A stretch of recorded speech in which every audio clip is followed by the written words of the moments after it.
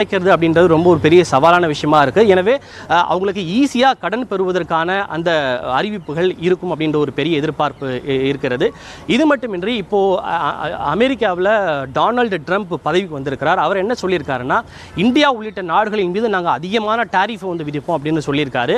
எனவே அதை மனசில் வச்சுக்கிட்டு கார்ப்பரேட் செக்டாருக்கு இன்னும் சில கூடுதலாக வரி சலுகை இழுக்கலாம் அப்படின்ற ஒரு எதிர்பார்ப்பும் கூட வந்திருக்கிறது.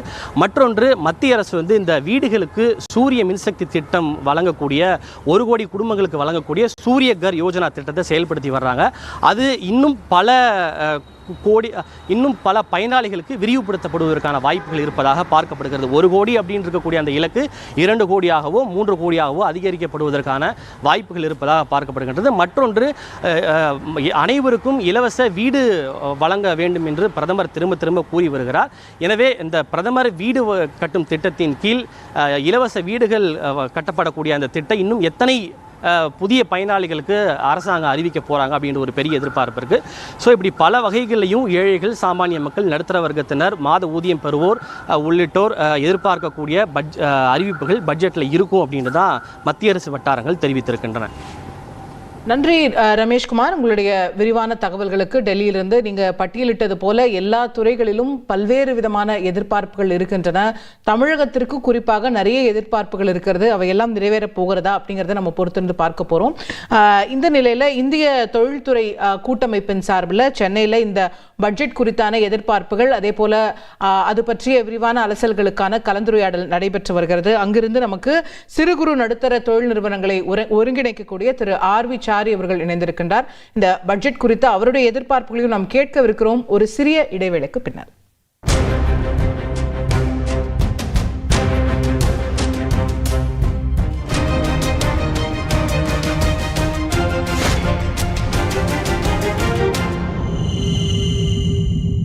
எதிர்பார்ப்புகள் நிறைய இருக்கின்றன.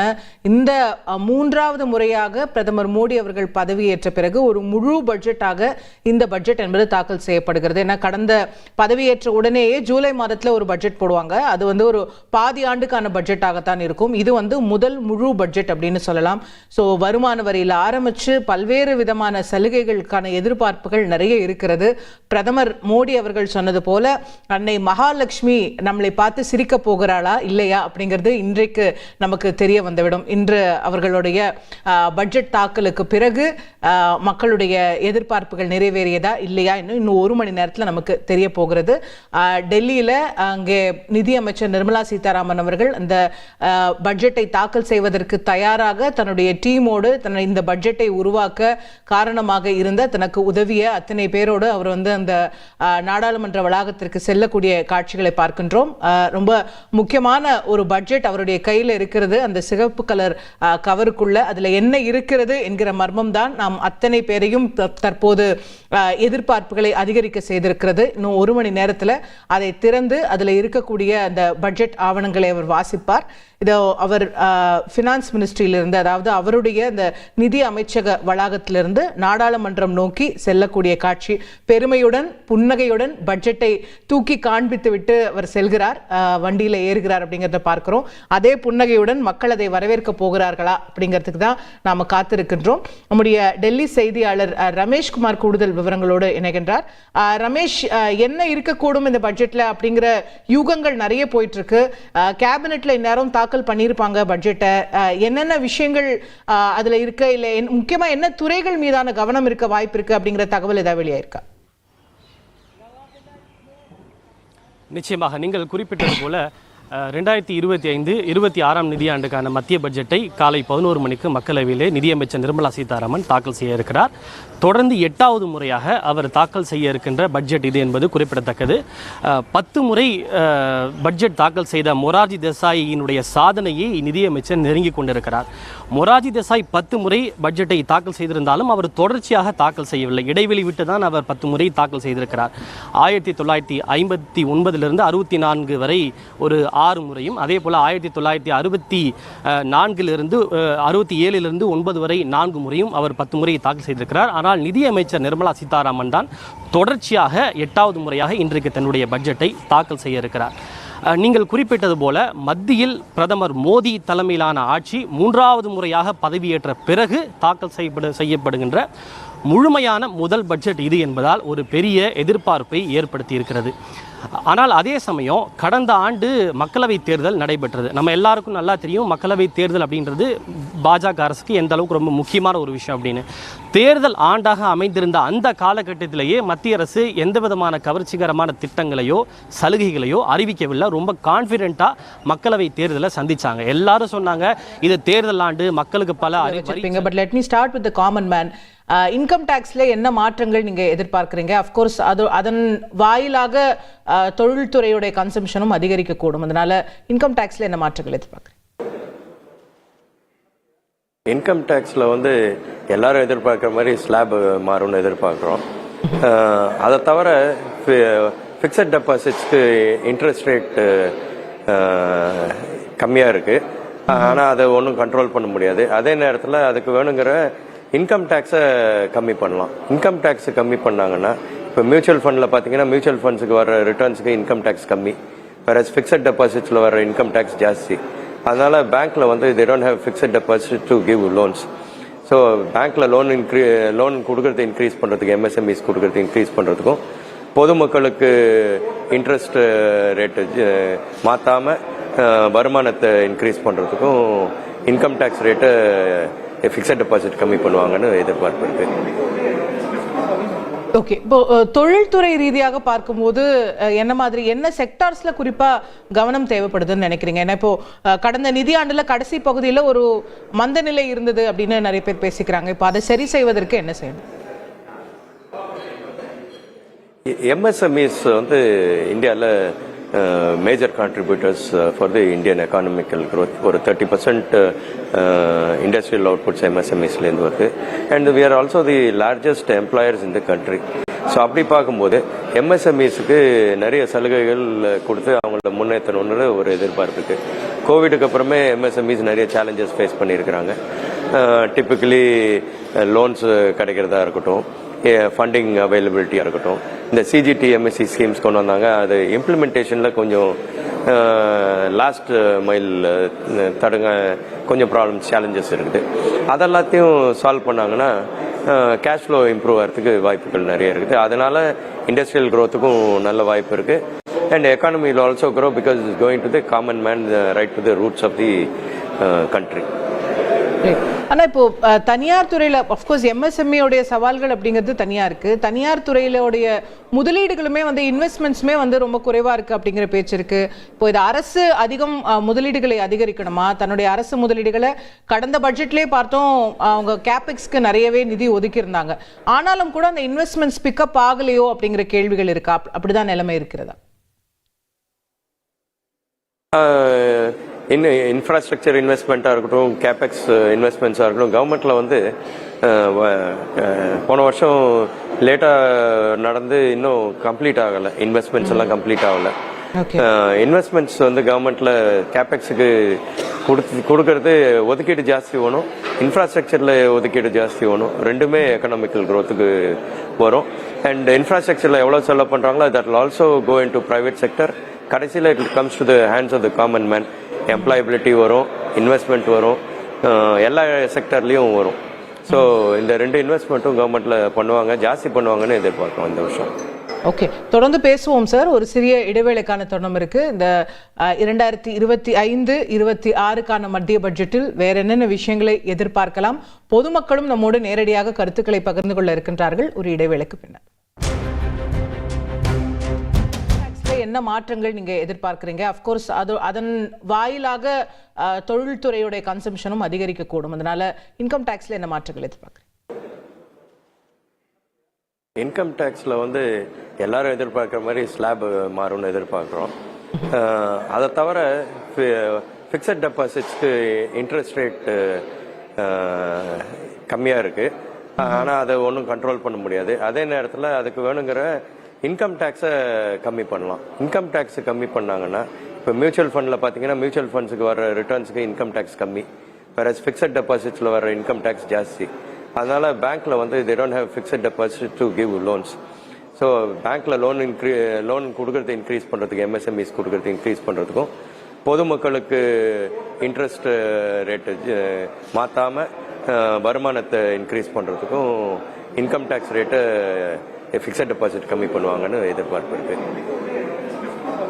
ஓகே, இப்போ தொழில்துறை ரீதியாக பார்க்கும்போது என்ன செக்டார்ஸ்ல குறிப்பா கவனம் தேவைப்படுதுன்னு நினைக்கிறீங்க? ஏன்னா இப்போ கடந்த நிதியாண்டுல கடைசி பகுதியில் ஒரு மந்த நிலை இருந்தது அப்படின்னு நிறைய பேர் பேசிக்கிறாங்க. இப்போ அதை சரி செய்வதற்கு என்ன செய்யணும்?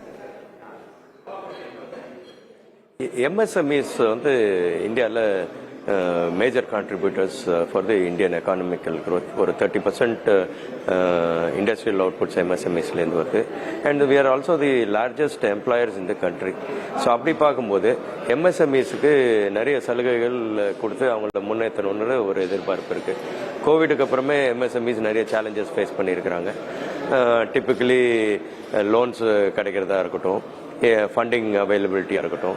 இந்த சிஜிடிஎம்எஸ்சி ஸ்கீம்ஸ் கொண்டு வந்தாங்க. அது இம்ப்ளிமெண்டேஷனில் கொஞ்சம் லாஸ்ட் மைல் கொஞ்சம் ப்ராப்ளம்ஸ் சேலஞ்சஸ் இருக்குது. அதெல்லாத்தையும் சால்வ் பண்ணாங்கன்னா கேஷ் ஃப்ளோ இம்ப்ரூவ் ஆகிறதுக்கு வாய்ப்புகள் நிறைய இருக்குது. அதனால இண்டஸ்ட்ரியல் க்ரோத்துக்கும் நல்ல வாய்ப்பு இருக்குது. And economy will also grow because it's going to the common man, right to the roots of the country. ஆனா இப்போ தனியார் துறையில அஃப்கோர்ஸ் எம்எஸ்எம்இ சவால்கள் அப்படிங்கிறது தனியா இருக்கு. தனியார் துறையிலோடைய முதலீடுகளுமே இன்வெஸ்ட்மெண்ட்ஸுமே ரொம்ப குறைவா இருக்கு அப்படிங்கிற பேச்சு இருக்கு. இப்போ இது அரசு அதிகம் முதலீடுகளை அதிகரிக்கணுமா? தன்னுடைய அரசு முதலீடுகளை கடந்த பட்ஜெட்லேயே பார்த்தோம், அவங்க கேபெக்ஸ்க்கு நிறையவே நிதி ஒதுக்கி இருந்தாங்க. ஆனாலும் கூட அந்த இன்வெஸ்ட்மெண்ட்ஸ் பிக்கப் ஆகலையோ அப்படிங்கிற கேள்விகள் இருக்கா? அப்படிதான் நிலைமை இருக்கிறதா?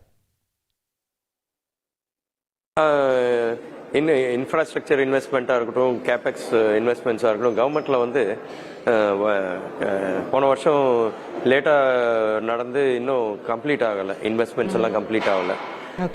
இன்வெஸ்ட்மெண்ட்ஸ் கவர்மெண்ட்டில் கேபெக்ஸுக்கு கொடுக்கறது ஒதுக்கீடு ஜாஸ்தி வேணும், இன்ஃப்ராஸ்ட்ரக்சரில் ஒதுக்கீடு ஜாஸ்தி வேணும். ரெண்டுமே எக்கனாமிக்கல் க்ரோத்துக்கு வரும். அண்ட் இன்ஃப்ராஸ்ட்ரக்சரில் எவ்வளோ செலவு பண்ணுறாங்களோ that will also go into private sector. கடைசியில் it comes to the hands of the common man. Employability வரும், இன்வெஸ்ட்மெண்ட் வரும், எல்லா செக்டர்லேயும் வரும். ஸோ இந்த ரெண்டு இன்வெஸ்ட்மெண்ட்டும் கவர்மெண்ட்டில் பண்ணுவாங்க, ஜாஸ்தி பண்ணுவாங்கன்னு எதிர்பார்க்கிறோம் இந்த வருஷம். ஓகே, தொடர்ந்து பேசுவோம் சார். ஒரு சிறிய இடைவேளைக்கான தருணம் இருக்கு. இந்த 2025-26க்கான மத்திய பட்ஜெட்டில் வேற என்னென்ன விஷயங்களை டாக்ஸ்ல என்ன மாற்றங்கள் நீங்க எதிர்பார்க்கிறீங்க? அப்கோர்ஸ் அதன் வாயிலாக தொழில்துறையுடைய கன்சம்ஷனும் அதிகரிக்க கூடும். அதனால இன்கம் டாக்ஸ்ல என்ன மாற்றங்கள் எதிர்பார்க்குறீங்க? இன்கம் டேக்ஸில் எல்லாரும் எதிர்பார்க்குற மாதிரி ஸ்லாப் மாறும்னு எதிர்பார்க்குறோம். அதை தவிர ஃபிக்ஸட் டெபாசிட்ஸ்க்கு இன்ட்ரெஸ்ட் ரேட் கம்மியாக இருக்குது. ஆனால் அதை ஒன்றும் கண்ட்ரோல் பண்ண முடியாது. அதே நேரத்தில் அதுக்கு வேணுங்கிற இன்கம் டேக்ஸை கம்மி பண்ணலாம். இன்கம் டேக்ஸை கம்மி பண்ணாங்கன்னா இப்போ மியூச்சுவல் ஃபண்டில் பார்த்தீங்கன்னா மியூச்சுவல் ஃபண்ட்ஸுக்கு வர ரிட்டர்ன்ஸுக்கு இன்கம் டேக்ஸ் கம்மி, வேற ஃபிக்ஸட் டெபாசிட்ஸில் வர இன்கம் டேக்ஸ் ஜாஸ்தி. அதனால பேங்க்ல they don't have fixed deposit to give loans. So பேங்க்ல லோன் கொடுக்கறது இன்க்ரீஸ் பண்ணுறதுக்கு எம்எஸ்எம்இஸ் கொடுக்கறது இன்க்ரீஸ் பண்ணுறதுக்கும் பொதுமக்களுக்கு இன்ட்ரெஸ்ட் ரேட்டு மாற்றாமல் வருமானத்தை இன்க்ரீஸ் பண்ணுறதுக்கும் இன்கம் டேக்ஸ் ரேட்டை ஃபிக்ஸட் டெபாசிட் கம்மி பண்ணுவாங்கன்னு எதிர்பார்ப்பு இருக்கு. ஓகே, இப்போ தொழில்துறை ரீதியாக பார்க்கும்போது என்ன செக்டார்ஸ்ல குறிப்பா கவனம் தேவைப்படுதுன்னு நினைக்கிறீங்க? ஏன்னா இப்போ கடந்த நிதியாண்டுல கடைசி பகுதியில் ஒரு மந்த நிலை இருந்தது அப்படின்னு நிறைய பேர் பேசிக்கிறாங்க. இப்போ அதை சரி செய்வதற்கு என்ன செய்யணும்? எம்எஸ்எம்இஸ் இந்தியாவில் major contributors for the Indian economical growth. ஒரு 30% இண்டஸ்ட்ரியல் அவுட்புட்ஸ் எம்எஸ்எம்இஸ்லேருந்து வருது. And we are also the largest employers in the country. So அப்படி பார்க்கும்போது எம்எஸ்எம்இஸுக்கு நிறைய சலுகைகள் கொடுத்து அவங்கள முன்னேற்றணுன்ற ஒரு எதிர்பார்ப்பு இருக்குது. கோவிடுக்கு அப்புறமே எம்எஸ்எம்இஸ் நிறைய சேலஞ்சஸ் ஃபேஸ் பண்ணியிருக்கிறாங்க. டிப்பிக்கலி லோன்ஸ் கிடைக்கிறதா இருக்கட்டும், ஃபண்டிங் அவைலபிலிட்டியாக இருக்கட்டும். இந்த சிஜிடிஎம்எஸ்சி ஸ்கீம்ஸ் கொண்டு வந்தாங்க. அது இம்ப்ளிமெண்டேஷனில் கொஞ்சம் லாஸ்ட் மைல் கொஞ்சம் ப்ராப்ளம்ஸ் சேலஞ்சஸ் இருக்குது. அதெல்லாத்தையும் சால்வ் பண்ணாங்கன்னா கேஷ் ஃப்ளோ இம்ப்ரூவ் ஆகிறதுக்கு வாய்ப்புகள் நிறைய இருக்குது. அதனால இண்டஸ்ட்ரியல் க்ரோத்துக்கும் நல்ல வாய்ப்பு இருக்குது. And economy will also grow because it's going to the common man, right to the roots of the country. ஆனா இப்போ தனியார் துறையில அஃப்கோர்ஸ் எம்எஸ்எம்இ உடைய சவால்கள் அப்படிங்கிறது தனியா இருக்கு. தனியார் துறையிலுடைய முதலீடுகளுமே வந்து இன்வெஸ்ட்மெண்ட்ஸுமே வந்து ரொம்ப குறைவா இருக்கு அப்படிங்கிற பேச்சு இருக்கு. இப்போ இது அரசு அதிகம் முதலீடுகளை அதிகரிக்கணுமா? தன்னுடைய அரசு முதலீடுகளை கடந்த பட்ஜெட்லேயே பார்த்தோம், அவங்க கேபெக்ஸ்க்கு நிறையவே நிதி ஒதுக்கி இருந்தாங்க. ஆனாலும் கூட அந்த இன்வெஸ்ட்மெண்ட்ஸ் பிக்கப் ஆகலையோ அப்படிங்கிற கேள்விகள் இருக்கா? அப்படிதான் நிலைமை இருக்கிறதா? இன்னும் இன்ஃப்ராஸ்ட்ரக்சர் இன்வெஸ்ட்மெண்ட்டாக இருக்கட்டும், கேபெக்ஸ் இன்வெஸ்ட்மெண்ட்ஸாக இருக்கட்டும், கவர்மெண்ட்டில் வந்து போன வருஷம் லேட்டாக நடந்து இன்னும் கம்ப்ளீட் ஆகலை. இன்வெஸ்ட்மெண்ட்ஸ் எல்லாம் கம்ப்ளீட் ஆகலை. இன்வெஸ்ட்மெண்ட்ஸ் வந்து கவர்மெண்ட்டில் கேபெக்ஸுக்கு கொடுக்கறது ஒதுக்கீடு ஜாஸ்தி வேணும், இன்ஃப்ராஸ்ட்ரக்சரில் ஒதுக்கீடு ஜாஸ்தி வேணும். ரெண்டுமே எக்கனாமிக்கல் க்ரோத்துக்கு வரும். அண்ட் இன்ஃப்ராஸ்ட்ரக்சரில் எவ்வளோ செலவு பண்ணுறாங்களோ that will also go into private sector. கடைசியில் it comes to the hands of the common man. Employability வரும், இன்வெஸ்ட்மெண்ட் வரும், எல்லா செக்டர்லேயும் வரும். ஸோ இந்த ரெண்டு இன்வெஸ்ட்மெண்ட்டும் கவர்மெண்ட்டில் பண்ணுவாங்க, ஜாஸ்தி பண்ணுவாங்கன்னு எதிர்பார்க்கிறோம் இந்த வருஷம். ஓகே, தொடர்ந்து பேசுவோம் சார். ஒரு சிறிய இடைவேளைக்கான தருணம் இருக்கு. இந்த 2025-26க்கான மத்திய பட்ஜெட்டில் வேற என்னென்ன விஷயங்களை டாக்ஸ்ல என்ன மாற்றங்கள் நீங்க எதிர்பார்க்கிறீங்க? அப்கோர்ஸ் அதன் வாயிலாக தொழில்துறையுடைய கன்சம்ஷனும் அதிகரிக்க கூடும். அதனால இன்கம் டாக்ஸ்ல என்ன மாற்றங்கள் எதிர்பார்க்குறீங்க? இன்கம் டேக்ஸில் வந்து எல்லாரும் எதிர்பார்க்குற மாதிரி ஸ்லாப் மாறும்னு எதிர்பார்க்குறோம். அதை தவிர ஃபிக்ஸட் டெபாசிட்ஸ்க்கு இன்ட்ரெஸ்ட் ரேட் கம்மியாக இருக்குது. ஆனால் அதை ஒன்றும் கண்ட்ரோல் பண்ண முடியாது. அதே நேரத்தில் அதுக்கு வேணுங்கிற இன்கம் டாக்ஸை எதிர்பார்ப்புகள் நிறைய இருக்கின்றன. இந்த மூன்றாவது முறையாக பிரதமர் மோடி அவர்கள் பதவியேற்ற பிறகு ஒரு முழு பட்ஜெட்டாக இந்த பட்ஜெட் என்பது தாக்கல் செய்யப்படுகிறது. ஏன்னா கடந்த பதவியேற்ற உடனேயே ஜூலை மாதத்தில் ஒரு பட்ஜெட் போடுவாங்க. அது வந்து ஒரு பாதி ஆண்டுக்கான பட்ஜெட்டாகத்தான் இருக்கும். இது வந்து முதல் முழு பட்ஜெட் அப்படின்னு சொல்லலாம். ஸோ வருமான வரியில் ஆரம்பித்து பல்வேறு விதமான சலுகைகளுக்கான எதிர்பார்ப்புகள் நிறைய இருக்கிறது. பிரதமர் மோடி அவர்கள் சொன்னது போல அன்னை மகாலட்சுமி நம்மளை பார்த்து சிரிக்க போகிறாளா இல்லையா அப்படிங்கிறது இன்றைக்கு நமக்கு தெரிய வந்துவிடும். இன்று அவர்களுடைய பட்ஜெட் தாக்கலுக்கு பிறகு மக்களுடைய எதிர்பார்ப்புகள் நிறைவேறியதா இல்லையா இன்னும் ஒரு மணி நேரத்தில் நமக்கு தெரிய போகிறது. டெல்லியில் அங்கே நிதியமைச்சர் நிர்மலா சீதாராமன் அவர்கள் அந்த பட்ஜெட்டை தாக்கல் செய்வதற்கு தயாராக தன்னுடைய டீமோடு இந்த பட்ஜெட்டை உருவாக்க காரணமாக இருந்த தனக்கு உதவிய அத்தனை பேரோடு அவர் வந்து அந்த நாடாளுமன்ற வளாகத்திற்கு செல்லக்கூடிய காட்சிகளை பார்க்கின்றோம்.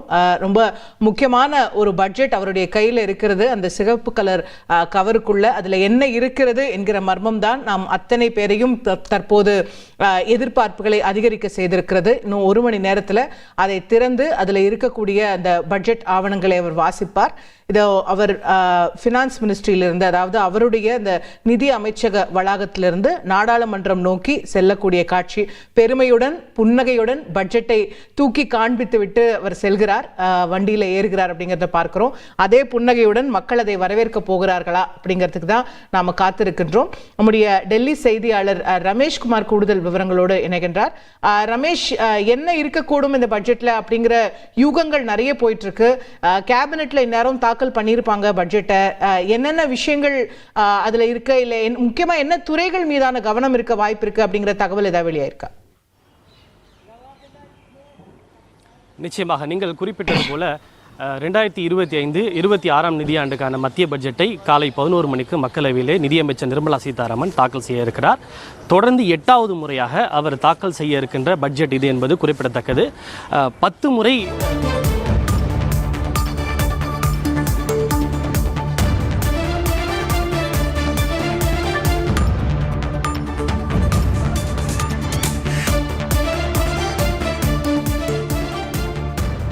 இன்னும் சற்று நேரத்தில் தாக்கலாக இருக்கக்கூடிய மத்திய பட்ஜெட்டிற்கு தற்போது மத்திய அமைச்சரவையின் ஒப்புதல் கிடைத்திருக்கிறது. ஒவ்வொரு ஆண்டும் இது நடக்கக்கூடியது வழக்கம். பட்ஜெட்டுக்கு ஜஸ்ட் ஒரு மணி நேரம் முன்னதாக மத்திய அமைச்சரவையுடைய கூட்டம் நடைபெறும். அதில் முதல்ல அந்த பட்ஜெட் தாக்கல் செய்யப்பட்டு அமைச்சரவையினுடைய ஒப்புதலை பெற்ற பிறகு நேரடியாக நாடாளுமன்றத்திற்கு அதை எடுத்துச் சென்று நாடாளுமன்றத்தில் தன்னுடைய பட்ஜெட் உரையை நிதியமைச்சர் தொடங்குவார். அந்த சம்பிரதாயம் தற்போது முடிவடைந்திருக்கிறது. மத்திய அமைச்சரவையினுடைய ஒப்புதல் கிடைத்திருக்கிறது அப்படிங்கிறத பார்க்கின்றோம். அதோ நிதியமைச்சர் கையில் இருக்கக்கூடிய அந்த பட்ஜெட் ஆவணத்திற்கு என்ன, அதுக்குள் என்ன இருக்கிறது, அதனுடைய எதிர்பார்ப்புகள் என்ன அப்படிங்கிறது தான் நம்ம தொடர்ந்து பேசி வருகின்றோம். நம்மோடு தற்போது பல்வேறு துறையினுடைய வல்லுநர்கள் இணைந்து பேசி வருகிறார்கள். அதை காட்டிலும் முக்கியமாக பொதுமக்களுடைய எதிர்பார்ப்பு என்ன அப்படிங்கிறதையும் நம்ம பார்க்கவிருக்கின்றோம். பல்வேறு தமிழகத்தைச் சேர்ந்தவர்கள் பொதுமக்கள் தந்தி தொலைக்காட்சியோடு பகிர்ந்து கொண்டு தங்களுடைய எதிர்பார்ப்புகளை பார்க்கலாம். வருமான வரியில் 3 லட்சத்தில் இருக்கிற அந்த ஸ்லாபை கண்டிப்பாக 10 லட்சமாக உயர்த்தணும்.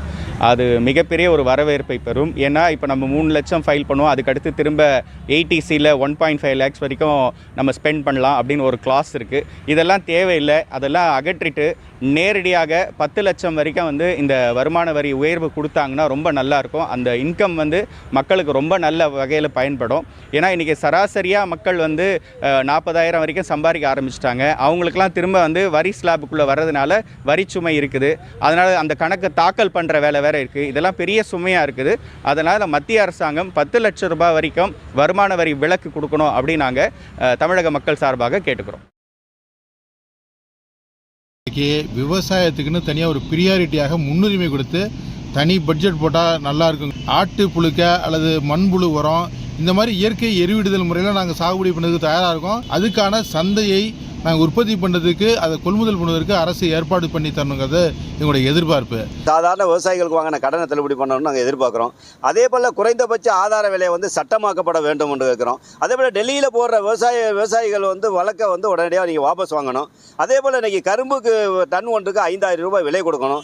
நெல்லுக்கு குவிண்டாலுக்கு 3,000 ரூபாய் விலை கொடுக்கணும். கடன் வலையில் நீண்ட நாளாக சிக்கியிருக்க விவசாயிகளை பாதுகாக்கிற வகையில் ஒரே ஒரு முறை கடன் தள்ளுபடி செய்யுங்க அப்படின்னு சொல்லி அதை கோரிக்கை வச்சிருக்கோம். ஆனால் இது வரைக்கும் இன்னும் செய்யலை. இந்த முறையாவது அதை அறிவிச்சாதான் நல்லாயிருக்கும். அதே மாதிரி இயற்கை விவசாயம் என்பது உற்பத்தி செய்கிறாங்களோ அவங்களுக்குரிய சந்தையில் எந்த ஏற்பாடும் கிடையாது. அதனால் அதையும் ஒரு உற்சாகப்படுத்தினா சந்தை எல்லாத்தையும் ஒரு சந்தை ஏற்படணும். இந்த பட்ஜெட்டில் அதிக இன்சென்டிவ்ஸ் அனௌன்ஸ் செய்தார்கள் என்றால் மேலும் இத்தொழில் ஏற்றுமதி வளர்வதற்கு உகந்ததாக இருக்கும். முதலில் இன்ட்ரெஸ்ட் ஈக்குவலைசேஷன் ஸ்கீம் என்று கூறுவார்கள். வட்டி சமன்படுத்தும் திட்டம். இது நீட்டிக்க வேண்டும். ஏன்னால நமது உலக நாடுகளோடு நாம் போட்டி போடும் பொழுது நமக்கு கிடைக்கும் நிதி குறைந்த செலவிலே கிடைக்க வேண்டும். அங்கே மீனவர்கள் பயன்படுத்தக்கூடிய எரிபொருள் அத்தனைக்கும், மண்ணெண்ணெயாக இருந்தாலும் சரி, டீசலாக இருந்தாலும் சரி, அவை அத்தனைக்கும் முழுமையாக வரி நீக்கம் செய்யப்பட்டு வழங்கப்படணும். மீனவர்கள் கடலில் போய் இறந்துட்டா அவங்களுக்கு சாதாரணமாக கிடைக்கக்கூடிய 5 லட்சம் 10 லட்சம்ங்கிற தொகை, 5 லட்சம்ங்கிற தொகையை கூடுதலாக்கி ஒரு 10 லட்சமாக கொடுக்கறதுக்கு உண்டான வகையை பண்ணணும். இதில் முழு மானியத்தில் படகு வழங்குறதுக்கு ஏற்பாடு செய்யணும். அது மாதிரி மீன்கள் விற்கிற இடங்களில் நல்ல விலைக்கு விற்கிற மாதிரி நவீன வசதியோட ஆர்ப்பார் வசதிகளை கட்டி கொடுத்து நல்ல விலைக்கு மீனவர்கள் மீன்களை விற்று ஒரு சுயச்சமான நிலைமைக்கு மீன்களை வளர்கிறதுக்கு மத்திய அரசாங்கம் பட்ஜெட்டில் நிதி ஒதுக்கணும். பொதுமக்களுடைய எதிர்பார்ப்புகளை கேட்டோம். அடுத்ததாக நம்மோடு தென்னிந்திய தொழில் வர்த்தக சபையினுடைய மருத்துவத்துறையின் தலைவர் திரு டாக்டர் பாலாஜி அவர்கள் இணைந்திருக்கின்றார். மருத்துவத்துறை சார்ந்த எதிர்பார்ப்புகள் என்ன என்பதை அவரிடம் கேட்டு பெறலாம். ஒரு சிறிய இடைவேளைக்கு பின்னர்.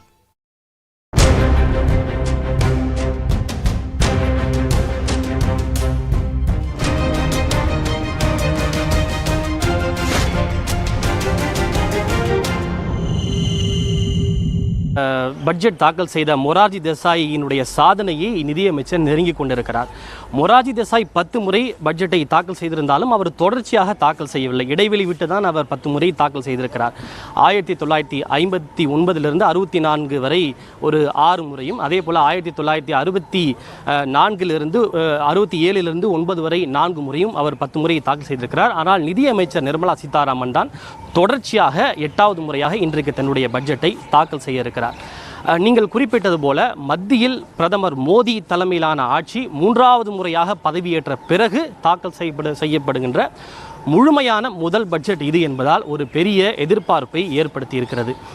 ஆனால் அதே சமயம் கடந்த ஆண்டு மக்களவைத் தேர்தல் நடைபெற்றது. நம்ம எல்லாருக்கும் நல்லா தெரியும் மக்களவைத் தேர்தல் அப்படின்றது பாஜக அரசுக்கு எந்த அளவுக்கு ரொம்ப முக்கியமான ஒரு விஷயம் அப்படின்னு.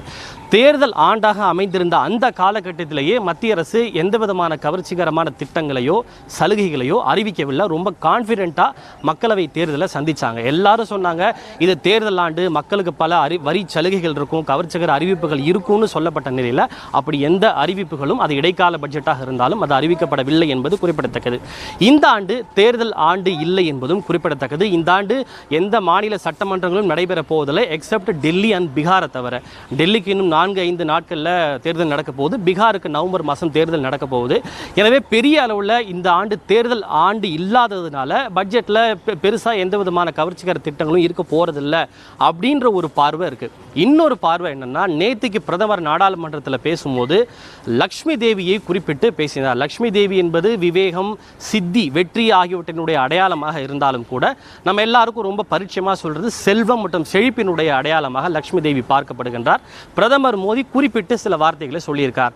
ஏழைகள் மற்றும் மத்தியம வர்க்கத்தினருக்கு லக்ஷ்மி தேவியினுடைய அருள் கிடைக்க வேண்டும் என்று அவர் குறிப்பிட்டு சொல்லியிருக்கிறார். எனவே இதிலிருந்து நாம் புரிந்து கொள்ள வேண்டிய விஷயம், அவர் நிதி அமைச்சருக்கு ஏழைகள் மற்றும் சாமானிய மக்கள், நடுத்தர வர்க்கத்தினால் பாதிக்கப்படாத வகையில் ஒரு பட்ஜெட்டை தயார் செய்யுங்கள் என்று அவர் நிதி அமைச்சருக்கு அறிவுறுத்தி இருக்கிறார் என்றுதான் நாம் இதன் மூலமாக புரிந்து கொள்ளக்கூடிய ஒரு விஷயமாக இருக்கிறது. அந்த அடிப்படையில் பார்க்கும்போது ஏழைகள், சாமானிய மக்கள், நடுத்தர மக்கள் உள்ளிட்டோருக்கு பல கவர்ச்சிகரமான திட்டங்களோ அறிவிப்புகளோ வரி சலுகையோ இருக்கலாம் அப்படின்ற ஒரு எதிர்பார்ப்பு இருக்குது. ஒருவேளை வரி சலுகை இல்லாவிட்டாலும் கூட வரி ஏற்றங்களோ வரி சுமையோ இருக்காது அப்படின்னு நிச்சயமாக ஒரு பெரிய எதிர்பார்ப்பு இருக்குது. ஒவ்வொரு ஆண்டும் பட்ஜெட்டில் பல்வேறு துறைகளுக்கான நிதி ஒதுக்கீடு அதிகரிக்கப்படுகிறது. அதாவது சுகாதாரமாக இருக்கட்டும், கல்வியாக இருக்கட்டும், உட்கட்டமைப்புகளாக இருக்கட்டும், சாலை போக்குவரத்தாக இருக்கட்டும், ஒவ்வொரு ஆண்டும் நிச்சயமாக பட்ஜெட்டில் நிதி ஒதுக்கீடு அதிகரிக்கப்பட்டு தான் வருகிறது. ஆனால் அந்த நிதி ஒதுக்கீடு அதிகரிப்பதால் மக்களுக்கு நேரடி பலன்கள் என்பது இல்லை. அது திட்டங்கள் நிறைவேற்றப்பட்டு நடைமுறைக்கு வந்தால்தான் அந்த பயன்கள் மக்களுக்கு கிடைக்கும். ஆனால் மக்கள் எதிர்பார்ப்பது நேரடியாக எங்களுக்கு என்ன பயன் கிடைக்க போகுது, வரி சலுகை இருக்குமா, அத்தியாவசிய பொருட்கள் இன்னைக்கு விலைவாசி ரொம்ப அதிகமாக இருக்குது, அதை குறைக்கிற மாதிரியான வரி சலுகை இருக்குமா, குறிப்பாக இன்னைக்கு தங்கம் மற்றும் வெள்ளியினுடைய விலை வந்து ரொம்ப அதிகமாக போய்கிட்டு இருக்கு. கடந்த பட்ஜெட்டில் ஜூலை மாதம் தாக்கல் பண்ணப்போ கோல்டு மீதான அந்த இம்போர்ட் டியூட்டியை வந்து குறைச்சாங்க. அந்த மாதிரி இப்பயும் வந்து குறைப்பாங்களா அப்படின்ற ஒரு எதிர்பார்ப்பு வந்திருக்கு. இது மட்டும் இல்லாமல் சில நேரடியான மானிய சலுகைகள், அதாவது எரிவாயு சிலிண்டர் மீதான வரி குறைப்பாக இருக்கட்டும் அல்லது டியூட்டியாக இருக்கட்டும், இது மாதிரியான விஷயங்கள் இருக்குமா அப்படின்றது தான் மக்கள் அதிகமாக எதிர்பார்க்கக்கூடிய விஷயங்கள். எனவே இந்த மாதிரியான விஷயங்கள்ல இன்னைக்கு அரசு, நிதியமைச்சர் என்ன விஷயங்களை அறிவிக்க போறாங்க அப்படின்ற ஒரு எதிர்பார்ப்பு அதிகமாகவே இருக்கு அப்படின்னு வந்து சொல்லலாம். குறிப்பாக கடந்த ஆண்டு பட்ஜெட்டில் ஆந்திரா மற்றும் பீகாருக்கு சில குறிப்பிட்ட சலுகைகளை நிதியமைச்சர் அறிவிச்சிருந்தாங்க. அப்போ எதிர்க்கட்சிகள் எல்லாமே அது என்ன விமர்சனம் பண்ணியிருந்தாங்கன்னா, இது வந்து குர்சி பச்சாவோ பட்ஜெட், அதாவது நாற்காலியை காப்பாற்றிக் கொள்வதற்கான பட்ஜெட் அப்படின்னு பல எதிர்க்கட்சிகள் விமர்சனம் செஞ்சுருந்தாங்க. கடந்த ஆண்டே பீகாருக்கு சில சிறப்பு சலுகைகள் அறிவிக்கப்பட்ட சூழ்நிலையில் இன்னும் சில 8 மாதங்களில் பீகாருக்கு சட்டப்பேரவை தேர்தல் வர இருக்குது. பாஜக தலைமையிலான தேசிய ஜனநாயக கூட்டணிக்கு பீகார் மிக முக்கியமான ஒரு மாநிலமாக இருக்கிறது. எனவே இந்த ஆண்டு பட்ஜெட்டில் பீகாருக்கு சில சிறப்பு சலுகைகளோ திட்டங்களோ நிதி தொகுப்போ ஃபினான்ஷியல் எய்டோ வழங்கப்படுமா அப்படின்ற ஒரு பெரிய எதிர்பார்ப்பு வந்திருக்கு. குறிப்பாக நடுத்தர வர்க்க மக்கள் ரொம்ப ஆர்வமாக எதிர்பார்ப்பது வருமான வரி உச்சவரம்பு அந்த சலுகை என்பது நீட்டிக்கப்படுமா, அது அதிகரிக்கப்படுமா என்கிற ஒரு எதிர்பார்ப்பு இருக்கிறது. அதாவது 10 லட்சமாக அதிகரிக்கணும் அப்படின்னு நடுத்தர வர்க்க மக்கள் மத்தியிலையும் மாத ஊதியம் பெறக்கூடிய மக்கள் மத்தியிலும் ஒரு பெரிய எதிர்பார்ப்பு இருக்குது. எனவே அதுதான் ரொம்ப ஒரு ஹை எக்ஸ்பெக்டேஷன் ஏற்படுத்தியிருக்கு. நிதி அமைச்சருக்கு அதிகாரிகளும் அதற்கான வாய்ப்பு ரொம்ப அதிகமாகவே இருக்குது. வருமான வரி சலுகைக்கான உச்சவரம்பு 10 லட்சமாக அதிகரிக்கப்படுவதற்கான வாய்ப்பு இருப்பதாக தான் சொல்கிறாங்க. அதே போல் தங்கம் மற்றும் வெள்ளி மீதான இறக்குமதி வரி இன்னும் கூட குறைக்கப்படுவதற்கான வாய்ப்பு இருப்பதாக ஒரு பெரிய எதிர்பார்ப்பு இருக்குது. கடந்த ஜூலை மாதம் பட்ஜெட்டில் 15% 6% தங்கத்தின் மீதான இறக்குமதி வரி குறைக்கப்பட்டது. இப்போ இன்னும் அதிகரிச்சிருக்கக்கூடிய சூழ்நிலையில் அது ஒரு நிவாரணம் கொடுக்கக்கூடிய வகையில் சாமானிய மக்கள் ஒரு மகிழ்ச்சி அடையக்கூடிய வகையில் அது மீதான வரி குறைக்கப்படலாம் அப்படின்ற ஒரு பெரிய எதிர்பார்ப்பு இருக்குது. மற்றொன்று 8வது ஊதிய குழு. அந்த 8வது ஊதிய குழு தன்னுடைய பரிந்துரையை கொடுத்தாதான் சர்க்கார் ஊழியர்களுக்கு ஊதிய உயர்வு கிடைக்கும். ஏற்கனவே பிரதமர் 8வது ஊதிய குழு அமைப்பதற்கு தன்னுடைய ஒப்புதலை கொடுத்திருக்காரு. நேற்றுக்கு குடியரசுத் தலைவர் தன்னுடைய உரையில் கூட 8வது ஊதிய குழு அமைக்கப்படும் அப்படின்னு சொல்லியிருக்காங்க. எனவே இன்னைக்கு நிதியமைச்சருடைய அறிவிப்பில் 8வது ஊதிய குழு அமைக்கப்படுவது தொடர்பான அறிவிப்பும் அதற்கான நிதி ஒதுக்கீடும் இடம்பெறும் என்று எதிர்பார்க்கப்படுகின்றது. மற்றொன்று, இப்போ கவர்மெண்ட்டை பொறுத்த வரைக்கும் ரயில்வே பட்ஜெட்டை பொறுத்த வரைக்கும் வந்தே பாரத் ரயில்கள் மற்றும் நமோ பாரத் ரயில்களுக்கு ரொம்ப அதிக முக்கியத்துவம் கொடுத்துக்கிட்டு இருக்காங்க. எல்லா வழித்தடங்கள்லையும் வந்தே பாரத் ரயில்களை இயக்கணுன்ற அந்த கோரிக்கை ரொம்ப அதிகமாக இருக்குது. எனவே அந்த அடிப்படையில் இந்த பட்ஜெட்டில் இன்னும் எத்தனை புதிய நகரங்களுக்கு வந்தே பாரத் ரயில் நீட்டிக்கப்படுகிறது என்பது குறித்த அறிவிப்பு இருக்கிறதுக்கான வாய்ப்பு அதிகமாக இருக்குது. ஏற்கனவே அரசாங்கம் என்ன சொல்லியிருந்தாங்கன்னா, நாங்கள் புதிய 100 வந்தே பாரத் ரயில்களை இயக்கும் அப்படின்னு சொல்லியிருந்தாங்க. எனவே இந்த ஆண்டு எத்தனை வந்தே பாரத் மற்றும் நமோ பாரத் ரயில்கள் இயக்கப்படும், அதுக்கான அறிவிப்பு வருமா அப்படின்ற ஒரு எதிர்பார்ப்பு இருக்குது. நிச்சயமாக அது இருக்கும் அப்படின்னு தான் நிதி அமைச்சக அதிகாரிகளும் சொல்லியிருக்காங்க. அதே போல் விவசாயிகள் உற்பத்தி செய்ய 6ஆம் நிதியாண்டிற்கான மத்திய பட்ஜெட் இன்னும் சரியாக 10-12 நிமிடங்களில் நாடாளுமன்றத்தில் தாக்கலாக இருக்கிறது. மத்திய அமைச்சரவினுடைய ஒப்புதலும் பெறப்பட்டிருக்கிறது. நிறைய எதிர்பார்ப்புகள் இருக்கின்றன இந்த பட்ஜெட் மீது. குறிப்பாக சாமானியர்கள் அனைவருக்கும் இந்த வருமான வரி உச்சவரம்பில் ஒரு பெரிய மாற்றம் இருக்குமா அப்படிங்கிற எதிர்பார்ப்பு இருக்கிறது. 7 லட்சம் ரூபாய் வரைக்கும் இன்னைக்கு அந்த புது ரெஜிமில் போனால் வருமான வரி கட்ட தேவையில்லை அப்படின்னு இருக்கக்கூடிய நிலையில் அது 10 லட்சமாக உயர்த்தப்படுமா அப்படிங்கிற எதிர்பார்ப்பு. இன்னும் சில பேர் வீட்டு கடன் வைத்திருப்பவர்கள் எங்களுக்கு ஓல்டு ரெஜிம் மட்டும்தான் பொருந்தது, நியூ ரெஜிம்லேயும் கூட வீட்டு கடனுக்கு செலுத்தக்கூடிய வட்டிக்கு ஒரு ரிபேட் கொடுத்தா நல்லா இருக்கும் அப்படின்னு கேட்குறாங்க. அந்த மாதிரி தொழில்துறை, விவசாயத்துறை, மருத்துவத்துறைன்னு எல்லா துறைகளிலுமே எதிர்பார்ப்புகள் எகிரி இருக்கிறத நம்ம பார்க்கிறோம். தற்போது குறிப்பாக மருத்துவத்துறையின் எதிர்பார்ப்புகள் பற்றி நம்மோடு பேசுவதற்காக டாக்டர் பாலாஜி அவர்கள் தொடர்ந்து நம்மோடு இணைந்திருக்கின்றார். டாக்டர் பாலாஜி, குறிப்பா மருத்துவத்தில் என்ன மாதிரியான எதிர்பார்ப்புகள் இருக்கிறது, உங்களுடைய விரிவான பார்வை? வணக்கம் அஷகா. எல்லா துறையிலையும் பெரிய எதிர்பார்ப்புகள் இருக்குது. எங்கள் துறையிலையும் நிறையா இருக்குது. இது நாங்கள் வருடம் எதிர்பார்க்கறது தான். இதில் நாங்கள் 2 விதமாக பார்க்குறோம். ஒன்று, நம்ம நாட்டை பற்றி பார்த்திங்கன்னா கல்வியும் மருத்துவமும் ரொம்ப ரொம்ப முக்கியம். ஒரு நாடு முன்னேறணும்னா 2த்துக்கும் நிறைய ஃபண்டிங் வேணும், அதுக்கு இன்வெஸ்ட்மெண்ட் வேணும். 2வது, நம்மளுக்கு ஏற்கனவே ஒரு இலக்கு இருக்குது, பை 2047 ஒரு வல்லரசாக இருக்கணும்னு சொல்லிட்டு. அது 2த்தையும் நம்ம பார்க்கணுன்னா நிறைய விதத்தில் நம்ம மருத்துவத்துறைக்கு பார்க்க வேண்டியிருக்கு. முதல்ல பார்த்திங்கன்னா ஃபஸ்ட்டு ஃபண்டிங் பார்த்திங்கன்னா முதல்ல போன வருஷம் கிட்டத்தட்ட 91,000 கோடி பண்ணியிருக்கிறாங்க. அது முந்தைய வருஷத்தில் பார்த்திங்கன்னா அது 12% அதிகமாக தான் இருக்குது. இருந்தாலும் இந்த வருஷம் நம்மளுக்கு அதிகமாக தேவைப்படுது. நம்மளுக்கு அது எப்படின்னா பர்சன்டேஜ் ஜிடிபி பார்த்திங்கன்னா அது கம்மியாக தான் இருக்குது. அது மேலே போகணுன்னா ஃபண்டு இன்வெஸ்ட்மெண்ட் அதிகமாக தான் தேவைப்படுது. ஏன்னா நம்ம ஜிடிபியும் அதிகமாகுது. அதனால் நம்மளுக்கு இன்ஃப்ராஸ்ட்ரக்சர் டெவலப்மெண்ட்டுக்கு நிறையா தேவை. முக்கியமாக பார்த்திங்கன்னா ரூரல் செமி அர்பன் ஏரியாஸ்க்கு, வில்லேஜில் இன்னும் நம்ம 70% பாப்புலேஷன் கீழே இருக்கிறாங்க அவங்க. அதனால் அந்த மக்களுக்கு ஆக்சசபிள் அஃபோர்டபுள் கேர் தேவை இருந்தாக்கா நம்மளுக்கு இன்ஃப்ராஸ்ட்ரக்சர் இன்வெஸ்ட்மெண்ட் ரொம்ப தேவை. 2வது, மற்ற டிபார்ட்மெண்ட் பார்க்குறோம். ஹெல்த் இன்சூரன்ஸ் நம்மளுக்கு கவர்மெண்ட்டில் இன்சூரன்ஸ் இருக்குது. தமிழ்நாடு பொறுத்த வரைக்கும் காப்பீடு திட்டம் இருக்குது. சென்ட்ரல் கவர்மெண்ட்டை பொறுத்த வரைக்கும் ஆயுஷ்மான் பாரத் இருக்குது. இருந்தாலும் ப்ரைவேட் இன்சூரன்ஸும் நம்ம நிறையா சப்போர்ட் பண்ணணும். அதை நாங்கள் 2 விதமாக பார்க்குறோம். 2 வேண்டுகோள் விடுக்கிறோம். இது போன வருஷம் எதிர்பார்த்தது தான். அதுக்கு இருக்க 18% ஹெல்த் இன்சூரன்ஸில் 18% ஜிஎஸ்டி இருக்குது, அதை எடுக்கணும். அது ப்ளஸ் அந்த இன்சூரன்ஸ் ஸ்கீமில் இருக்கிற இன்கம் டேக்ஸ் ரிபேட் 80Dயில் ஆட் பண்ணாக்கா இன்னும் நிறைய பேர் ப்ரைவேட் இன்சூரன்ஸ் எடுப்பாங்க. அதனால் கவர்மெண்ட்டுக்கு இருக்கிற லோடும் கம்மியாகும். 3வது இண்டஸ்ட்ரீஸ் மார்க்கெட் சொல்கிறது. ஃபார்மா இண்டஸ்ட்ரீஸ் இருக்குது, டிவைஸ் இண்டஸ்ட்ரீஸ் இருக்குது. இன்றைக்கி பார்த்திங்கன்னா நிறைய டிவைசஸ், ஒரு எக்ஸ்ரே இன்ஸ்ட்ருமெண்ட்லேருந்து, சிடி ஸ்கேன்லேருந்து, எம்ஆர்ஐலேருந்து பெரிய பெரிய இன்ஸ்ட்ருமெண்ட்ஸ்லாம் வெளிநாட்டிலேருந்து வருது. அதுக்கு நம்ம நிறைய கஸ்டம்ஸ் டியூட்டி இருக்குது, இம்போர்ட் டியூட்டி இருக்குது, அதெல்லாம் கம்மி பண்ணணும். அதை தவிர regulation of imported refurbished products சொல்கிறது நம்ம நாட்டில் இன்னும் நடக்குது. அது ரொம்ப ரெகுலேஷன் பண்ணி ரீஃபர்பிஷ்ட் ப்ராடக்ட்ஸ் இன்ட்ரடியூஸ் பண்ணாக்கா நம்ம மருத்துவ ஹாஸ்பிட்டலுக்கு காஸ்ட் கம்மியாகும், நிறைய பேருக்கு பெரிய பெரிய ட்ரீட்மெண்ட் இருக்கும். 4வது ஃபார்மா இண்டஸ்ட்ரீஸ். உங்களுக்கு தெரியும், உலகத்திலேயே ஃபார்மசூட்டிக்கல் இண்டஸ்ட்ரி மருந்து ப்ரொடியூஸ் பண்ணுற கம்பெனிங்க நிறையா இருக்குது. வெளிநாட்டுக்கு ஏற்றுமதி பண்ணுறது கிட்டத்தட்ட 50% போகிறாங்க. கோவிட் காலத்தில் வேக்சின் ப்ரொடியூஸ் பண்ண மேஜர் கண்ட்ரி நம்ம தான். அதுக்கெலாம் நிறைய பூஸ்ட் பண்ணணும். சென்ற வருடம் பிரைம் மினிஸ்டர் சொன்னாங்க PLI, that is performance related initiative சொல்கிறது, பெர்ஃபார்மன்ஸ் லிங்க்ட் இனிஷியேட்டிவ். அதனால் டொமஸ்டிக் மார்க்கெட்டு இன்க்ரீஸ் பண்ணுறதுனா, மேக் இன் இந்தியா இன்க்ரீஸ் பண்ணுறதுனா நிறைய இன்சென்டிவ்ஸ் கொடுக்கணும், both for pharma industries and device. கடைசியாக பார்த்தீங்கன்னா உங்களுக்கு வந்து விஞ்ஞானத்தில் நிறைய இம்ப்ரூவ்மெண்ட் வருது. அதே போல் மருத்துவத்துறையிலையும் ஸ்பேஸ் டெக்னாலஜிக்கு அடுத்து மருத்துவத்துறையில் நிறைய டிஸ்ட்ரப்ஷன் சொல்கிறது. பழங்காலத்தை விட இந்த காலத்தில் நிறைய முன்னேற்றம் வந்து உள்ளே வந்துக்கிட்டே இருக்குது. உதாரணத்துக்கு சொன்னி பண்ணிங்கன்னா ஏஐ இன் ஹெல்த் கேர், ஆர்டிஃபிஷியல் இன்டெலிஜென்ஸ் உள்ளே வருது. இதெல்லாம் R&D டெவலப்மெண்ட்டுக்கு நிறைய இன்சென்டிவ் கொடுத்தா தான் ஏஐ வந்து இந்த மருத்துவத்துறைக்கு உள்ளே வந்து இதனால் லாங் டேர்மில் வந்து நம்மளுக்கு ஹெல்த் கேர் காஸ்ட் வந்து கம்மியாகும். முக்கியமாக பார்த்திங்கன்னா நம்ம மக்கள் தொகை வந்து 140 கோடி இருக்குது. அதில் கிட்டத்தட்ட ஒன்லி ஒரு 60 கோடி 70 கோடி மக்கள் தான் இன்சூரன்ஸ் ஸ்கீமில் இருக்கிறாங்க, கவர்மெண்ட் ஸ்கீம் ப்ரைவேட் ஸ்கீமில். நடுவில் இருக்க 60 கோடி மக்கள் வந்து இன்சூரன்ஸ் ஸ்கீம் இல்லாமல் அவுட் ஆஃப் பாக்கெட் ஒரு வாட்டியும் மருத்துவமனைக்கு போகும்போது அவங்களே செலவு பண்ணுறாங்க. இதனால் நிறைய பேர் மேஜர் எக்ஸ்பென்ஸ் வந்தாக்கா கிட்டத்தட்ட வறுமை கோட்டுக்கு கீழே போயிடுறாங்க. இதெல்லாம் தடுத்து நிறுத்தணும்னா நம்ம 3 விதத்தில் கான்சென்ட்ரேட் பண்ணணும்.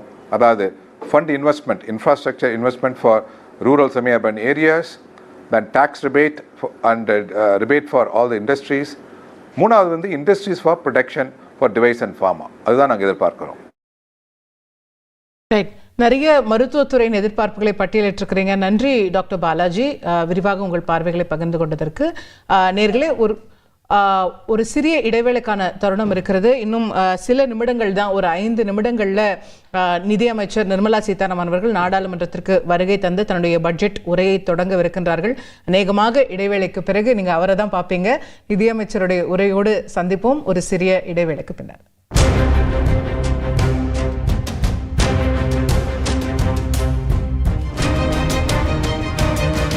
பட்ஜெட் இன்னும் சரியாக 10-12 நிமிடங்களில் நாடாளுமன்றத்தில் தாக்கலாக இருக்கிறது. மத்திய அமைச்சரவையினுடைய ஒப்புதலும் பெறப்பட்டிருக்கிறது. நிறைய எதிர்பார்ப்புகள் இருக்கின்றன இந்த பட்ஜெட் மீது. குறிப்பாக சாமானியர்கள் அனைவருக்கும் இந்த வருமான வரி உச்சவரம்பில் ஒரு பெரிய மாற்றம் இருக்குமா அப்படிங்கிற எதிர்பார்ப்பு இருக்கிறது. 7 லட்சம் ரூபாய் வரைக்கும் இன்னைக்கு அந்த புது ரெஜிமில் போனால் வருமான வரி கட்ட தேவையில்லை அப்படின்னு இருக்கக்கூடிய நிலையில் அது 10 லட்சமாக உயர்த்தப்படுமா அப்படிங்கிற எதிர்பார்ப்பு. இன்னும் சில பேர் வீட்டு கடன் வைத்திருப்பவர்கள் வந்து எங்களுக்கு ஓல்டு ரெஜிம் மட்டும்தான் பொருந்தது, நியூ ரெஜிம்லேயும் கூட வீட்டுக்கடனுக்கு செலுத்தக்கூடிய வட்டிக்கு ஒரு ரிபேட் கொடுத்தா நல்லா இருக்கும் அப்படின்னு கேட்குறாங்க. அந்த மாதிரி தொழில்துறை, விவசாயத்துறை, மருத்துவத்துறைன்னு எல்லா துறைகளிலுமே எதிர்பார்ப்புகள் எகிரி இருக்கிறத நம்ம பார்க்கிறோம். தற்போது குறிப்பாக மருத்துவத்துறையின் எதிர்பார்ப்புகள் பற்றி நம்மோடு பேசுவதற்காக டாக்டர் பாலாஜி அவர்கள் தொடர்ந்து நம்மோடு இணைந்திருக்கின்றார். டாக்டர் பாலாஜி, குறிப்பா மருத்துவத்தில் என்ன மாதிரியான எதிர்பார்ப்புகள் இருக்கிறது, உங்களுடைய விரிவான பார்வை? வணக்கம் அஷகா. எல்லா துறையிலையும் பெரிய எதிர்பார்ப்புகள் இருக்குது. எங்கள் துறையிலையும் நிறையா இருக்குது. இது நாங்கள் வருடம் எதிர்பார்க்கறது தான். இதில் வந்து நாங்கள் 2 விதமாக பார்க்குறோம். ஒன்று, நம்ம நாட்டை பற்றி பார்த்திங்கன்னா கல்வியும் மருத்துவமும் ரொம்ப ரொம்ப முக்கியம். ஒரு நாடு முன்னேறணும்னா 2த்துக்கும் நிறைய ஃபண்டிங் வேணும், அதுக்கு இன்வெஸ்ட்மெண்ட் வேணும். 2வது, நம்மளுக்கு ஏற்கனவே ஒரு இலக்கு இருக்குது, இப்போ 2047 வந்து ஒரு வல்லரசாக இருக்கணும்னு சொல்லிட்டு. அது 2த்தையும் நம்ம பார்க்கணுன்னா நிறைய விதத்தில் நம்ம மருத்துவத்துறைக்கு பார்க்க வேண்டியிருக்கு. முதல்ல பார்த்திங்கன்னா ஃபஸ்ட்டு ஃபண்டிங் பார்த்திங்கன்னா முதல்ல போன வருஷம் கிட்டத்தட்ட 91,000 கோடி பண்ணியிருக்கிறாங்க. அது முந்தைய வருஷத்தில் பார்த்திங்கன்னா அது வந்து 12% அதிகமாக தான் இருக்குது. இருந்தாலும் இந்த வருஷம் நம்மளுக்கு அதிகமாக தேவைப்படுது. நம்மளுக்கு அது எப்படின்னா பர்சன்டேஜ் ஜிடிபி பார்த்திங்கன்னா அது கம்மியாக தான் இருக்குது. அது மேலே போகணுன்னா ஃபண்டு இன்வெஸ்ட்மெண்ட் அதிகமாக தான் தேவைப்படுது. ஏன்னா நம்ம ஜிடிபியும் அதிகமாகுது. அதனால் நம்மளுக்கு இன்ஃப்ராஸ்ட்ரக்சர் டெவலப்மெண்ட்டுக்கு நிறையா தேவை. முக்கியமாக பார்த்திங்கன்னா ரூரல் செமி அர்பன் ஏரியாஸ்க்கு, வில்லேஜில் வந்து இன்னும் நம்ம 70% பாப்புலேஷன் கீழே இருக்கிறாங்க அவங்க. அதனால் அந்த மக்களுக்கு வந்து ஆக்சசபிள் அஃபோர்டபுள் கேர் தேவை இருந்தாக்கா நம்மளுக்கு இன்ஃப்ராஸ்ட்ரக்சர் இன்வெஸ்ட்மெண்ட் ரொம்ப தேவை. 2வது, மற்ற டிபார்ட்மெண்ட் பார்க்குறோம். ஹெல்த் இன்சூரன்ஸ் நம்மளுக்கு வந்து கவர்மெண்ட்டில் வந்து இன்சூரன்ஸ் இருக்குது. தமிழ்நாடு பொறுத்த வரைக்கும் காப்பீடு திட்டம் இருக்குது. சென்ட்ரல் கவர்மெண்ட்டை பொறுத்த வரைக்கும் ஆயுஷ்மான் பாரத் இருக்குது. இருந்தாலும் ப்ரைவேட் இன்சூரன்ஸும் நம்ம வந்து நிறையா சப்போர்ட் பண்ணணும். அதை வந்து நாங்கள் 2 விதமாக பார்க்குறோம். 2 வேண்டுகோள் விடுக்கிறோம். இது போன வருஷம் எதிர்பார்த்தது தான். அதுக்கு இருக்க 18% ஹெல்த் இன்சூரன்ஸில் 18% ஜிஎஸ்டி இருக்குது, அதை எடுக்கணும். அது ப்ளஸ் அந்த இன்சூரன்ஸ் ஸ்கீமில் இருக்கிற இன்கம் டேக்ஸ் ரிபேட் 80Dயில் ஆட் பண்ணாக்கா இன்னும் நிறைய பேர் வந்து ப்ரைவேட் இன்சூரன்ஸ் எடுப்பாங்க. அதனால் கவர்மெண்ட்டுக்கு இருக்கிற லோடும் கம்மியாகும். 3வது வந்து இண்டஸ்ட்ரீஸ் மார்க்கெட் சொல்கிறது. ஃபார்மா இண்டஸ்ட்ரீஸ் இருக்குது, டிவைஸ் இண்டஸ்ட்ரீஸ் இருக்குது. இன்றைக்கி பார்த்திங்கன்னா நிறைய டிவைசஸ், ஒரு எக்ஸ்ரே இன்ஸ்ட்ருமெண்ட்லேருந்து, சிடி ஸ்கேன்லேருந்து, எம்ஆர்ஐலேருந்து பெரிய பெரிய இன்ஸ்ட்ருமெண்ட்ஸ்லாம் வெளிநாட்டிலேருந்து வருது. அதுக்கு நம்ம வந்து நிறைய கஸ்டம்ஸ் டியூட்டி இருக்குது, இம்போர்ட் டியூட்டி இருக்குது, அதெல்லாம் கம்மி பண்ணணும்.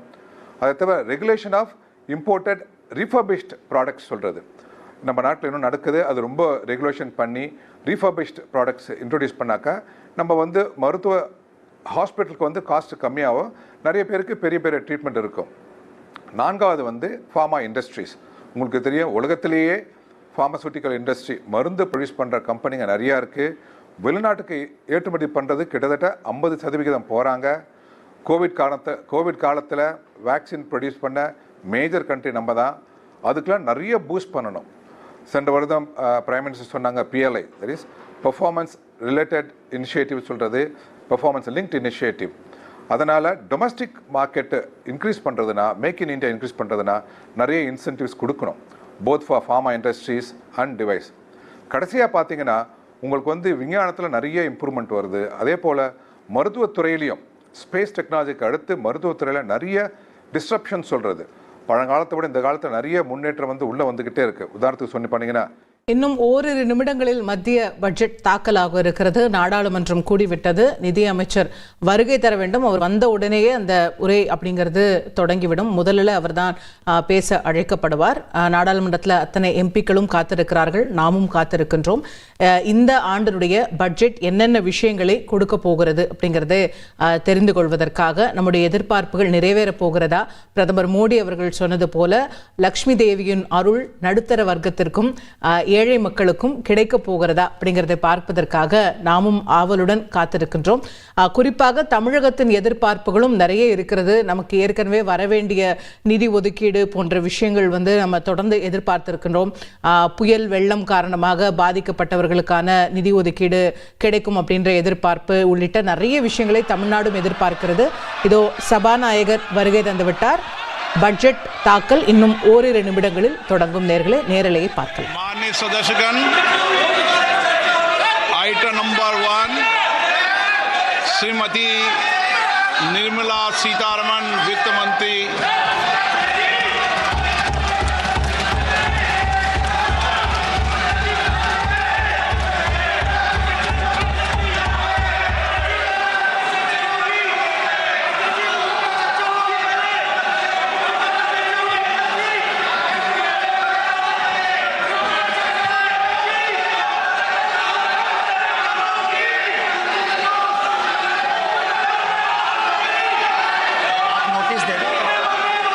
सदस्यगण, बजट के बाद राज्यपाल अभिभाषण में आपको पर्याप्त अवसर दूंगा. मेरा आपसे निवेदन है, नहीं माननीय अखिलेश जी, आपने संसद की मर्यादा को आप बना के रखें. कभी बजट भाषण के अंदर इस तरीके का नहीं हुआ. ये उचित नहीं है, ये उचित नहीं है. अखिलेश जी प्लीज, मैं आपको मौका दूंगा राज्यपाल अभिभाषण पे. प्लीज नो, ये तरीका ठीक नहीं है.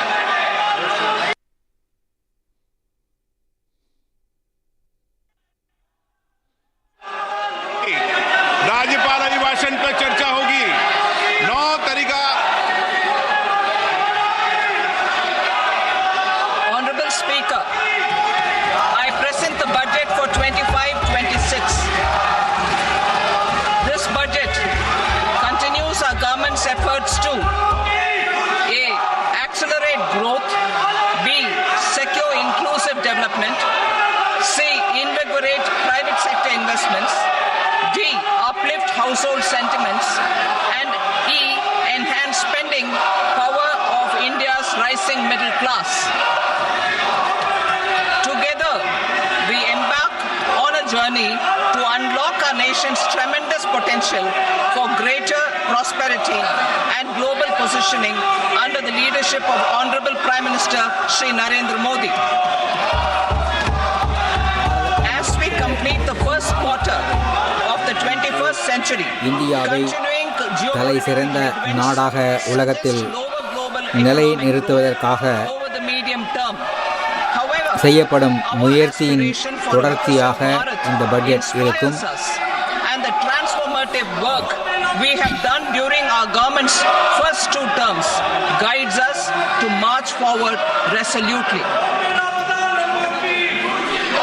Our economy is the fastest growing among all major economies. Our development track record நம்முடைய பொருளாதாரம் மிகவும் வேகமாக வளர்ந்து வருகின்ற ஒரு பொருளாதாரமாகும். global attention. Confidence in India's capability and potential has only grown in this period. We see the next 5 years as a unique opportunity to realize Sabka Vikas, stimulating balanced growth of all regions.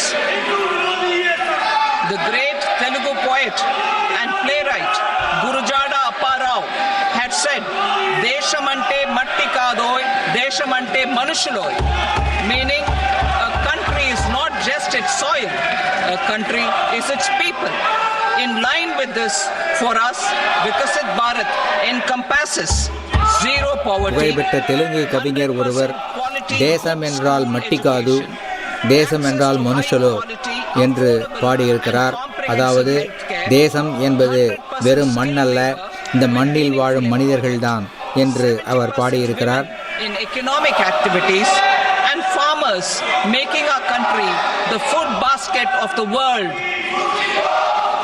In this budget, the proposed development measures span 10 broad areas focusing on Garib, youth, Annadata and Nari. இந்த பட்ஜெட்டில் Agricultural growth and 10 productivity. முக்கியமான விஷயங்கள் பேசப்படுகின்றன. And resilience. இந்த விஷயங்களில் விவசாயிகள், இளைஞர்கள், பெண்கள், Growth path. ஏழைகள் ஆகியோருக்கான திட்டங்கள் இருக்கின்றன. Supporting MSMEs, enabling employment-led development, investing in people, economy and innovation, securing energy supplies, promoting exports and nurturing innovation. For this journey of development, our 4 powerful engines are agriculture, MSME, investments and exports. The fuel, our reforms. Our guiding spirit, inclusivity, and the destination, Vikasit Bharat. This budget aims to initiate transformative reforms across 6 domains. During the first 5 years, these will augment our growth potential and global competitiveness.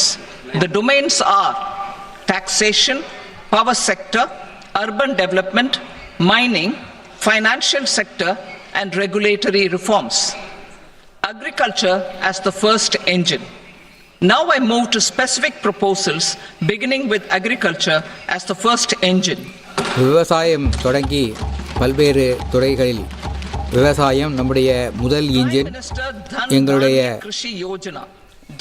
மாற்றங்களை நான் இந்த budget உரையில் சொல்லவிருக்கிறேன். Motivated by the success of the aspirational district program, our government will undertake a Prime Minister Dhan Dhanya Krishi Yojana in partnership with states. Through the convergence of existing schemes and specialized measures, the program will cover 100 districts with low productivity, moderate crop intensity, and below average credit parameters. It aims பிரதமரின் to தன் தானிய யோஜனா என்ற திட்டம் தொடங்கப்படவிருக்கிறது. நாடு முழுவதும் மாநில அரசுகளின் ஒத்துழைப்போடு 100 மாவட்டங்கள் தேர்ந்தெடுக்கப்பட இருக்கின்றன. இந்த மாவட்டங்கள் உணவு உற்பத்தி, பயிர் செய்யப்படும் பரப்பளவு ஆகியவற்றில் மிக குறைவான நிலை உடையவைகளாக இருக்கும். இவற்றை முன்னேற்றுவதுதான் இந்த திட்டத்தின் நோக்கம். இந்த திட்டம் 1.7 கோடி விவசாயிகளை வாழ்க்கையை உயர்த்தும் விதமாக இருக்கும். A comprehensive multi-sectoral rural prosperity and resilience program will be launched in partnership with the states. This will address underemployment in agriculture through skilling, investment, technology and invigorating மாநில அரசுகளின் துணையோடு ample opportunities in rural areas கிராமப்புற so that migration is an option but வளர்ச்சி not a திட்டம் ஒன்று necessity. செயல்படுத்தப்படவிருக்கிறது. The program will focus on rural women, young farmers, rural youth, marginal and small farmers and landless families. The இந்த details are திட்டம் in Annexure A. பெண்கள், Global நிலமில்லாத விவசாயிகள், இளம் விவசாயிகள், இளைஞர்கள் ஆகியோருக்கு வாய்ப்பு வழங்கும் திட்டமாக இருக்கும். will be sought from multilateral development banks. In phase 1, 100 developing agri districts will be covered. முதல் பகுதியில் 100 மாவட்டங்கள் இதற்காக தேர்ந்தெடுக்கப்பட்டு இந்த திட்டம் செயல்படுத்தப்படும். Achieving Atmanirbharta in edible oils.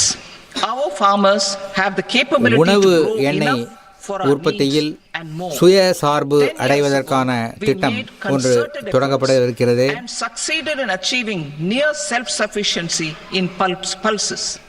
Farmers responded to the need பருப்பு of வகைகளில் increasing நாம் cultivated area ஏறத்தாழ சுயசார்பு அடைந்து விட்டோம்.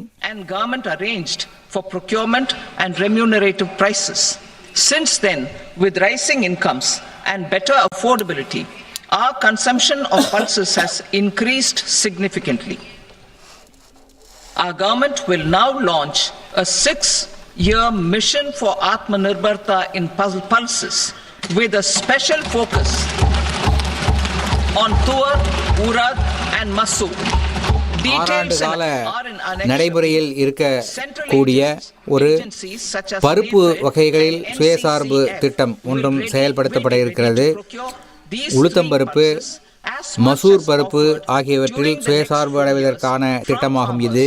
Who register with these agencies and enter into agreements. Comprehensive program for vegetables and fruits. It is encouraging that our people are increasingly காய்கறிகள், பழங்கள் இவற்றிற்கான உற்பத்திக்கான ஒரு திட்டம். It is a sign of a society becoming healthier. With rising income levels, the consumption of vegetables, fruits and Shri Anna is increasing significantly. A comprehensive program to promote production, efficient supplies, processing and remunerative prices for farmers will be launched in partnership with the states. மாநில அரசுகளின் துறையோடு பழங்கள், காய்கறிகள் ஆகியவற்றின் உற்பத்தியை பெருக்கவும் அதை சந்தைப்படுத்தவும் தேவையான ஏற்பாடுகள் செய்யப்படும். Will be set up. Makhana board in Bihar. For this, there is a special opportunity for the people of Bihar. A Makhana board will be established in the state to improve production, processing, value addition and marketing of Makhana. The people engaged in these பீகாரில் makhana board என்ற அமைப்பு உருவாக்கப்படும்.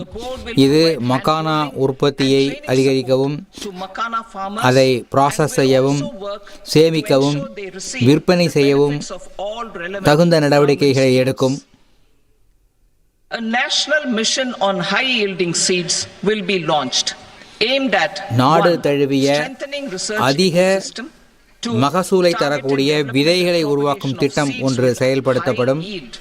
pest resistance and climate resilience, and 3 commercial availability of more than 100 seed varieties released since July 2024.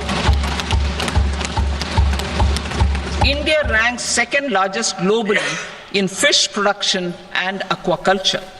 Seafood exports are valued at 60,000 crore rupees. India உலக அளவில் மீன் ஏற்றுமதியில் 2வது இடத்தை வகிக்கிறது. ஆண்டுக்கு 60,000 கோடி ரூபாய் மீன் பொருட்கள் ஏற்றுமதி செய்யப்படுகின்றன. From Indian exclusive economic zone and high seas, with a special focus on the Andaman and Nicobar and Lakshadweep islands. Andaman Nicobar தீவுகள், லட்சத்தீவுகள் போன்ற பகுதிகளில் இந்த மீன் உற்பத்தியை பெருக்குவதற்கான திட்டங்கள் குறிப்பாக தொடங்கப்படும். நாடு முழுவதும் இந்த திட்டம் செயல்படுத்தப்படும். In productivity and sustainability of cotton farming and promote extra long staple cotton varieties. The best of science and technology support will be provided to farmers. Aligned with our integrated 5F vision for the textile sector, this will help in increasing incomes of the farmers and ensure a steady supply of quality cotton for rejuvenating India's traditional textile sector. Kisan credit cards facilitate short-term loans for 7.7 crore farmers, fishermen and dairy farmers. The loan limit under modified interest subvention scheme will be enhanced from 3 lakh rupees to 5 lakh rupees for loans taken through the KCC. மூலமாக 7.7 கோடி விவசாயிகள் மீனவர்கள் பயனடைகிறார்கள். இதில் கடன் வழங்கும் உச்சவரம்பு உயர்த்தப்படுகிறது. In the eastern region to further augment urea supply, a plant with annual capacity of 12.7 lakh metric tons will be set up at Namrup in Assam. அஸ்ஸாமில் நாம்ரூவில் யூரியா தயார் செய்கின்ற தொழிற்சாலை உற்பத்தி மையம் தொடங்கப்படும். 1.5 lakh rural post offices complemented by the India Post Payment Bank and a vast network of 2.4 lakh Dak Sevaks will be repositioned to act as a catalyst for the rural economy. Details are at Annexure C. கிராமப்புற தபால் நிலையங்கள் அமைப்பதற்கும் தபால் விநியோகம் செய்வதற்கு தபால்காரர்களை நியமிப்பதற்கும் திட்டங்கள் வகுக்கப்பட்டிருக்கின்றன. இந்த திட்டத்தின் விவரங்கள் அனெக்சர் சியில் தரப்பட்டுள்ளது. Our government will provide support to NCDC for its lending operations for the cooperative sector. MSMEs as the second engine. Now I move to MSMEs as the second engine. உதவி செய்கின்ற இரண்டாவது இன்ஜின் MSMEs ஆகும். அதை பற்றி எங்களுடைய கொள்கை அறிவிப்புகள் என்ன என்பதை இப்போது தெரிவிக்கிறேன்.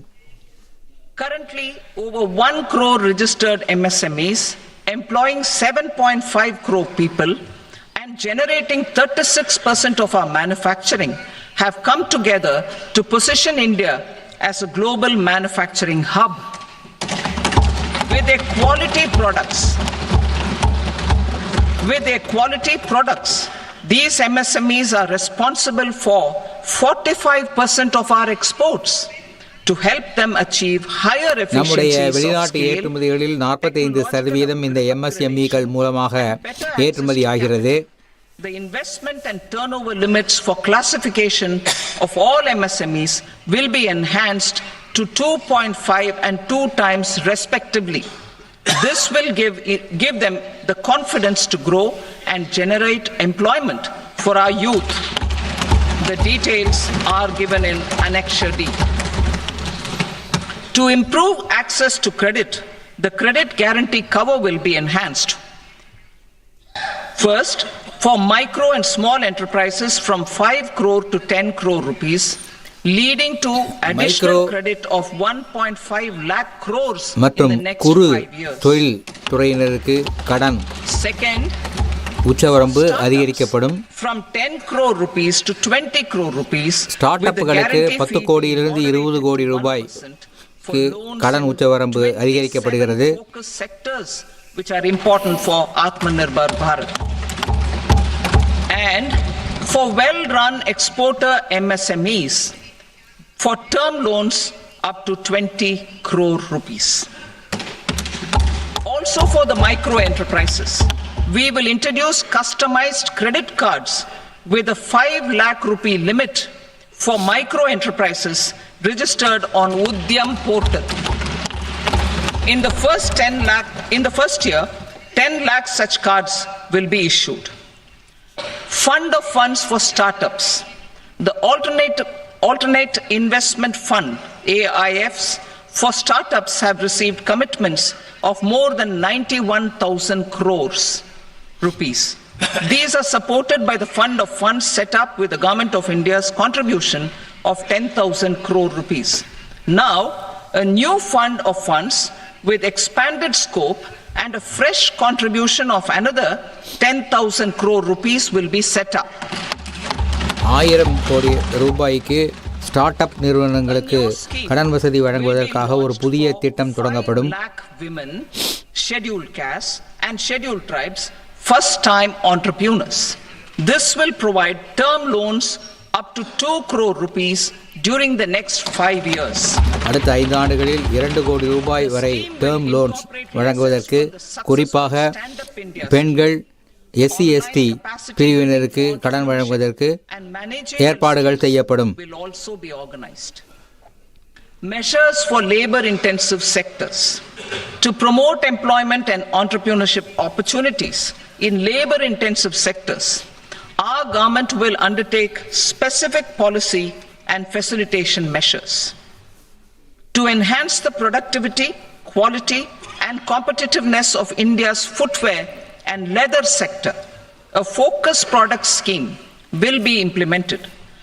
The scheme will support design capacity, component manufacturing, and machinery required for production of non-leather quality footwear, besides the support for leather footwear and products.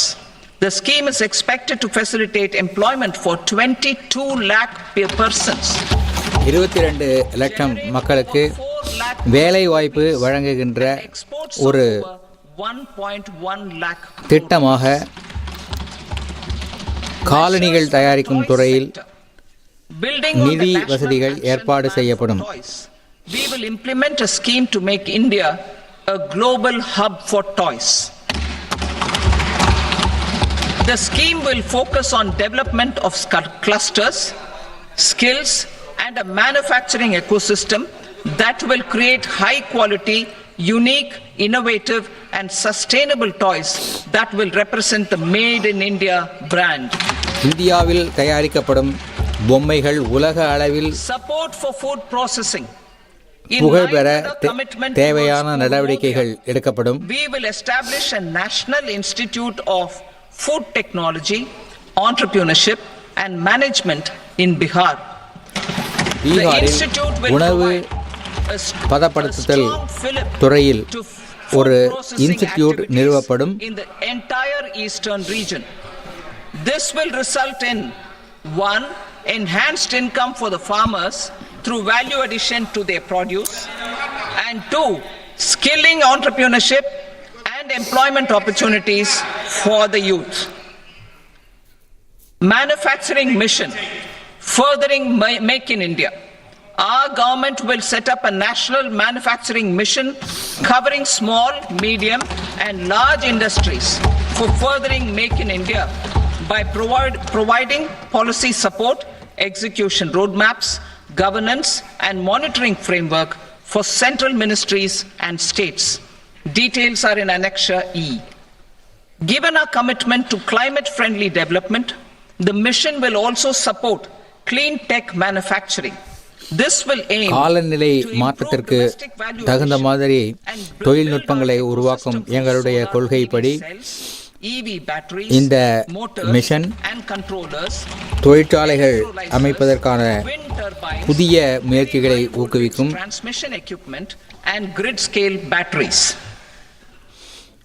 Investment as the third engine. முதலீடுகள் என்பது மூன்றாவது இன்ஜினாக செயல்படுகிறது. Investing in people, investing in the economy, and investing in innovation. Investing in people. Saksham Anganwadi and Poshan 2 program provides nutritional support to more than 8 crore children. மக்களில் முதலீடு செய்தல் என்ற கொள்கைப்படி Women and lactating mothers all over குழந்தைகளுக்கும் கர்ப்பிணி பெண்களுக்கும் adolescent girls in aspirational districts and the northeast region. வடகிழக்கு மாநிலங்களில் மற்றும் ஆஸ்பிரேஷனல் டிஸ்ட்ரிக்ட்ஸ் பகுதிகளில் உள்ள பெண்கள் முன்னேற்றத்திற்காகவும் ஏற்பாடு செய்யப்படும். அடுத்த 5 ஆண்டுகளில் 15,000 அடல் டிங்கரிங் லேபுகள் அரசு பள்ளிகளில் தொடங்கப்படும். Broadband connectivity to government secondary schools and PHCs. Broadband connectivity will be provided to all government secondary மேல்நிலை பள்ளிகளில் பிராட்பேண்ட் இணைய வசதி செய்து தரப்படும். Bharatiya Bhasha Pustak scheme. We propose to implement a Bharatiya Bhasha Pustak scheme to provide digital form Indian language books for schools and for higher education. This aims to help students understand their subjects better and in their language. மாணவர்கள் அவர்களுடைய மொழியிலேயே பாடங்களை புரிந்து கொள்வதற்காக அந்தந்த மொழிகளில் பாடப்புத்தகங்களை தயாரிப்பதற்கு ஒரு நிறுவனம் அமைக்கப்படும். 5 national centers of excellence for skilling will be set up with global expertise. திறன் மேம்பாட்டு பயிற்சி அளிப்பதற்காக 5 தேசிய மையங்கள் அமைக்கப்படும். For Make for India, Make for the World manufacturing. The partnership will cover curriculum design, training of trainers, and a skill certification framework and periodic reviews. Expansion of capacity in IITs. Total number of students in 23 IITs has increased 100% from 65,000 to 1.35 lakh in the past 10 years. 23 ஐஐடிகளில் கடந்த 10 ஆண்டுகளில் 65,000 மாணவர்களிலிருந்து 1,35,000 மாணவர்களாக எண்ணிக்கை உயர்ந்திருக்கிறது. Infrastructure will be created in the 5 IITs started after 2014 to facilitate education for 6,500 more students. 6,500 அதிக மாணவர்களுக்கான வசதிகள் 2014ஆம் ஆண்டுக்கு பிறகு உருவாக்கப்பட்ட ஐஐடிகளுக்கு அந்த வசதிகள் செய்து தரப்படும். Center of Excellence.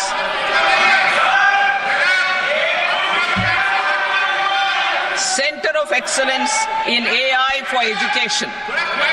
I had announced 3 centers of excellence in artificial intelligence for agriculture, health, and sustainable cities in 2023. Now a center of excellence in artificial intelligence for education will be set up with a total outlay of 500 crores. 500 கோடி ரூபாய் செலவில் செயற்கை நுண்ணறிவு கல்வித்துறையில் ஏற்படுத்துவதற்காக ஒரு centre of excellence அமைக்கப்படும். In 10 years, an increase of 130%. In the next year, 10,000 additional seats will be added in medical colleges. இன்னும் ஓராண்டு காலத்தில் 10,000 மருத்துவ கல்விக்கான இடங்கள் அதிகரிக்கப்படும். Daycare cancer centers in all district hospitals. Our government will facilitate. ஒவ்வொரு மாவட்டத்திலும் ஒரு புற்றுநோய் மருத்துவமனை அமைக்கப்படும். In the next 3 years, அடுத்த 3 ஆண்டுகளுக்குள் இது செய்யப்படும். will be established in 25-26 itself. Strengthening urban livelihoods. Our government has been giving priority to assisting urban poor and vulnerable groups. A scheme for socio-economic upliftment of urban workers will be implemented to help them improve their incomes, have sustainable livelihoods, and a better quality of life. PM Swanidhi scheme has benefited more than 68 lakh street vendors, giving them respite from high interest informal sector சாலையோர loans. வியாபாரிகளுக்கு 63,000 வியாபாரிகளுக்கு பிரதமரின் ஸ்வநிதி திட்டம் பயன் தந்திருக்கிறது. UPI linked credit cards with 30,000 rupees limit and capacity building support. Social Security scheme for welfare of online platform workers. Gig workers of online platforms provide great dynamism to the new age services economy. Recognizing their contribution, our government will arrange for their identity cards and registration on the e-Shram portal. They will be provided health care under PM Jan Arogya Yojana. This measure is likely to assist nearly 1 crore gig workers. மக்களுக்கு அவர்களுடைய சேவை பணிகள் ஒரு அமைப்பாக பதிவு செய்யப்படும். அவர்களுக்கு பிரதமரின் மருத்துவ காப்பீடு திட்டத்தில் அவர்களுக்கு மருத்துவ வசதி அளிக்கப்படும். 3-year pipeline of projects that can be implemented in PPP mode.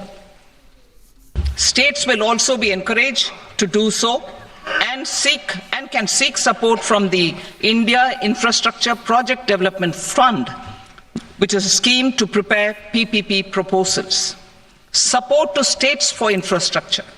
An outlay of 1.5 lakh crore is proposed for the 50-year interest-free loans to states for capital expenditure and incentives மாநிலங்களுக்கு for reforms. 50 ஆண்டுகளுக்கு வட்டி இல்லாத கடன் Building on the success of the உள்கட்டமைப்பு first வசதிகளை asset மேம்படுத்துவதற்காக monetization தரப்படும். plan announced in 2021, the second plan for 2025 to 30 will be launched to plow back capital of 10 lakh crore in new projects. Regulatory and fiscal measures will be fine-tuned to support the plan. Jal Jeevan Mission.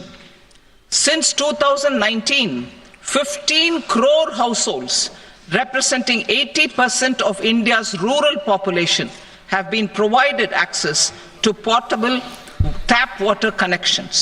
To achieve 100% coverage, I am pleased to 15 announce லட்சம் the extension வீடுகள் கிராமப்புறங்களில் உள்ள வீடுகள் இது மக்கள் தொகையை 80 விழுக்காடு கொண்டது.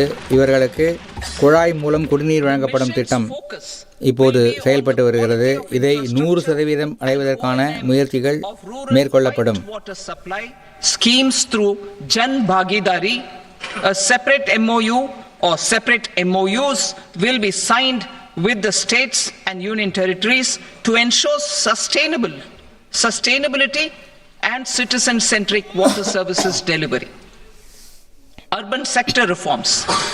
Building on the July budget proposals, urban sector reforms related to governance, municipal services, urban land and planning will be incentivized. Urban Challenge Fund. The government will set up an urban challenge fund of 1 lakh crore rupees to implement the proposals for cities as growth hubs, creative redevelopment of cities, நகரங்களின் வளர்ச்சிக்காக 1 லட்சம் கோடி ரூபாய்க்கான ஒரு திட்டம் தொடங்கப்பட இருக்கிறது. Will finance up to 25% of the cost of bankable projects, with a stipulation that at least 50% of the cost is funded from bonds, bank loans and PPPs.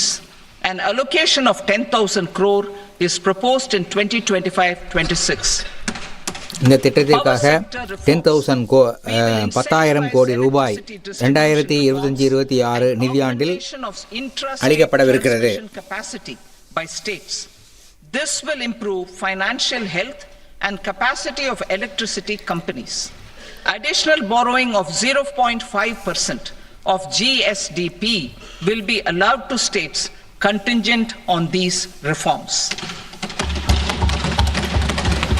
Nuclear energy mission for Vikasit Bharat.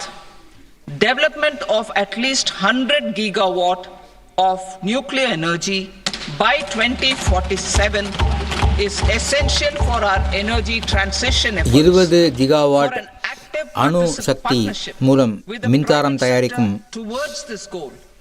திறன் 2047க்குள் அமைய வேண்டும் என்பது எங்கள் இலக்கு.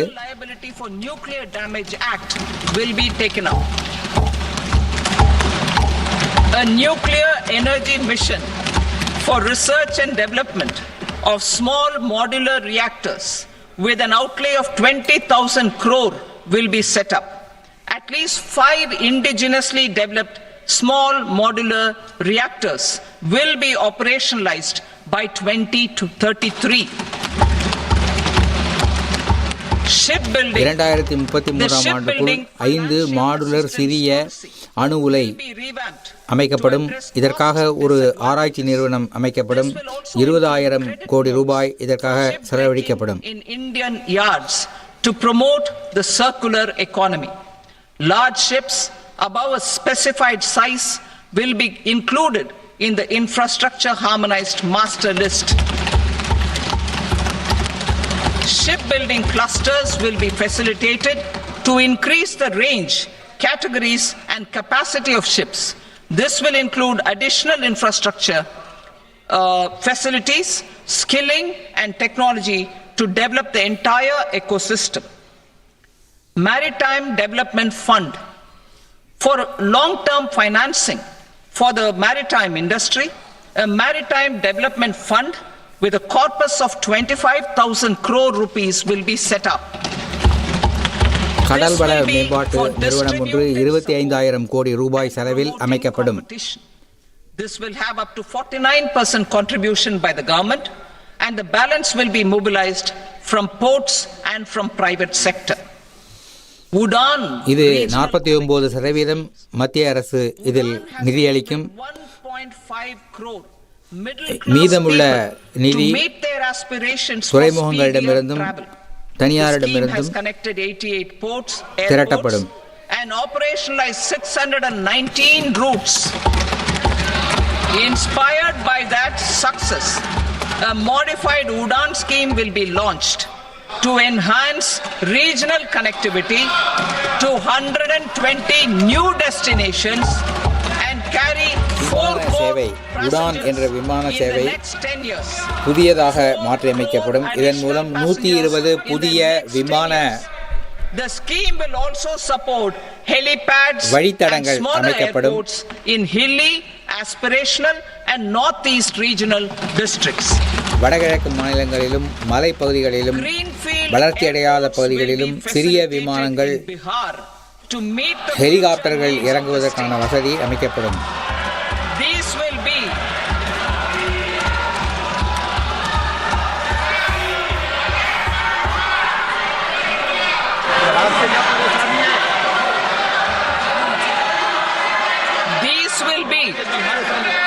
These will be in addition to the expansion of the capacity of Patna Airport and a brownfield airport in Beta. பீகாரில் புதிய விமான நிலையம் அமைக்கப்படுகிறது. Financial support will be provided for the Western Kosi Canal ERM project, benefiting a large number of farmers cultivating over 50,000 hectares of land in the Mithilanchal region of Bihar. பீகாரின் மித்திலாஞ்சல் பகுதியில் ஒரு புதிய நீர்வழி அணை அமைக்கப்படும். Minor minerals will be encouraged through sharing of best practices and institutions of a state mining index. A policy for recovery of critical minerals from tailings will be brought out. Under the special window for affordable and mid-income housing, Swami, 50,000 dwelling units in stressed housing projects have been completed and keys handed over to home buyers. Another 40,000 units will be completed in 2025, further helping middle-class families who were paying EMIs on loans taken for apartments while also paying rent for their current dwellings. Building on this வீடுகள் அமைத்து Swami Fund 2 மக்களுக்கு will be established as a blended finance facility with contribution from the government, banks and private investors. This fund of 15,000 crore rupees will aim for expeditious completion of another 1 lakh units. மேலும் 1 லட்சம் வீடுகள் கட்டுவதற்கு 15,000 கோடி ரூபாய் மத்திய அரசு தரப்பிலிருந்தும் வங்கிகளிலிருந்தும் கடன் வழங்கும் நிறுவனங்களிடமிருந்தும் from the PM Gati Shakti portal will be provided. Tourism for employment-led growth. Top 50 tourist destination sites in the country will be developed in partnership with states through a challenge mode. Land for building key infrastructure will have to be provided by the states. Hotels in these destinations will be included in the infrastructure harmonized list. The following measures will be taken for facilitating employment-led growth. Organizing intensive skill development programs for our youth, including institutes of திறன் மேம்பாட்டு பயிற்சிகளை அதிகரித்தல், management, providing mudra loans for homestays, improving ease of travel and connectivity to tourist destinations, providing performance-linked incentives to states for effective destination management, including tourist amenities, cleanliness, and marketing efforts, and introducing streamlined e-visa facilities along with visa fee waivers for certain tourist groups. Continuing with the emphasis on places of spiritual and religious significance in the July budget, there will be a special focus on destinations related to the life and times of Lord Buddha. புத்தர் தொடர்பான சுற்றுலா தலங்கள் மேம்படுத்தப்படும். Medical tourism and heal in India will be promoted in partnership with the private sector along with capacity building and easier இந்தியாவில் நலம் பெறுவீர் என்ற திட்டம் investing in innovation to implement private sector driven research, development and innovation initiatives announced in the July budget. I am now allocating 20,000 crore rupees for this purpose. A deep tech fund of funds will also be explored to catalyze the next generation startups as a part of this initiative. In the next 5 years, under the PM Research Fellowship Scheme, we will provide 10,000 fellowships for technological research in IITs and பிரதமரின் ஆராய்ச்சி மேம்பாட்டு திட்டத்தின் கீழ் 10,000 ஃபெலோஷிப்புகள் வழங்கப்படும். 10 lakh germ plasm lines will be set up for future food and nutritional security. This will provide conservation support to both public and private sectors for genetic resources. We will start a national geospatial mission to develop foundational geospatial infrastructure and data. Using PM Gati Shakti, this mission will facilitate modernization of land records, urban planning, and design of infrastructure projects.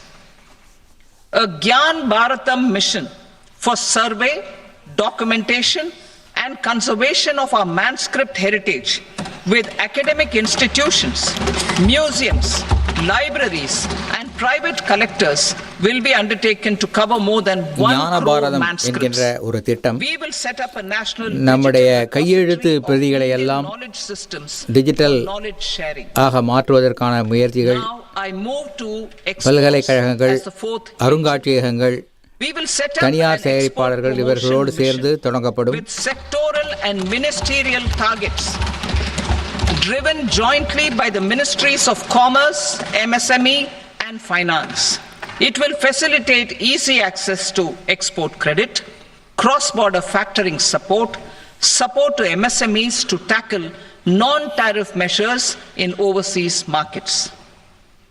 A digital public infrastructure, Bharat Trade Net, for international trade will be set up as a unified platform for trade documentation and financing solutions. This will complement the Unified Logistics Interface platform. The BTN will be aligned with international practices. Support will be provided to develop domestic manufacturing capacities for our economy's integration with global supply chains. Sectors will be identified based on objective criteria. Facilitation groups with participation of senior officers and industry representatives will be formed for select products and supply chains. Through this, there are huge opportunities related to Industry 4.0, which needs high skills and talent. Our youth have both. Our government will support the domestic electronic equipment industry to leverage this opportunity for the benefit of our youth. A national framework will be formulated as guidance to states for promoting global capability centers in emerging Tier 2 cities. This will suggest measures for enhancing availability of talent and infrastructure, building bylaw reforms, and mechanisms for collaboration with industry. Our government will facilitate upgradation of infrastructure and warehousing for air cargo, including high-value perishable horticultural produce. Cargo screening and customs protocol will be streamlined and made user-friendly. Reforms as the fuel. Over the past 10 years, our government has implemented several reforms for convenience of taxpayers, such as faceless assessment, 2, taxpayer charter, 3, faster returns, 4, almost 99% returns being on self-assessment, and 5, Vivad Se Vishwas scheme.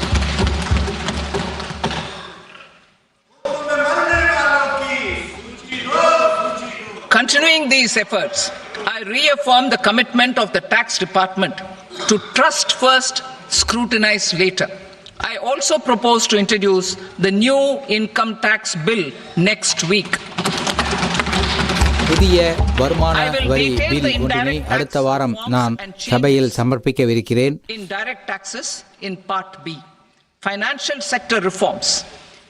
The FDI limit for the insurance sector will be raised from 74 to 100%. This enhanced limit will be available for those companies which invest the entire premium in India. The current guardrails and conditionalities associated with foreign investment will be reviewed and simplified. காப்பீட்டு துறையில் foreign வெளிநாட்டு முதலீடுகளை 74% 100% அதிகரிக்க முடிவு செய்திருக்கிறோம். ஆனால் இந்த கம்பெனிகள் இந்தியாவில் மட்டுமே பிரீமியம் பெறுகின்ற கம்பெனிகளாக இருக்க வேண்டும். Banks will develop Grameen Credit Score Framework to serve the credit needs of SHG members and people in rural areas. A forum for regulatory coordination and development of pension products will be set up. To implement the earlier announcement on simplifying the KYC processes, the revamped Central KYC Registry will be rolled out in 2025. We will also implement a streamlined system for periodic updating. Requirements and procedures for speedy approval of company mergers will be rationalized. The scope for fast-track mergers will also be widened and the process made simpler. As proposed in the interim budget, we signed bilateral investment treaties with 2 countries in 2024 to encourage sustained foreign investment, and in the spirit of First Develop India, the current model BIT will be revamped and made more investor-friendly. In the last 10 years, in several aspects, including financial and non-financial, our government has demonstrated a steadfast commitment to ease of doing business. We are determined to ensure that our regulations must keep up with technological innovations and global policy developments. A light touch regulatory framework based on principles and trust will unleash productivity and employment. Through this framework, we will update regulations that were made under old laws. To develop this modern, flexible, people-friendly, and trust-based regulatory framework appropriate for the 21st century, I propose 4 specific measures. A high-level committee for regulatory reforms will be set up for a review of all non-financial sector regulations, certifications, licenses, and permissions. The committee will be expected to make recommendations within a year. The objective is to strengthen trust-based economic governance and take transformational measures to enhance ease of doing business, especially in matters of inspection and compliances. States will be encouraged to join in this endeavor. An investment friendliness index of states will be launched in 2025 to further the spirit of competitive, cooperative federalism. Under the Financial Stability and Development Council, a mechanism will be set up to evaluate impact of the current financial regulations and subsidiary instructions. It will also formulate a framework to enhance their responsiveness and development of the financial sector. In the Jan Vishwas Act 2023, more than 180 legal provisions were decriminalized. Our government will now bring up the Jan Vishwas Bill 2.0 to decriminalize more than 100 provisions in various laws. பல்வேறு சட்டங்களில் I இருக்கின்ற now move to fiscal குற்றம் policy. என In கருதக்கூடிய the July budget, சில I am சரத்துகள் committed to staying the course for fiscal 2025 ஆண்டு consolidation. கொண்டு Our வரப்படுகின்ற endeavor will be to ஜனவிஸ்வாஸ் keep the fiscal 2.0 deficit each என்கின்ற year சட்டத்தின் மூலம் such that நீக்கப்படும். central government debt remains on a declining path as a percentage of the GDP. The roadmap for the next 6 years has been detailed in the FRBM statement. Revised estimates for 2024-25. The revised estimate of the total receipts other than borrowings is 31.47 lakh crore rupees, of which the net tax receipts are 25.57 lakh crore rupees. The revised estimate of the total expenditure is 47.16 lakh crore rupees, of which the capital expenditure is about 10.18 lakh crore rupees. The revised estimate of the fiscal deficit is 4.8% of the GDP. Budget estimates for 25-26. Coming to 25-26, the total receipts other than borrowings and total expenditure are estimated at 34.96 lakh crore rupees and 50.65 lakh crore rupees respectively. The net tax receipts are estimated at 28.37 lakh crore rupees. The fiscal deficit is estimated to be 4.4% of GDP. To finance the fiscal deficit, the net market borrowings from dated securities are estimated at 11.54 lakh crore. The balance financing is expected to come from small savings and other sources. The gross market borrowings are estimated at 14.82 lakh crore rupees. I will now move to Part B. Indirect taxes. My proposals relating to customs aim to rationalize tariff structure and address duty inversion. These will also support domestic manufacturing and value addition, promote exports, facilitate trade, and provide relief to வரி common விதிகள் people. விதிப்பு பற்றிய Rationalization of என்னுடைய customs tariff அறிவிப்புகள் structure for முதலாக industrial goods. Indirect As a taxes part of comprehensive review of முதலில் customs rate customs structure வரிகள் announced பற்றிய in என்னுடைய July 2024 budget, I அறிவிப்புகள். propose to 1. Remove 7 tariff rates.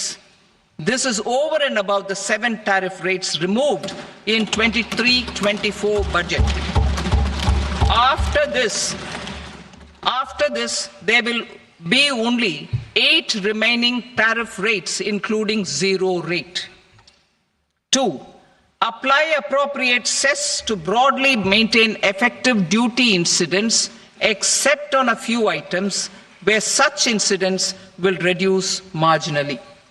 3. Levy not more than 1 cess or surcharge. Therefore, I propose to exempt social welfare surcharge on 82 tariff lines that are subject to a cess. I shall now take up sector-specific proposals.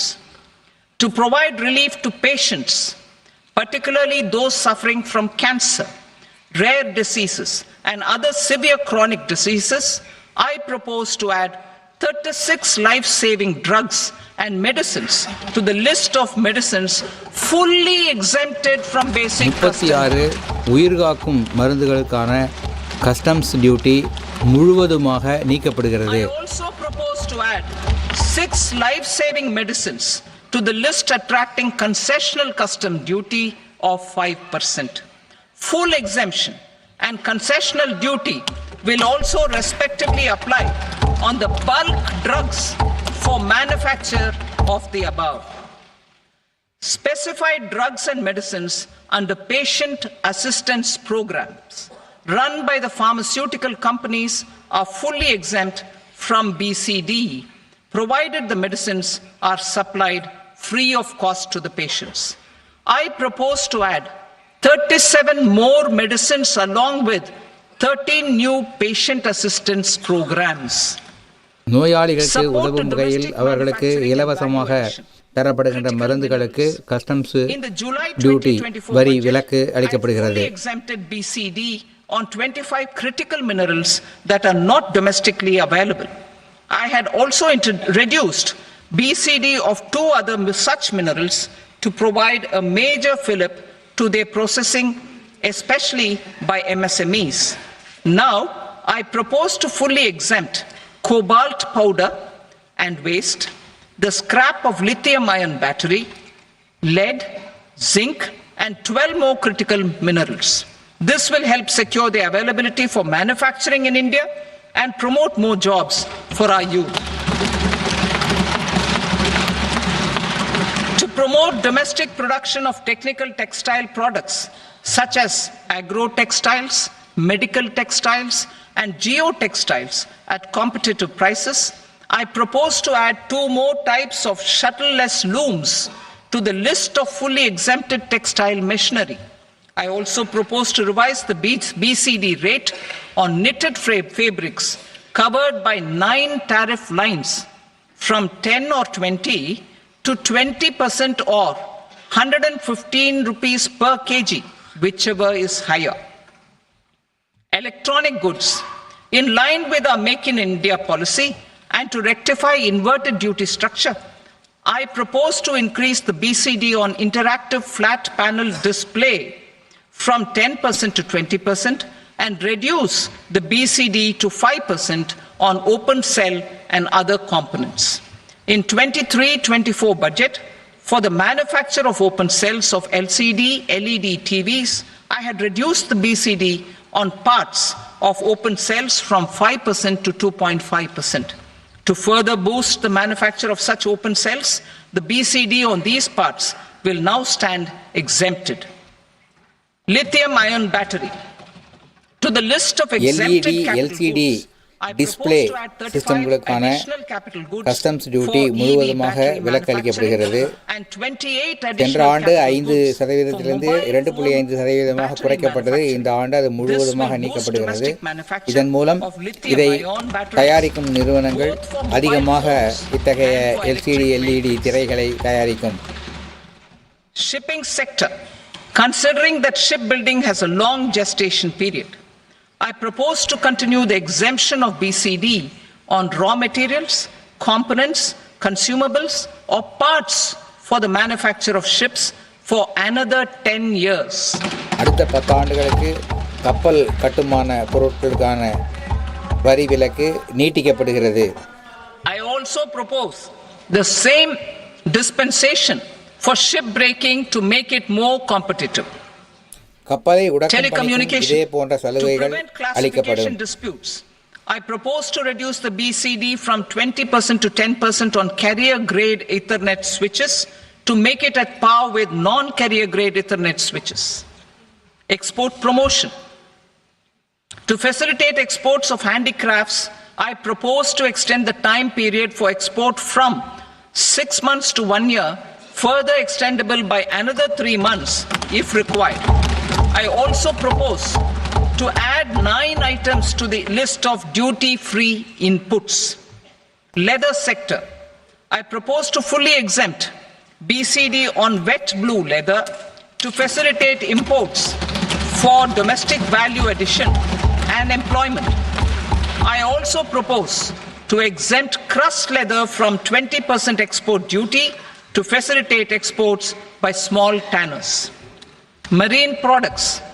To enhance India's competitiveness in the global seafood market, I propose to reduce BCD from 30% customs வரியில் பலவிதமான சலுகைகள் அறிவிக்கப்பட்டிருக்கின்றன. surimi, for manufacture and export of its analog products. I also propose to reduce BCD from 15% to 5% on fish hydrolysates for manufacture of fish and shrimp feed. In July 2024 budget, to promote development of domestic MROs for aircraft and ships, I had extended the time limit for export of foreign origin goods that were imported for repairs from 6 months to 1 year and further extendable by 1 year. I now propose to extend the same dispensation for railway goods. Time limit for provisional assessment. Presently, the Customs Act 1962 does not provide any time limit to finalize provisional assessments, leading to uncertainty and cost to trade. As a measure of promoting ease of doing business, I propose to fix a time limit of 2 years, extendable by a year, for finalizing the provisional assessment. I propose to introduce a new provision that will enable importers or exporters, after clearance of goods, to voluntarily declare material facts and pay duty with interest but without penalty. This will incentivize voluntary compliance. However, this will not தாங்களாகவே apply முன்வந்து in cases தங்களுடைய where the ஏற்றுமதி government has இறக்குமதி already பொருட்களுக்கு initiated எவ்வளவு audit or கலால் வரி விதிக்க வேண்டும் என்பதை investigation proceedings. For முடிவை industry செய்து to better அதை plan their imports, I propose அந்த to வரியை extend the time செலுத்துவதற்கான limit ஒரு for the புதிய end use வசதியை of import ஏற்படுத்தவிருக்கிறோம். inputs in the relevant rules from 6 months to 1 year. This will provide operational flexibility in view of cost and uncertainty of supply. Further, such importers will now have to file only quarterly statements instead of a monthly statement.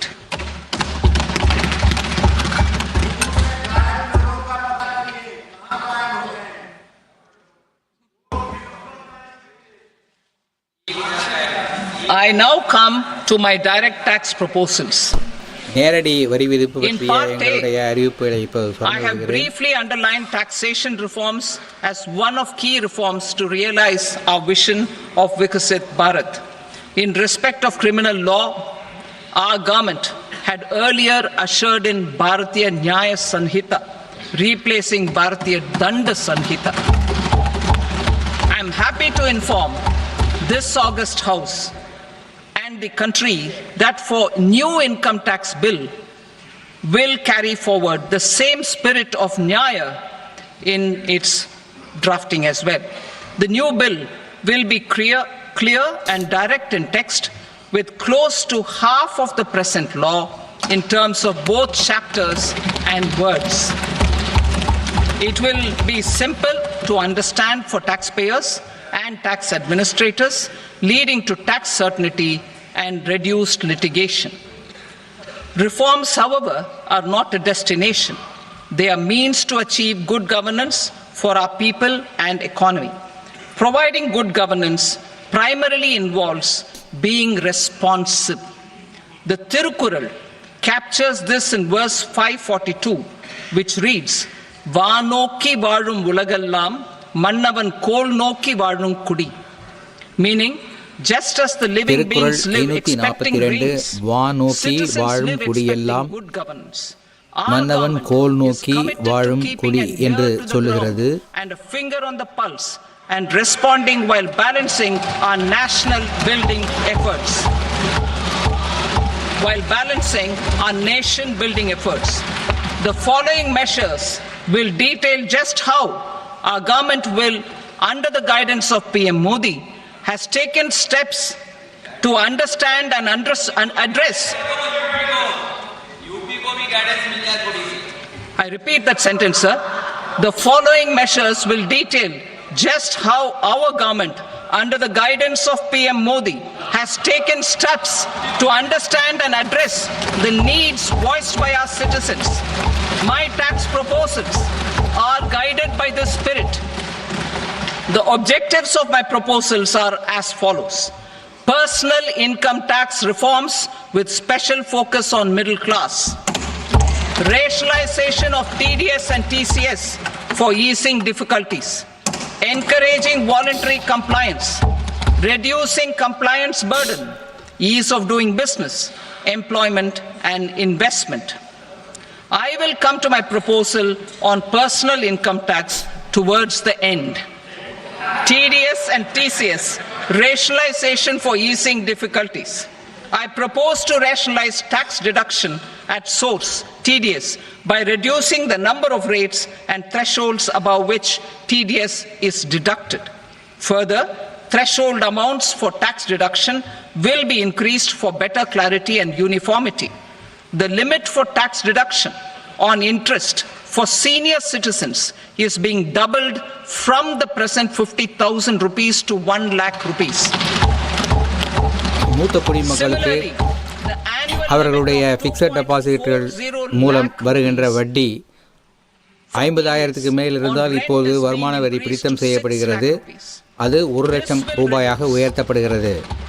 This will reduce the number of transactions liable to TDS, thus benefiting small taxpayers receiving small payments. The threshold to collect tax at source, the TCS, on remittances under RBI's liberalized remittance scheme, the LRS, is proposed to be increased from 7 lakh to 10 lakhs. I also propose to remove TCS on remittances for education purposes, where such remittances is out of a loan taken from a specified financial institution. 10 லட்சம் ரூபாய்க்கு உயர்த்தப்படுகிறது. 7 லட்சம் ரூபாய் deposit செய்யும் போது இப்போது வசூலிக்கப்படுகிறது 10 லட்சம் ரூபாய் என அதிகரிக்கப்படுகிறது. To prevent such compliance difficulties, I propose to omit the TCS. I also propose that the provisions of the higher TDS deduction will now apply only in non-PAN cases. In July 2024, the delay for payment of TDS up to the due date of filing statement was decriminalized. I propose to provide the same relaxation to TCS provisions as well. The government under the leadership of Prime Minister Modi believes in Sabka Saath, Sabka Vikas, Sabka Vishwas and Sabka Prayas. In line with this, we brought in updated return facility in 2022 for voluntary compliance by taxpayers who had omitted to report their correct income. Our trust in taxpayers was proved right. Nearly 90 lakh taxpayers voluntarily updated their incomes by paying additional tax. Taking this trust further, I now propose to extend the time limit to file updated returns for any assessment year from the current limit of 2 years to 4 years.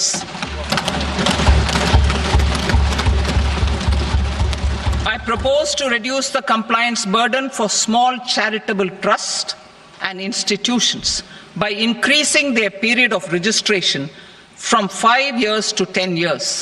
It is also proposed that disproportionate consequences do not arise for minor defaults such as incomplete applications filed by charitable entities. Presently, taxpayers can claim the annual value of self-occupied properties as nil only on the fulfillment of certain conditions. Considering the difficulties faced by taxpayers, it is proposed to allow the benefit of 2 such self-occupied properties without any condition. To streamline the process of transfer pricing and to provide an alternative to yearly examination, I propose to introduce a scheme for determining arm's length price of international transaction for a block period of 3 years. This will be in line with global best practices. With a view to reduce litigation and provide certainty in international taxation, the scope of safe harbor rules is being expanded.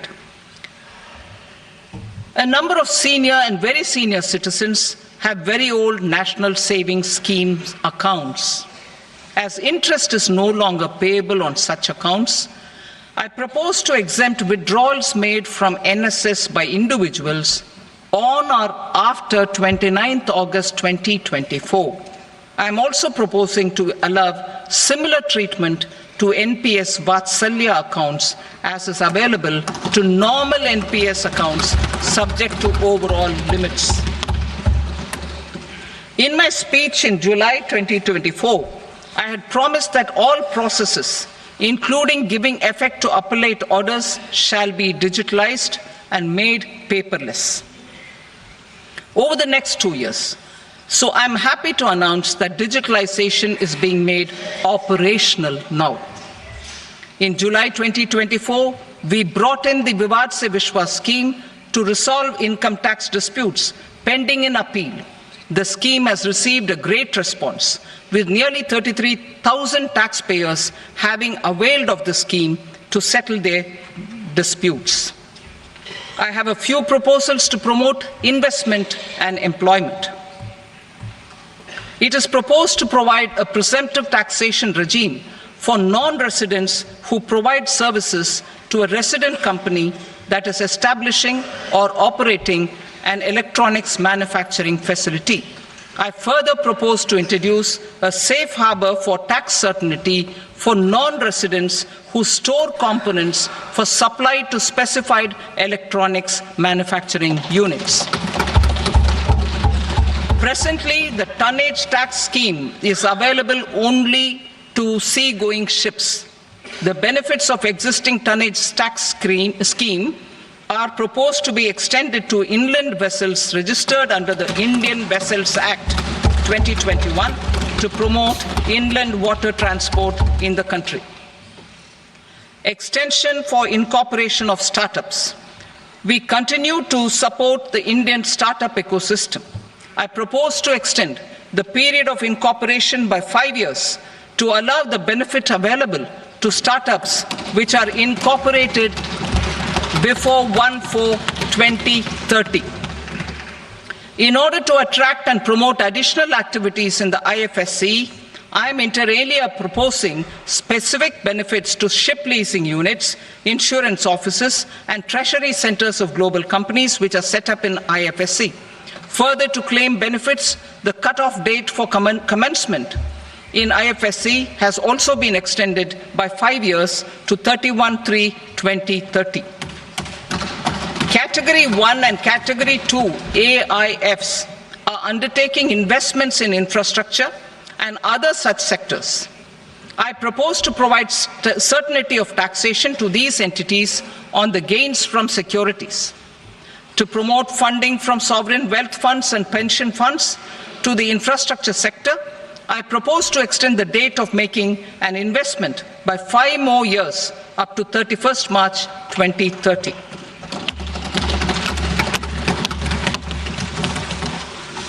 Personal income tax reforms with special focus on middle class. Democracy, demography, and demand are the key support pillars in our journey towards Vikasit Bharat. The middle class provides strength for India's growth. This government, under the leadership of Prime Minister Modi, has always believed in the admirable energy and ability of the middle class in nation building. In recognition of their contribution,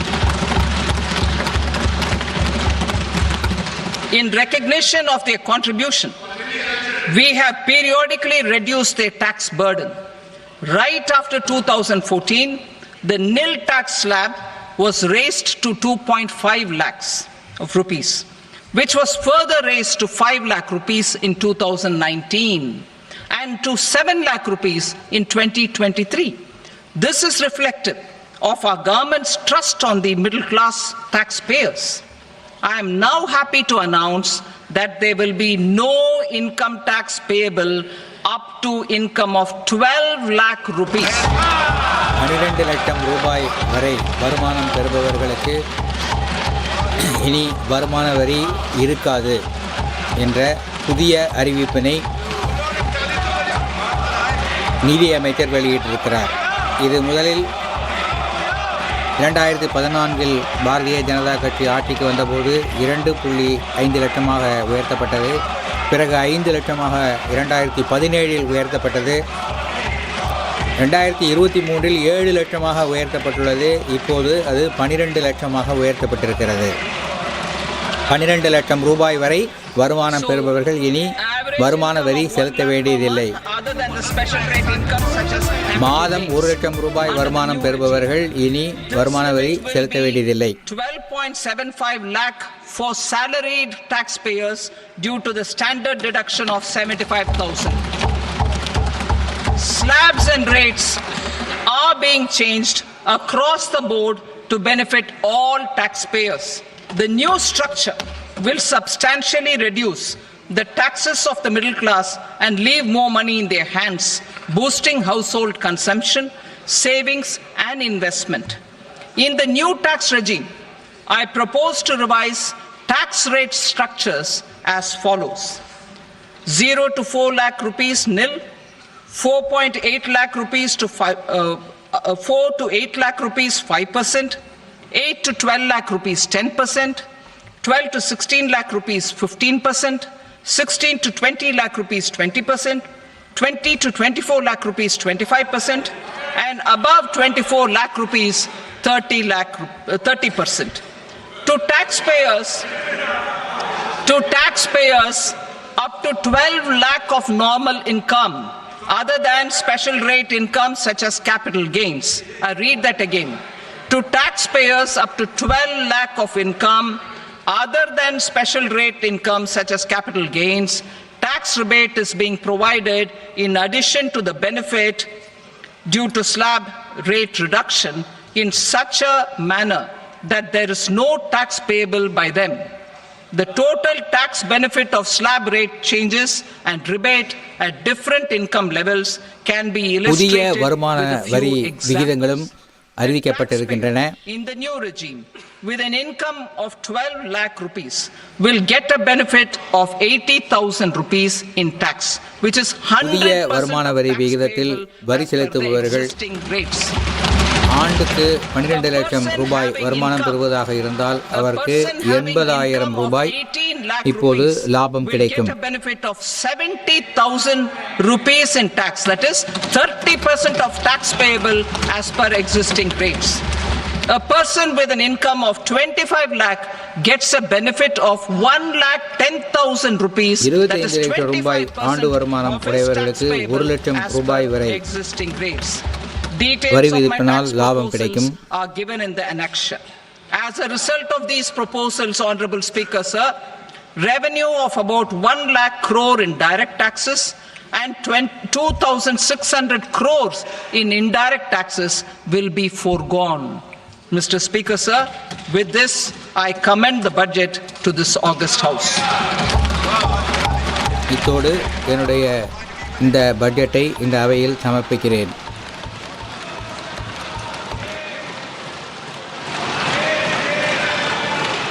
Item number 2, Srimati Nirmala Sitharaman.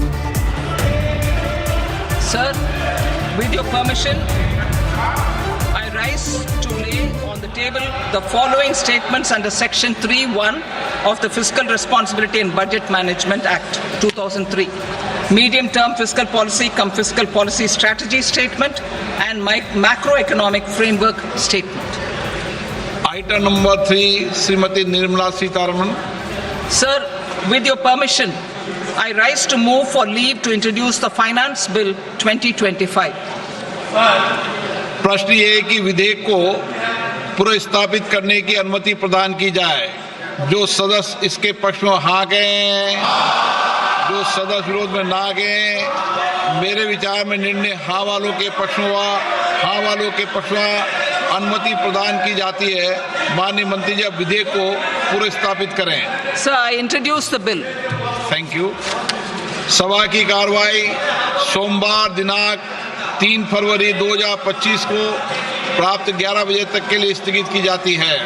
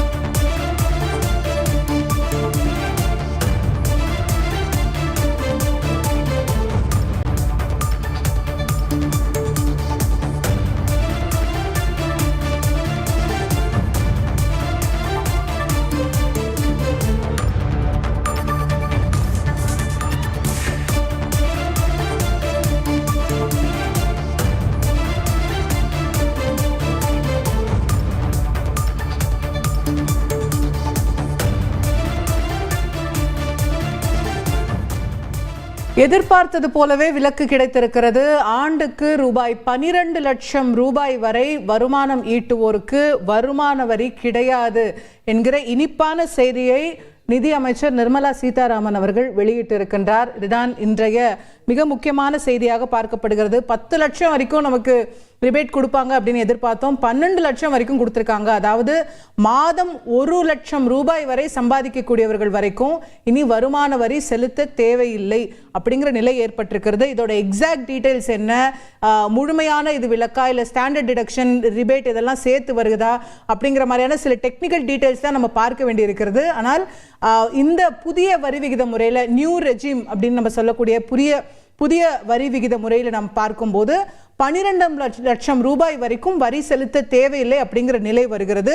இதுதான் அந்த slab நம்ம பார்க்குறோம். இப்போ நம்மளுடைய திரையில் 4 லட்சம் வரைக்கும் முழுமையாக வரி கிடையாது, 8 லட்சம் வரைக்கும் 5% வரி. ஆனால் அது உங்களுக்கு ஸ்டாண்டர்ட் டிடக்ஷன் இருக்கிறதுனால குறைஞ்சிரும் அப்படின்னு நினைக்கிறேன். அது கட்ட வேண்டிய தேவை ஏற்படாது. 12 லட்சம் வரைக்கும் 10% வரி இருக்கிறது. அதுவும் கூட சில விலக்குகள் அளிக்கப்படுவதனால இப்போது 12 லட்சம் வரைக்கும் வருமான வரி கிடையாது அப்படிங்கிற மகிழ்ச்சியான கொண்டாடத்தக்க ஒரு செய்தியை தான் நிதி அமைச்சர் தற்போது தெரிவித்திருக்கிறார் நாடாளுமன்றத்தில்.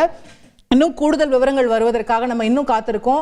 இது வந்து நியூ ரெஜிம்ல அப்படின்னு சொல்லப்பட்டிருக்கிறது. ஓல்டு ரெஜிம்ல இன்னும் 80C 80Dல எல்லாம் இன்னும் மாற்றம் இருக்கா, வீட்டு கடன் செலுத்துவோருக்கு என்ன மாற்றம் அப்படிங்கிற விஷயங்கள் எல்லாம் நம்ம இன்னும் தீவிரமாக அவங்க பேச நமக்கு அது தெரிய வரும். அதை நம்ம தொடர்ந்து உங்களுக்கு வழங்கி கொண்டே இருப்போம். நம்மோடு தற்போது பொருளாதார வல்லுநர் திரு ஸ்ரீனிவாசன் அவர்கள் இணைந்திருக்கின்றார்கள். சார் வணக்கம். இந்த 12 lakhs வரைக்கும் டாக்ஸ் ஃப்ரீ அப்படிங்கறத எப்படி பாக்குறீங்க? உங்களுடைய முதற்கட்ட பார்வை. இது ரொம்ப எதிர்பார்க்காத ஒன்று. ஏனென்றால் 8 லட்சம் வரைக்கும் போவாங்க. ஸ்டாண்டர்ட் டிடக்ஷன் வந்து 75,000 ரூபாய் 1 லட்சம் பண்ணுவாங்க. இன்னும் ஒரு 2 வருஷத்துக்கு ஒரு லட்சமா கூட்டிக்கிட்டு போய் 10 லட்சத்துல நிறுத்துவாங்க. அடுத்த பார்லிமெண்ட் தேர்தல் வரைக்கும் அது போகும் அப்படிங்கிறது தான் பழைய விஷயங்கள்லாம் பார்த்தா தெரியுது. இது ரொம்ப எதிர்பாராம இருக்கு. ஆனா இதுல இருக்கக்கூடிய நுட்பங்கள் இனிமே அந்த பட்ஜெட் முடிஞ்சதுக்கு பிறகு விவாதங்களுக்கு பிறகுதான் அது சரியான முறையில நமக்கு தெரியும். பட் 1 லட்சம்ங்கிறது அடிப்படையாக இப்ப இருக்கக்கூடிய செலவுகள், அதாவது பெட்ரோல்ல இருக்கக்கூடிய செலவு அதிகமாகி இருப்பது, ஒரு 60 ரூபாய் 5 வருஷம் 6 வருஷம் முன்னாடி இருந்த 60 ரூபாய்ல இருந்து 100 ரூபாயில வந்து நிக்கிறது, இந்த மாதிரி விஷயங்களும் அடிப்படை உணவுப் பொருள்களினுடைய, அதாவது ஃபுட் ஐட்டம்ஸ், பேசிக் ஐட்டம்ஸினுடைய விலை உயர்வு, பண வீக்கம், இந்த மூன்றையும் ஒன்றாக சேர்த்து கொடுக்கப்பட்டிருப்பதாக நினைக்கிறேன். ஆனா விவரங்கள் இனிமேல் தான் தெரிய வரும். இது ஒரு 12 லட்சம்ங்கிறது வந்து ஒரு பாப்புலர் பட்ஜெட் ஆயிடும். ஆமா, இல்ல இப்ப முதற்கட்டமா நமக்கு வரக்கூடிய தகவலே, அதாவது இந்த 12 லட்சம் அப்படிங்கறது ஸ்லாப்ல பார்க்கும்போது 12 லட்சம் அப்படிங்கறது வரைக்கும் 0 டாக்ஸ் அப்படிங்கிற மாதிரி இருக்கிறதா தெரியல. ஏற்கனவே இருந்த அந்த 7 லட்சத்துக்கு மாதிரியே ஒரு 5% டாக்ஸ் இருக்கும். ஆனா அது ரிபேட்ல நமக்கு கட் ஆயிடும் அப்படிங்கிற மாதிரி செக்ஷன் மூலமாக ரிபேட்னு கொடுக்காம அதை எக்ஸம்ஷன் கொடுத்துருவாங்க. அத கொஞ்சம் விளக்கி சொல்ல முடியுமா சார்? ஏன்னா இப்போ டாக்ஸ் ஸ்லாப் படி பார்த்தா 5% இல்ல 10% வருது. ஆனா 12 வரைக்கும் டாக்ஸ் இல்லன்னு நம்ம எப்படி சொல்றோம்? அதை மட்டும் மக்களுக்கு பழைய திட்டத்தை உதாரணமா எடுத்துக்கலாம். ஒருத்தருக்கு 7 லட்சம் ரூபாய் இருக்கு அப்படின்னா அவருக்கு டாக்ஸ் போட்டுருவாங்க. அவருக்கு 3 லட்சம் ரூபாயில இருந்து அவருக்கு டாக்ஸ் போட்டுடுவாங்க. அந்த போட்ட டாக்ஸ இன்னொரு செக்ஷனுக்கு கீழே கட்ட வேண்டாம்னு சொல்லிடுவாங்க. சோ 7,300 ரூபாய் ஒருத்தருக்கு டாக்ஸ் வரும். அந்த 7,300 ரூபாய்க்கு செப்பரேட் செக்ஷன், அதுல இதுக்கு விலக்குன்னு கொடுத்துருவாங்க. அப்படி விலக்கு கொடுப்பதனால என்ன நடக்குதுன்னா, 7 லட்சம் ரூபாய்க்கு மேல ஒருத்தருக்கு சம்பளம் போயிடுச்சு அப்படின்னா, அதாவது பழைய திட்டம்னாக்க பழைய பட்ஜெட் படி அவருக்கு வந்து வழக்கமா இருக்கக்கூடிய 3 லட்சம் ரூபாயில இருந்து வருமான வரி. அதே மாதிரி போன வருஷம் ஸ்டாண்டர்ட் டிடக்ஷன் இல்லைன்னு சொன்னாங்க. அப்புறம் சப்சிக்வெண்டா ஒரு சர்க்குலர் ஒண்ணு விட்டு எல்லாருக்கும் ஸ்டாண்டர்ட் டிடக்ஷன் உண்டுன்னு சொன்னாங்க. அதனாலதான் நீங்க உங்களுடைய அறிமுக உரையில இது ஸ்டாண்டர்ட் டிடக்ஷனுக்கு அப்புறமா முன்னாடியான்லாம் கேட்டிருக்கீங்க. அது சர்க்குலர் வந்ததுக்கு அப்புறமும் பட்ஜெட் வந்தது. சோ இப்ப நம்ம எப்படி புரிஞ்சுக்கலாம்னா, 7,10,000 ரூபாய் ஒருத்தருக்கு வருமானம்னா அவருக்கு வரி வரும், மொத்தத்துக்கும் வரி வரும். ஆனா 7 லட்சத்திற்கு உள்ள இருந்ததுன்னா அவருக்கு வரி வராது. இது ஆரம்பத்துல எல்லாரும் எப்படி நினைச்சாங்க, சில சலுகைகள் சிலவற்றை எல்லாம் அந்த ஊழியர்களுக்கு மறைமுகமாக கொடுப்பதன் மூலமா, வீட்டுல இருந்து பஸ்ல கூட்டிக்கிட்டு வருது, கார்ல கூட்டிக்கிட்டு வருது அப்படின்னு கொடுத்தா அந்த அவங்களுக்கு உண்டான செலவை காம்பன்சேட் பண்ணலாம்னு பார்த்தாங்க. பட் அதுல எல்லாம் அந்தந்த இடத்துல ரெஸ்ட்ரிக்ஷன் வந்துட்டதுனால அரசனுடைய பார்வை என்னன்னா, ஒரு மிடில் கிளாஸ் பர்சன் 1 lakh சம்பாதிக்கிறாருன்னா அவருக்கு நான் எல்லாத்தையும் கொடுத்துடுறேன். அவர் வந்து அதுலயே அவர் ஹவுசிங் லோனுக்கு உண்டான இன்ட்ரெஸ்ட கட்டிடுறாரு, எல்லாம் பண்றாரு அப்படின்றதுக்காக இது கொடுத்துருக்கலாம். இது ரொம்ப ஒரு எதிர்பாராத ஆச்சரியமான விஷயமாக நான் பார்க்கிறேன். ஓகே, ஸோ இப்போ வரைக்கும் 12 லட்சம் ரூபாய் வரைக்கும் வந்து டாக்ஸ் செலுத்த வேண்டி இருக்காது. ஸ்டாண்டர்ட் டிடக்ஷன் அதோட இதுக்கு மேல சேருதுன்னா இன்னும் 12 லட்சம் அந்த மாதிரி கூட போகலாம். அதோட லிமிட் 75 இப்ப நமக்கு ஸ்டாண்டர்ட் டிடக்ஷன். அது பத்தின அறிவிப்பு இதுல இல்ல. ஆமா, இப்போ 12 லட்சத்துக்கு 12 முதல் 16 லட்சம் உள்ளவர்களுக்கு 15% வரையும், 16 முதல் 20 லட்சம் உள்ளவர்களுக்கு 20% வரையும், 20 முதல் 24 லட்சம் அப்படின்னு ஒரு ஸ்லாப் கொண்டு வந்திருக்காங்க. இந்த 25% டாக்ஸ் அப்படிங்கிறது முன்னாடி 20-30 தான் இருந்தது. இப்போ 25% டாக்ஸ்னு ஒன்று 20 முதல் 24 லட்சம் சம்பாதிப்பவர்களுக்கு 25% வரி, 24 லட்சத்துக்கு மேல, அதாவது மாசம் 2 லட்சம் ரூபாய்க்கு மேல உங்களுடைய சம்பளம் போச்சுன்னா நீங்க 30% வரி பிராக்கெட்ல வரீங்க அப்படின்றதான் இப்போ வந்திருக்கு. வருமானம்னே சொல்லலாம். இத வந்து எல்லாரும் என்ன எதிர்பார்த்தாங்க, 15-20 ஒரு புது ரேட்டுக்கு கீழே கொண்டு வருவாங்க, ஸ்லாபுக்கு கீழே கொண்டு வருவாங்கன்னு நினைச்சாங்க. ஆனா அது 20-24 ஒண்ணு, அதாவது இந்த 2 lakhs per month அப்படிங்கிறது, இந்த 24 இதெல்லாம் வரதுக்கு காரணம் 12 மாதங்கள் கொண்டது ஒரு வருடமா இருக்கிறதுனால வருது, அதனால வந்திருக்கிறது. அது இருக்கு. அதுல நியூஸஸ் எல்லாத்தையுமே வந்து பட்ஜெட் முடிஞ்சதுக்கு அப்புறம் அவங்க கொடுக்கக்கூடிய விளக்கங்கள்னாலையும் சப்சிக்வெண்டா டிபார்ட்மெண்ட்ல கொடுக்கக்கூடிய விளக்கங்கள்னாலையும் வரும். இது அதுவே ஒரு சின்ன மாற்றம், ரிலீஃப் தான் இல்லையா? இப்போ இதுக்கு முன்னாடி 20 லட்சத்துக்கு மேல போனாலே 30% 30% பிராக்கெட்ல இருந்தாங்க. சோ இப்போ அது ஒரு சின்ன 5% குறைவு இருக்கு. பண்ணணும் அப்படின்னு இதற்கு வந்து ஒரு எதிர்ப்பு, வசதி படைத்தவர்கள் கூட கொடுக்கலாமே, அவங்களுக்கு ஏன் கன்செஷன் கொடுக்கணுங்கிற மாதிரி ஒரு எதிர்ப்பு குரலும் வரும். பட் அவங்களையும் சாட்டிஸ்ஃபை பண்ண வேண்டியிருக்கு. பட் 12 லட்சம்ங்கிறதுல வேறு ஒரு கோணத்திலையும் இதை நம்ம பார்க்கணும். இப்படி நமக்கு இந்த வருடமே 12 லட்சம் கொடுத்துட்டாங்கன்னா அடுத்த 2 வருடங்களுக்கு இந்த வகையில் பெரிய தள்ளுபடி கிடைக்காது. ஆமா, இவங்க நார்மலா இவங்க வந்து 1 lakh இல்லன்னா 1.5 lakhs கூட்டிக்கிட்டு தான் போயிட்டு அந்த 50 year end வரைக்கும் போனோம். ஆனா அவங்க இப்பவே பண்ணி இருக்கிற காரணத்தினால இந்த பக்கத்துல இருந்து ஒரு தடவையா சாட்டிஸ்ஃபை பண்ணி விட்டுடுவோம். அதுக்கப்புறம் நம்ம பெரிய எதிர்பார்ப்புகள் ஏதும் இருக்காது அப்படின்றதுல இருக்கு. இதுல சகல விஷயம் அவங்களுக்கு அந்த மிடில் இன்கம் குரூப் உடனடியாக வரக்கூடிய, பொலிட்டிக்கலா பார்க்கணும்னாக்க உடனடியாக அடுத்தடுத்து வரக்கூடிய தேர்தல்களில் அவர்களுடைய வாய்ப்பு, இது எல்லாத்தையும் அவங்க உறுதி செஞ்சிருக்காங்கன்னு சொல்லலாம். ஓகே, இது முக்கியமா கன்சம்ஷனை டார்கெட் பண்ணி இந்த மாதிரியான ஒரு பெரிய விலக்கு இந்த மாதிரி கொடுத்துருக்காங்களா? நம்ம ஒரு பொருளாதார ஒரு மந்த நிலை இருக்கு, வாங்கும் திறன் குறைவா இருக்கு, பணப்புழக்கம் குறைவா இருக்குன்னுலாம் நிறைய வல்லுநர்கள் சொல்லி வராங்க.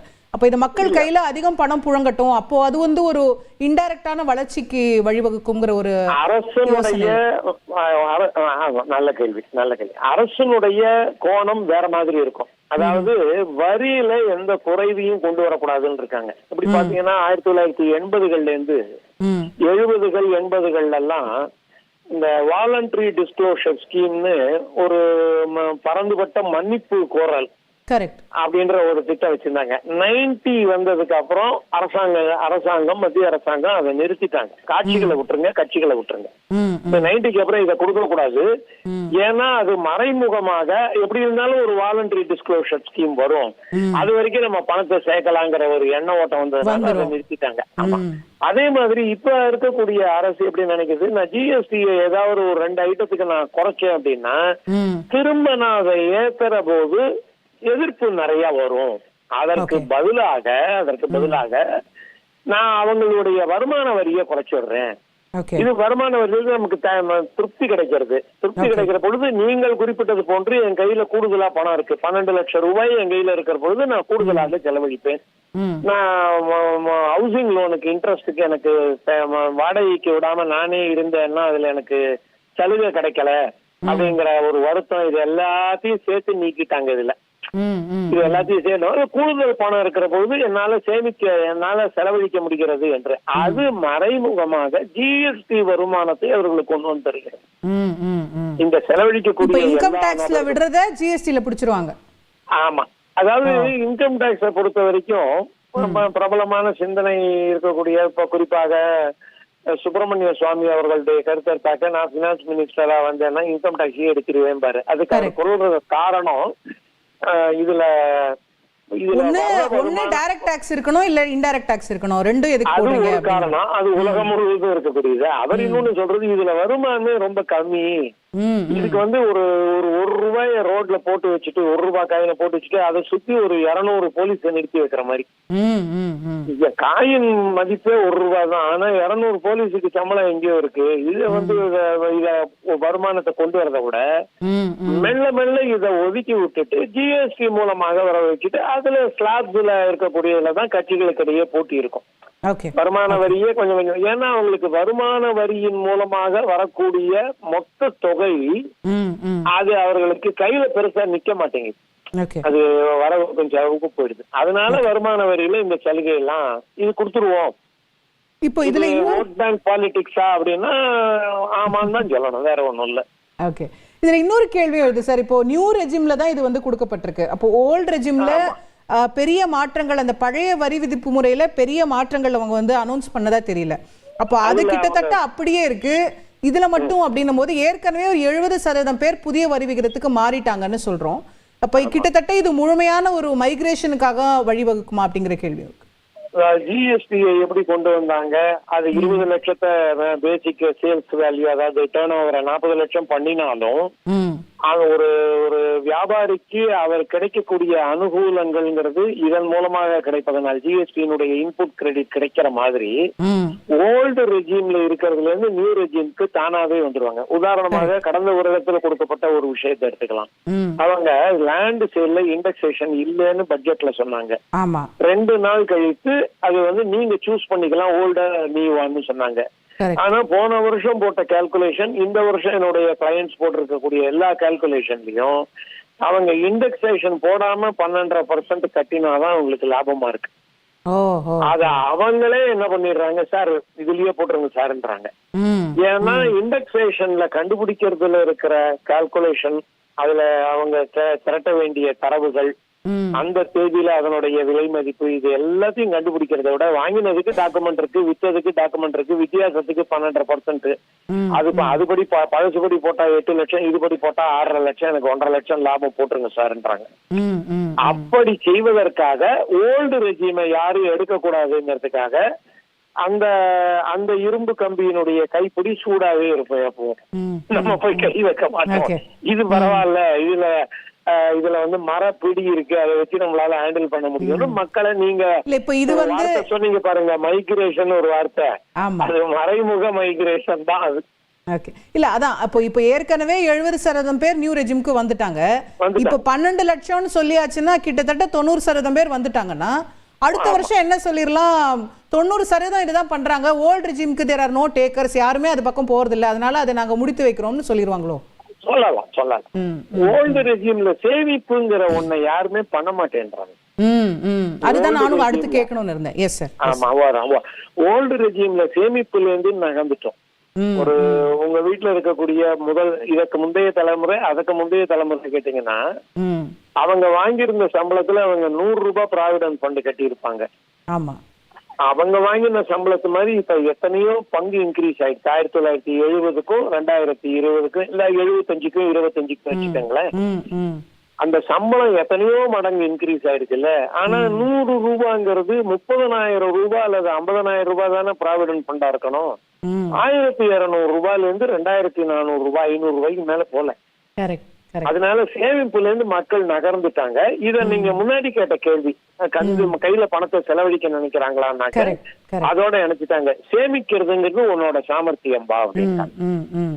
அதான் இப்ப சொல்லி இருக்கிறதுல இந்த ஏற்கனவே ஸ்மால் சேவிங்ஸ்லாம் வந்து வரலாறு காணாத லோல தான் இருக்கு, ரொம்ப குறைவா இருக்கு அப்படின்னு தான் இப்போ பேசப்படுது. அது என்எஸ்சியா இருக்கட்டும், என்எஸ்எஸ், ஒரு காலத்துல நீங்க சொன்னது போல அப்பா அம்மா ஜெனரேஷன்ல அதுதான் ஒரு பெரிய சேமிப்பா இருக்கும். இப்போ வந்து அது மாறி வருகிறது.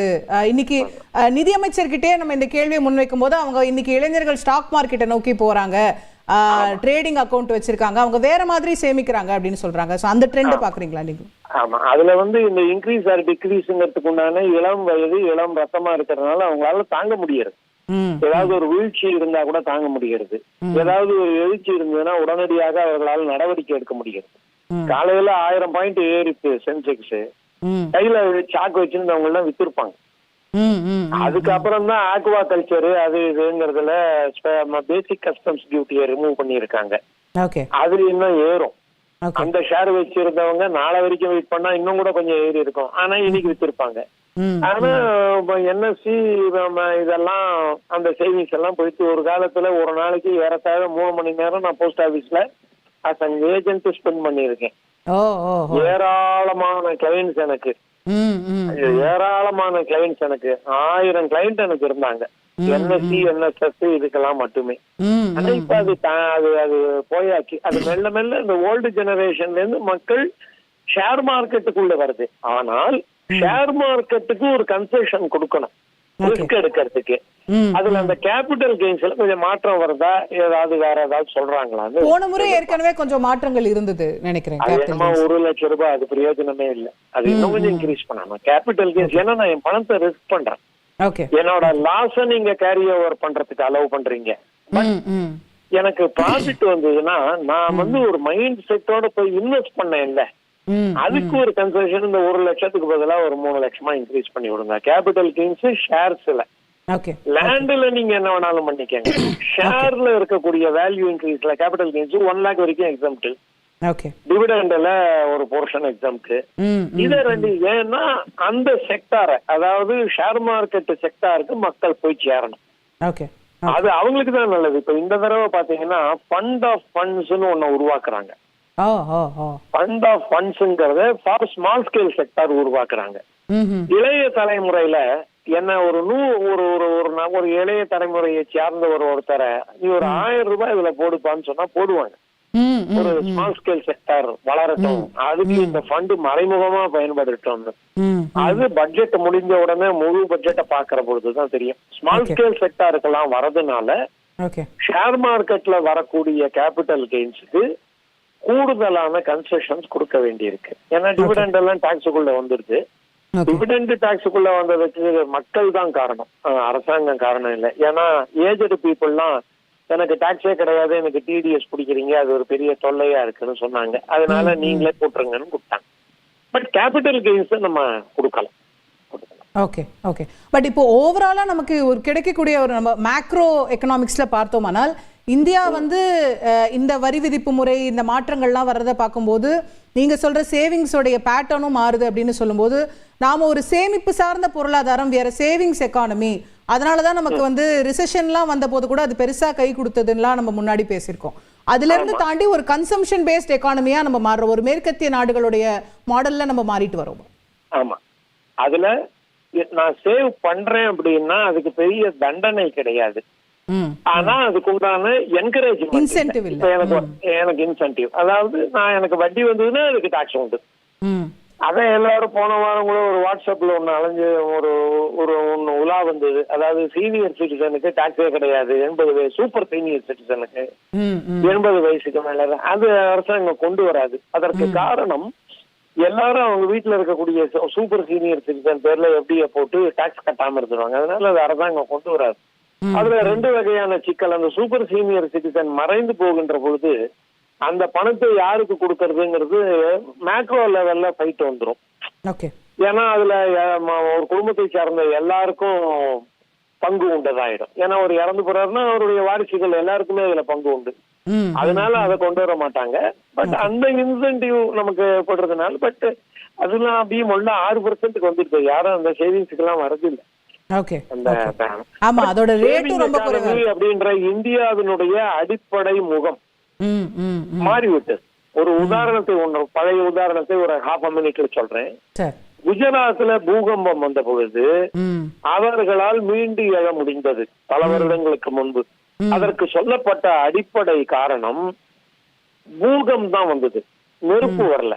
பூகம்பத்தில் இடிபாடுகளுக்கு இடையேயும் அவர்கள் 1 வருடத்திற்கு சேமித்து வைத்திருந்த கோதுமை, அரிசி, பருப்பு, மற்ற மளிகை பொருள்களை அவர்களால் எடுக்க முடிந்தது. அதனால அவங்க ஒரு 3 மாச காலம் அதை வச்சு ஓட்டிட்டாங்க. அப்ப என்ன சொன்னாங்க, குஜராத் மக்களினுடைய வருடத்திற்கு உண்டான சேமிப்புன்ற மனப்பான்மை பூகம்பத்திலிருந்து அவர்களை காப்பாற்றியது. நம்ம கிராமங்கள்லயும் நெற்குதிர்கள்னு சொல்லுவாங்க. ஆமா ஆமா. அது ஆசிரியர் நம்மளை திட்டிருப்பாரு, பதில் தெரியாம என்னடா குதிர் மாதிரி நிக்கிறேன்னு சொல்லியிருப்பாரு. அந்த குதிர்கள் எல்லாம் அதுல இருந்து நம்ம நகர்ந்து வந்துட்டோம். உண்மை. அது 2008 ரிசெஷன்ல நம்ம தப்பிச்சதுக்கு கூட அது அந்த சேமிப்பு தான் பெரிய காரணமா சொல்லப்பட்டது. ஆமா, மிக முக்கியமான காரணம். உலகம் முழுவதும் வங்கிகள் கீழே விழுந்த பொழுது இந்தியாவிலே வங்கிகள் ஸ்திரமாக இருந்ததற்கு காரணம் அரசனுடைய சப்போர்ட்டும் தனி மனிதனுடைய குடும்பம் நின்றதற்கு காரணம் அவனுடைய நெடுங்கால பழங்கால நீண்ட சேமிப்பு மனப்பான்மை. அது அது அது வேற ஏதாவது ஒரு இதுல இருந்து ஒரு லெசனா நம்ம எடுத்துக்கலாமா சார்? அதாவது நம்ம டாக்ஸ் ரிபேட் கொடுத்தாதான் சேமிப்போன்னு இல்லாம நமக்காக சேமிக்க தொடங்கிட்டோம்னா பிரச்சனை இல்லை அப்படின்னு. உண்மைதான், நம்ம அதுதான் உண்மை. இன்ஃபேக்ட் மக்களுக்கு இடையே இந்த இன்சூரன்ஸ்னு சொல்லக்கூடியதுல இருந்து கூட அவங்க நகர்ந்து வந்துட்டாங்க. ஏன்னா என்னுடைய குடும்பம் ஏறத்தாழ LIC என்கின்ற அரசு நிறுவனம் வருவதற்கு முன்னால் இருந்து இன்சூரன்ஸ்ல இருக்கிறவங்க நாங்க. 1945 இருந்து 50க்கு அப்புறம் தான் வருது, சுதந்திரத்துக்கு அப்புறம் தான் LIC வருது. அதுல இருந்து அந்த மனப்பான்மை, அதாவது சிறு வயதிலிருந்தே நான் பார்த்து வந்திருந்த இந்த இன்சூரன்ஸ் மனப்பான்மையிலிருந்து மக்கள் நகர்ந்து விட்டாங்க. அது ப்ரொடெக்ஷன், அது தேவையான தேவை, அது மக்களுக்கு தெரியல. அந்த சேமிப்பு குணத்தை நம்ம என்ன புரிஞ்சுக்கணும்னா, எனக்கு இன்சென்டிவ் கொடுத்தாதான், எனக்கு அந்த வட்டிக்கு நீ சலுகை கொடுத்தாதான் நான் சேமிப்பேன்னு இருக்கக்கூடாது. அது ஒரு பாடமாக நாம் எடுத்துக்கொள்ள வேண்டும். பட் அதை நம்ம சொல்லலாம், கேட்பார்கள் உண்டா, கடை விரித்தேன் கேட்பார்கள். பாப்போம் பொறுத்திருந்து. நன்றி திரு ஸ்ரீனிவாசன், வெரி இன்சைட்ஃபுல், ரொம்ப விரிவா நிறைய விஷயங்கள் எங்க நேயர்களுக்காக சொன்னீங்க. Thank you very much. அடுத்ததாக நம்மோடு இணையக்கூடியது தமிழ்நாட்டிலிருந்து கொடிசியா அமைப்பினுடைய தலைவர் திரு கார்த்திகேயன் அவர்கள் நம்மோடு நேரலையில் இணைகிறார். இந்த பட்ஜெட் குறித்து தன்னுடைய கருத்துக்களை சொல்வதற்காக. அஃப்கோர்ஸ் இன்கம் டேக்ஸில் எல்லாருக்குமே மகிழ்ச்சி, உங்களுக்கும் மகிழ்ச்சி இருக்கும்னு நினைக்கிறேன். அதை தாண்டி இந்த கொடிசியா குறிப்பாக சிறு குறு அமைப்புகள் அவர்களுக்கான வந்திருக்கக்கூடிய பட்ஜெட் அறிவிப்புகளை எப்படி பார்க்குறீங்க? வருத்தமா சந்தோஷமா? வணக்கங்க. சந்தோஷமான விஷயந்தாங்க. ஏன்னா MSMEக்கு வந்து இந்த தடவை நிறையா திங்ஸ் ஆட் பண்ணியிருக்காங்க. அதாவது MSMEயோட கவர் அப்படின்னு சொல்லி ஒன்று இருக்குது. 5 crore அதை 10 crore பண்ணியிருக்காங்க. அடுத்தது வந்து பார்த்திங்கன்னா நமக்கு MSME மைக்ரோ இண்டஸ்ட்ரீஸுக்கு வந்து 5 lakhs லிமிட் வச்சு ஒரு கார்டு கொடுக்குறேன்னு சொல்லியிருக்காங்க. அதாவது கஸ்டமைஸ் கிரெடிட் கார்டுன்னு சொல்லியிருக்காங்க ஃபினான்ஸ் மினிஸ்டர். அது 10 லட்சம் கார்டு கொடுக்குறேன்னு சொல்லியிருக்காங்க. அது வந்து நமக்கு ஒரு பெரிய சப்போர்ட்டாக இருக்கும் MSMEஸுக்கு. அடுத்தது வந்து இந்த ஃபண்ட் ஆஃப் ஃபண்ட்ஸுன்னு ஒன்று சொல்லியிருக்காங்க. 10,000 கோடி வரைக்கும் இப்போ நீங்கள் MSMEயே வந்து ஸ்கேலப் பண்ணுற போது அவங்களோட ஈக்விட்டி சப்போர்ட்டுக்கெல்லாம் அது வந்து யூஸ்ஃபுல்லாக இருக்கும். ஸோ அதை பற்றி இன்னும் கொஞ்சம் டீட்டெயில் வந்ததுன்னா தெரியும். நெக்ஸ்ட்டு எக்ஸ்போர்ட்ஸுக்கு வந்து அவங்க என்ன சொல்லியிருக்காங்கன்னா, டேர்ம் லோன்ஸ் வந்து அப் டு 20 crores வரைக்கும் ஈஸியராக பண்ணி கொடுக்குறோன்னு சொல்லியிருக்காங்க. நெக்ஸ்ட்டு வந்து லெதர் எக்ஸ்போர்ட்ஸு, டாய்ஸ் எக்ஸ்போர்ட்ஸு, அது மாதிரி எக்ஸ்போர்ட்ஸுக்கெல்லாம் நிறையா பெனிஃபிட் இருக்குன்னு சொல்லியிருக்காங்க. நெக்ஸ்ட்டு இம்போர்ட் ஆஃப் பேட்ரி, அதுக்கு வேணுங்கிற பேசிக் கஸ்டம்ஸ் டியூட்டி வந்து தேவ் ரெடியூஸ்ட் ஆர் ஈவன் சில இதில் ஜீரோவே பண்ணிட்டாங்க. ஸோ அது ஒரு பெரிய பூஸ்ட். ஏன்னா நமக்கு எலக்ட்ரிக் வெஹிக்கிள் மேனுஃபேக்சரிங் பற்றி நம்ம யோசிச்சுட்ருக்கோம் இந்தியாவில். அது வந்து இந்த மாதிரி பேட்ரி மேனுஃபேக்சரிங்க்கு ஹெல்ப் பண்ணோம்னா நமக்கு ஆட்டோமேட்டிக்காக நம்மளோட சீக்கிரமாக வந்து ரெனியூவபிள் சோர்ஸுக்கு ஆஃப் இதுக்கு ஃபியூல் வந்து இல்லாமல் நம்ம பேட்ரி பேஸ்டு கார்ஸுக்கு மூவ் ஆகிறதுக்கு இந்தியா யூஸ்ஃபுல்லாக இருக்கும். அடுத்தது பார்த்திங்கன்னா இன்கம் டேக்ஸும் அதே மாதிரி அவங்க இப்போது 12 lakhs வரைக்கும் வந்து நெல் பண்ணியிருக்காங்க. அது ஒரு பெரிய பூஸ்ட்டு. ஏன்னா நிறையா கையில் கேஷ் இருக்கும், அதை வச்சு நம்மளோட சேவிங்ஸும் வந்து இம்ப்ரூவ் ஆகும். இப்போ எங்களோட MSMEஸில் பார்த்திங்கன்னா எங்களுக்கு டாக்ஸேஷன் வந்து கம்மியாக எங்களுக்கு வந்து அந்த காஸ்ட்டை வந்து நாங்கள் ரீஇன்வெஸ்டிங் ஆன் இண்டஸ்ட்ரீஸ் தான் நாங்கள் பண்ணுவோம். அண்ட் அனதர் திங், MSMEயோட டெஃபினிஷனை வந்து மாற்றிருக்காங்க. அது வந்து ஒரு 2.5 times மாற்றிருக்காங்க. அதாவது 1 கோடி ரூபா இருந்த இன்வெஸ்ட்மெண்ட்டை வந்து 2.5 கோடி ரூபா இன்வெஸ்ட்மெண்ட் பண்ணிட்டாலும் மைக்ரோல் இருப்பாங்க. ஸோ மைக்ரோல் இருக்கிற போது நிறைய நமக்கு பெனிஃபிட் இருக்குது. ஸோ அந்த இண்டஸ்ட்ரீஸ் எல்லாம் வந்து நமக்கு பெனிஃபிஷியல் அழிவாங்க. வித் இந்த கிரெடிட் கவரோட என்ஹான்ஸ்மெண்ட் ஆஃப் ஃபார் MSMEஸோடு சேர்ற போது நமக்கு இந்த கொலாட்ரல் ஃப்ரீ லோன்ஸுக்கு வந்து கொஞ்சம் MSMEஸுக்கு வந்து ஈஸியராக இருக்கும்னு நாங்கள் எதிர்பார்க்குறோம். அடுத்தது வந்து ஈஸி ஆஃப் டூயிங் பிஸ்னஸும் வந்து இம்ப்ரூவ் பண்ணுறோன்னு சொல்லியிருக்காங்க.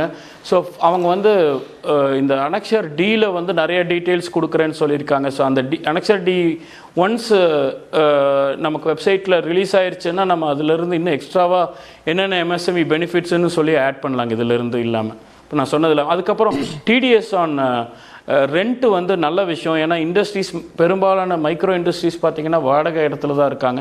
ஸோ அவங்களுக்கு வந்து அந்த டிடிஎஸ் டிடக்ஷன் இல்லை, அது ஒரு பெரிய பூஸ்ட். ஏன்னா இப்போது வருஷத்தில் 2.4 lakh ருபீஸில் இருந்தது வந்து 6 lakhs கொண்டு போயிட்டாங்க. அதாவது கிட்டத்தட்ட பார்த்திங்கன்னா மாதம் 20,000 ரூபா ரெண்டில் இருக்கிறவங்களுக்கு டிடிஎஸ் 10% இருந்தது. இப்போ அது வந்து மாதம் 50,000 ரூபா வரைக்கும் இருக்கிறதுக்கு டிடிஎஸ் இல்லாமல் இருக்கிறது ஒரு பெரிய ப்ளஸ் பாயிண்ட் ஃபார் மைக்ரோ இண்டஸ்ட்ரீஸுங்கன்னு சொல்லலாங்க. ஓகே, நன்றி சார். நன்றி திரு கார்த்திகேயன், உங்கள் பார்வைகளை விரிவாக பகிர்ந்ததற்கு. ஒரு சிறிய இடைவேளை இந்த தருணத்தில் எடுக்க இருக்கிறோம் நேர்களே. இடைவேளைக்கு பிறகு மேலும் பல்வேறு தரப்பினருடைய பார்வை இந்த மத்திய பட்ஜெட் குறித்து பார்க்கலாம். இடைவேளைக்கு பின்னால்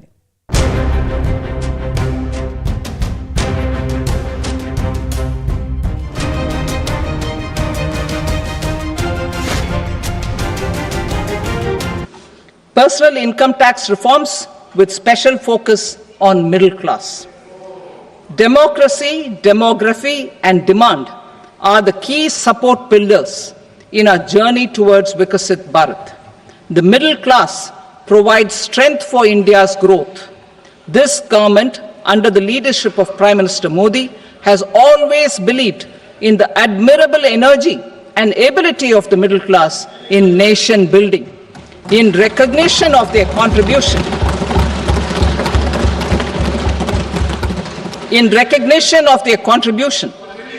we have periodically reduced their tax burden. Right after 2014, the nil tax slab was raised to 2.5 lakhs of rupees, which was further raised to 5 lakh rupees in 2019 and to 7 lakh rupees in 2023. This is reflective of our government's trust on the middle class taxpayers. I am now happy to announce that there will be no income tax payable up to income of 12 lakh rupees.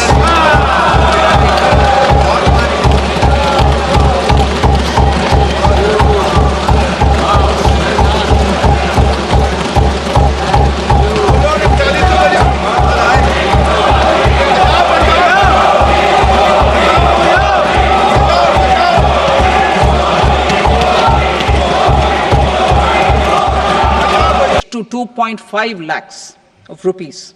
Nirmala Sitharaman அவர்கள் வெளியிட்டிருக்கின்றார். இதுதான் இன்றைய மிக முக்கியமான செய்தியாக பார்க்கப்படுகிறது. 10 லட்சம் வரைக்கும் நமக்கு ரிபேட் கொடுப்பாங்க அப்படின்னு எதிர்பார்த்தோம். 12 லட்சம் வரைக்கும் கொடுத்திருக்காங்க. அதாவது மாதம் 1 லட்சம் ரூபாய் வரை சம்பாதிக்கக்கூடியவர்கள் வரைக்கும் இனி வருமான வரி மருதானையின் நற்குணங்கள் உங்கள் கூந்தலை மிருதுவாக்கும் மற்றும் நெல்லிக்காய் உங்கள் கூந்தலுக்கு ஊட்டமளிக்கும். கார்த்திகா ஷாம்பு உங்கள் கூந்தலுக்கு தருகிறது இயற்கையான பாதுகாப்பு.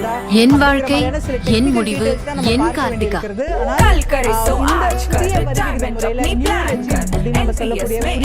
புதிய வரி விகித முறையை பார்க்கும்போது 12 லட்சம் ரூபாய் வரைக்கும் வரி செலுத்த தேவையில்லை அப்படிங்கிற நிலை வருகிறது. நம்ம பார்க்கிறோம். இப்ப நம்மளுடைய 4 லட்சம் வரைக்கும் முழுமையாக வரி கிடையாது. 8 லட்சம் வரைக்கும் 5% வரி. ஆனா அது உங்களுக்கு ஸ்டாண்டர்ட் டிடக்ஷன் இருக்கிறதுனால குறைஞ்சிரும் அப்படின்னு நினைக்கிறேன். அது கட்ட வேண்டிய தேவை ஏற்படாது. 12 லட்சம் வரைக்கும் 10% வரி இருக்கிறது. அதுவும் கூட சில விலக்குகள் அளிக்கப்படுவதனால இப்போது 12 லட்சம் வரைக்கும் வருமான வரி கிடையாது அப்படிங்கிற மகிழ்ச்சியான கொண்டாடத்தக்க ஒரு செய்தியை தான் நிதியமைச்சர் தற்போது தெரிவித்திருக்கிறார் நாடாளுமன்றத்தில். இன்னும் கூடுதல் விவரங்கள் வருவதற்காக நம்ம இன்னும் காத்திருக்கோம். இது வந்து நியூ ரெஜிம்ல அப்படின்னு சொல்லப்பட்டிருக்கிறது. ஓல்டு ரெஜிம்ல இன்னும் 80C 80Dல எல்லாம் இன்னும் மாற்றம் இருக்கா, வீட்டு கடன் செலுத்துவோருக்கு என்ன மாற்றம் அப்படிங்கிற விஷயங்கள் எல்லாம் நம்ம இன்னும் தீவிரமாக அவங்க பேச பேச நமக்கு அது தெரிய வரும். அதை நம்ம தொடர்ந்து உங்களுக்கு வழங்கி கொண்டே இருப்போம். நம்மோடு தற்போது பொருளாதார வல்லுநர் திரு ஸ்ரீனிவாசன் அவர்கள் இணைந்திருக்கின்றார்கள். சார் வணக்கம். இந்த 12 lakhs வரைக்கும் டாக்ஸ் ஃப்ரீ அப்படிங்கறத எப்படி பாக்குறீங்க? உங்களுடைய முதற்கட்ட பார்வை. இது ரொம்ப எதிர்பார்க்காத ஒன்று. ஏனென்றால் 8 லட்சம் வரைக்கும் போவாங்க. ஸ்டாண்டர்ட் டிடக்ஷன் வந்து 75,000 ரூபாய் 1 லட்சம் பண்ணுவாங்க. இன்னும் ஒரு 2 வருஷத்துக்கு ஒரு லட்சமா கூட்டிக்கிட்டு போய் 10 லட்சத்துல நிறுத்துவாங்க. அடுத்த பார்லிமெண்ட் தேர்தல் வரைக்கும் அது போகும் அப்படிங்கறதுதான் பழைய விஷயங்கள்லாம் பார்த்தா தெரியுது. இது ரொம்ப எதிர்பாராம இருக்கு. ஆனா இதுல இருக்கக்கூடிய நுட்பங்கள் இனிமே அந்த பட்ஜெட் முடிஞ்சதுக்கு பிறகு, விவாதங்களுக்கு பிறகுதான் அது சரியான முறையில நமக்கு தெரியும்.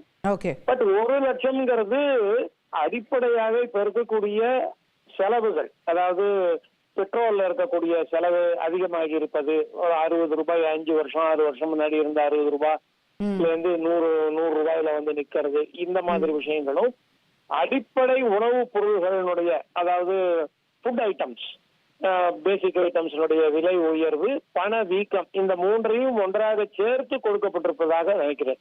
ஆனா விவரங்கள் இனிமேல் தான் தெரிய வரும். இது ஒரு 12 லட்சம்ங்கிறது வந்து ஒரு பாப்புலர் பட்ஜெட் ஆயிடும். ஆமா, இல்ல இப்ப முதற்கட்டமா நமக்கு வரக்கூடிய தகவலே, அதாவது இந்த 12 லட்சம் அப்படிங்கறது ஸ்லாப்ல பார்க்கும்போது 12 லட்சம் அப்படிங்கறது வரைக்கும் 0 டாக்ஸ் அப்படிங்கிற மாதிரி இருக்கிறதா தெரியல. ஏற்கனவே இருந்த அந்த 7 லட்சத்துக்கு மாதிரியே ஒரு 5% டாக்ஸ் இருக்கும், ஆனா அது ரிபேட்ல நமக்கு கட் ஆயிடும் அப்படிங்கிற மாதிரி செக்ஷன் மூலமாக ரிபேட்னு கொடுக்காம அதை எக்ஸம்ஷன் கொடுத்துருவாங்க. அத கொஞ்சம் விளக்கி சொல்ல முடியுமா சார்? ஏன்னா இப்போ டாக்ஸ் ஸ்லாப் படி பார்த்தா 5% இல்ல 10% வருது, ஆனா 12 வரைக்கும் டாக்ஸ் இல்லன்னு நம்ம எப்படி சொல்றோம்? அது மட்டும் மக்களுக்கு பழைய திட்டத்தை உதாரணமா எடுத்துக்கலாம். ஒருத்தருக்கு 7 லட்சம் ரூபாய் இருக்கு அப்படின்னா அவருக்கு டாக்ஸ் போட்டுருவாங்க.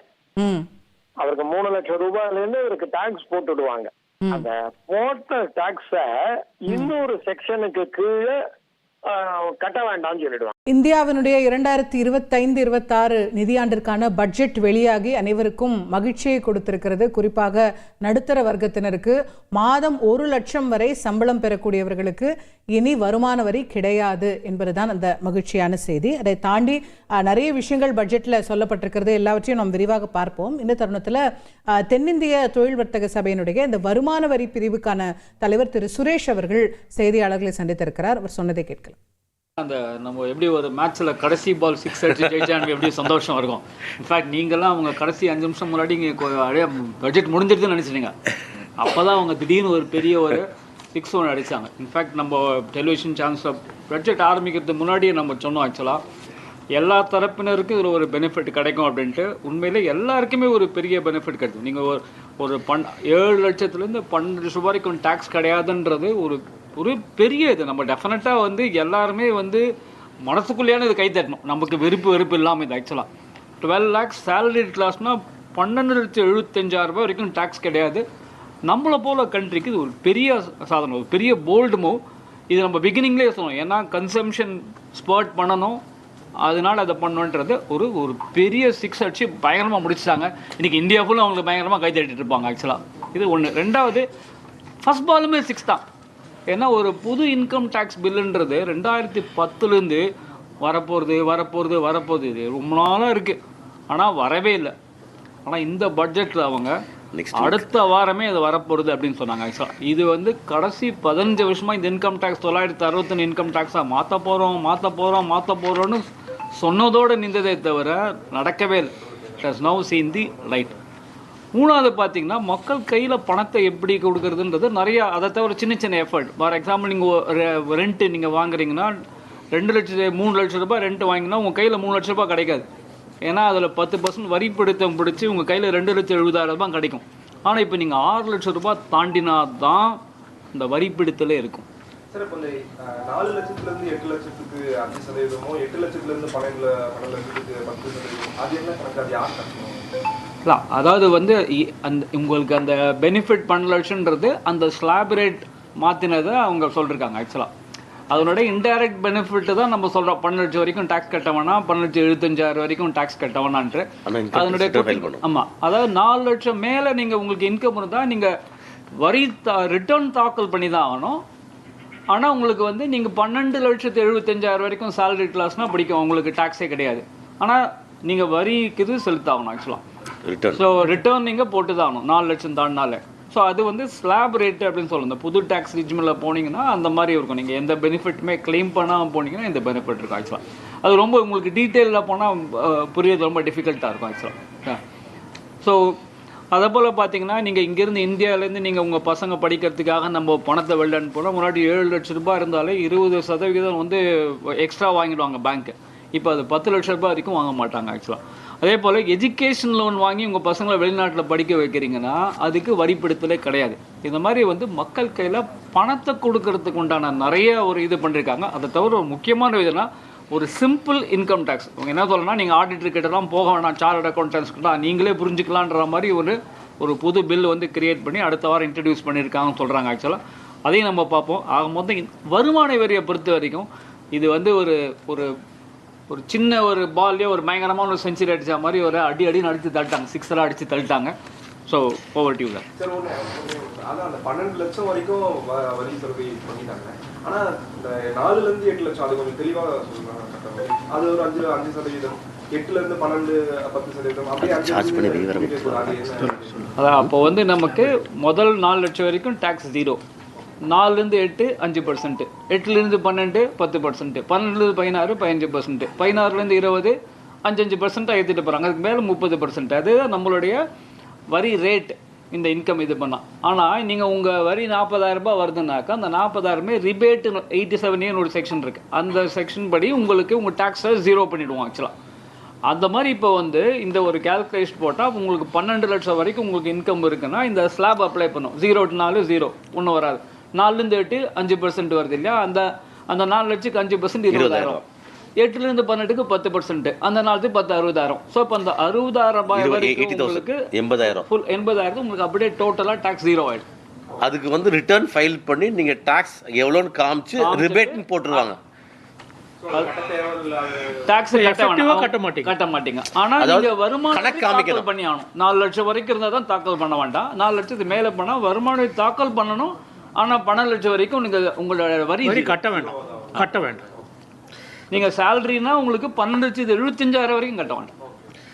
Thank you miss Suresh. I think request Madurai என்ன சொல்றாங்கன்னா எந்த கண்டிஷனுமே இல்லாம 2 வீடுக்கு நீங்க வந்து டாக்ஸ் கட்ட வேண்டாம் அப்படின்றது தான். ஏன்னா இப்போ என்னென்னா இது இப்போ பார்த்தீங்கன்னா வந்து எல்லா இதுலேயும் வந்து நம்மளுடைய ஜாயின்ட் ஃபேமிலி சிஸ்டமில் இல்லைனா கூட நம்மளுடைய டிஎன்ஏல அவங்க வந்து பேரண்ட்ஸையும் வந்து இது பண்ணுன்றப்பல இருக்குது ஆக்சுவலாக. ஸோ அதனால் அவங்க அதே காம்ப்ளெக்ஸ்லேயே அவங்க ஒரு ஃப்ளாட்டில் அவங்க பேரண்ட்ஸ் ஒரு ஃப்ளாட்டில் இருக்காங்கனாக்கா அது வந்து நமக்கு பெனிஃபிட் கிடைக்காம இருக்குது. இது ஒரு ப்ராக்டிக்கலான சுச்சுவேஷன் ஆக்சுவலாக. இப்போ அந்த கண்டிஷன்ஸே இல்லாமல் 2 வீடுக்குமே நீங்கள் வந்து வருமான வரி செலுத்த வேண்டாம். கண்டிஷன்ஸ் இல்லாமல் முன்னாடி நிறைய கண்டிஷன்ஸ் இருந்தால் தான் நீங்கள் 2 வீடு 0 எடுத்துக்க முடியும். அது ஒரு பெரிய இப்போ பேரண்ட்ஸ் ஊரில் இருக்காங்க, நான் இங்கே இருக்கேன், நானும் 0 எடுத்துக்கலாம், அவங்க இருக்கும். அந்த மாதிரி ஒரு கண்டிஷன்ஸ் இல்லாமல் கொடுத்து ஒரு பெரிய ஒரு So this will benefit housing sector. Housing sector move ஆனாலே அது ரிலேட்டட் செக்டர், சிமெண்ட், ஸ்டீல் எல்லாமே ஆட்டோமேட்டிக்காக க்ரோ ஆகும். இப்போ இந்த பட்ஜெட்டுக்கு அப்புறம் வந்து எந்தெந்த பொருட்கள் விலை ஏறும், எந்தெந்த பொருட்கள் விலை குறையும், அந்த மாதிரி எல்லாம் இருக்கு. நேர்களே, இந்த வருமான வரி சட்டங்களில் அந்த விகிதங்களில் வந்திருக்கக்கூடிய மாற்றங்கள் பற்றி திரு சுரேஷ் அவர்கள் விரிவாக விளக்கியதை பார்த்தோம். நிறைய பேருக்கு அந்த சந்தேகம் இருந்தது. 4 to 8 லட்சம், 8 to 12 லட்சம், 5% 10% போடுறாங்களே, அப்போ அது என்ன கணக்கு அப்படின்னு சொல்லி அந்த கணக்கு வந்து அது போடப்படும். நீங்கள் ரிட்டர்ன் ஃபைல் பண்ணும்போது உங்களுக்கு டேக்ஸ் காட்டும். ஆனால் அது கடைசியாக வந்து ரிபேட்டில் உங்களுக்கு அது ஒரு தள்ளுபடி மாதிரி ஒரு கொடுக்கப்பட்டு அது வந்து ஃபைனலாக உங்கள் டேக்ஸ் 0 ஆகிடும். அப்படிங்கிறதுனால நீங்கள் வருமானம் சேலரி வாங்குபவர்களாக மாத வருமானம் எடுப்பவர்களாக இருந்தால் 12,76,000 ரூபாய் வரைக்கும் நீங்கள் 0 டேக்ஸ் வரி செலுத்த தேவையில்லை.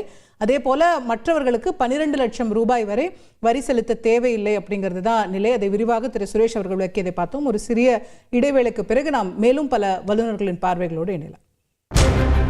சீதாராமன் அவர்கள் வெளியிட்டிருக்கின்றார். இதுதான் இன்றைய மிக முக்கியமான செய்தியாக பார்க்கப்படுகிறது. 10 லட்சம் வரைக்கும் நமக்கு ரிபேட் கொடுப்பாங்க அப்படின்னு எதிர்பார்த்தோம். 12 லட்சம் வரைக்கும் கொடுத்துருக்காங்க. அதாவது மாதம் 1 லட்சம் ரூபாய் வரை சம்பாதிக்கக்கூடியவர்கள் வரைக்கும் இனி வருமான வரி செலுத்த தேவையில்லை அப்படிங்கிற நிலை ஏற்பட்டிருக்கிறது. இதோட எக்ஸாக்ட் டீட்டெயில்ஸ் என்ன, முழுமையான இது விளக்கா, இல்லை ஸ்டாண்டர்ட் டிடக்ஷன், ரிபேட் இதெல்லாம் சேர்த்து வருகுதா அப்படிங்கிற மாதிரியான சில டெக்னிக்கல் டீட்டெயில்ஸ் தான் நம்ம பார்க்க வேண்டியிருக்கிறது. ஆனால் இந்த புதிய வரி விகித முறையில் நியூ ரெஜிம் அப்படின்னு நம்ம சொல்லக்கூடிய புதிய வரி விகித முறையில் நாம் பார்க்கும்போது 12 லட்சம் ரூபாய் வரைக்கும் வரி செலுத்த தேவையில்லை அப்படிங்கிற நிலை வருகிறது.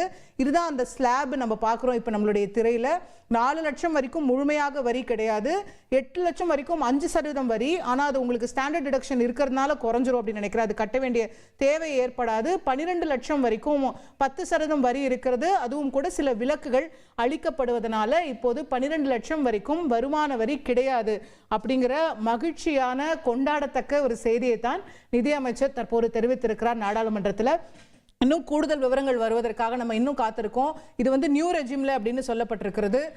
ஓல்டு ரெஜிம்ல இன்னும் 80C 80Dல எல்லாம் இன்னும் மாற்றம் இருக்கா, வீட்டு கடன் செலுத்துவோருக்கு என்ன மாற்றம் அப்படிங்கிற விஷயங்கள் எல்லாம் நம்ம இன்னும் தீவிரமாக அவங்க பேச நமக்கு அது தெரிய வரும். அதை நம்ம தொடர்ந்து உங்களுக்கு வழங்கி கொண்டே இருப்போம். நம்மோடு தற்போது பொருளாதார வல்லுநர் திரு ஸ்ரீனிவாசன் அவர்கள் இணைந்திருக்கின்றார்கள். சார் வணக்கம். இந்த 12 lakhs வரைக்கும் டாக்ஸ் ஃப்ரீ அப்படிங்கறத எப்படி பாக்குறீங்க, உங்களுடைய முதற்கட்ட பார்வை?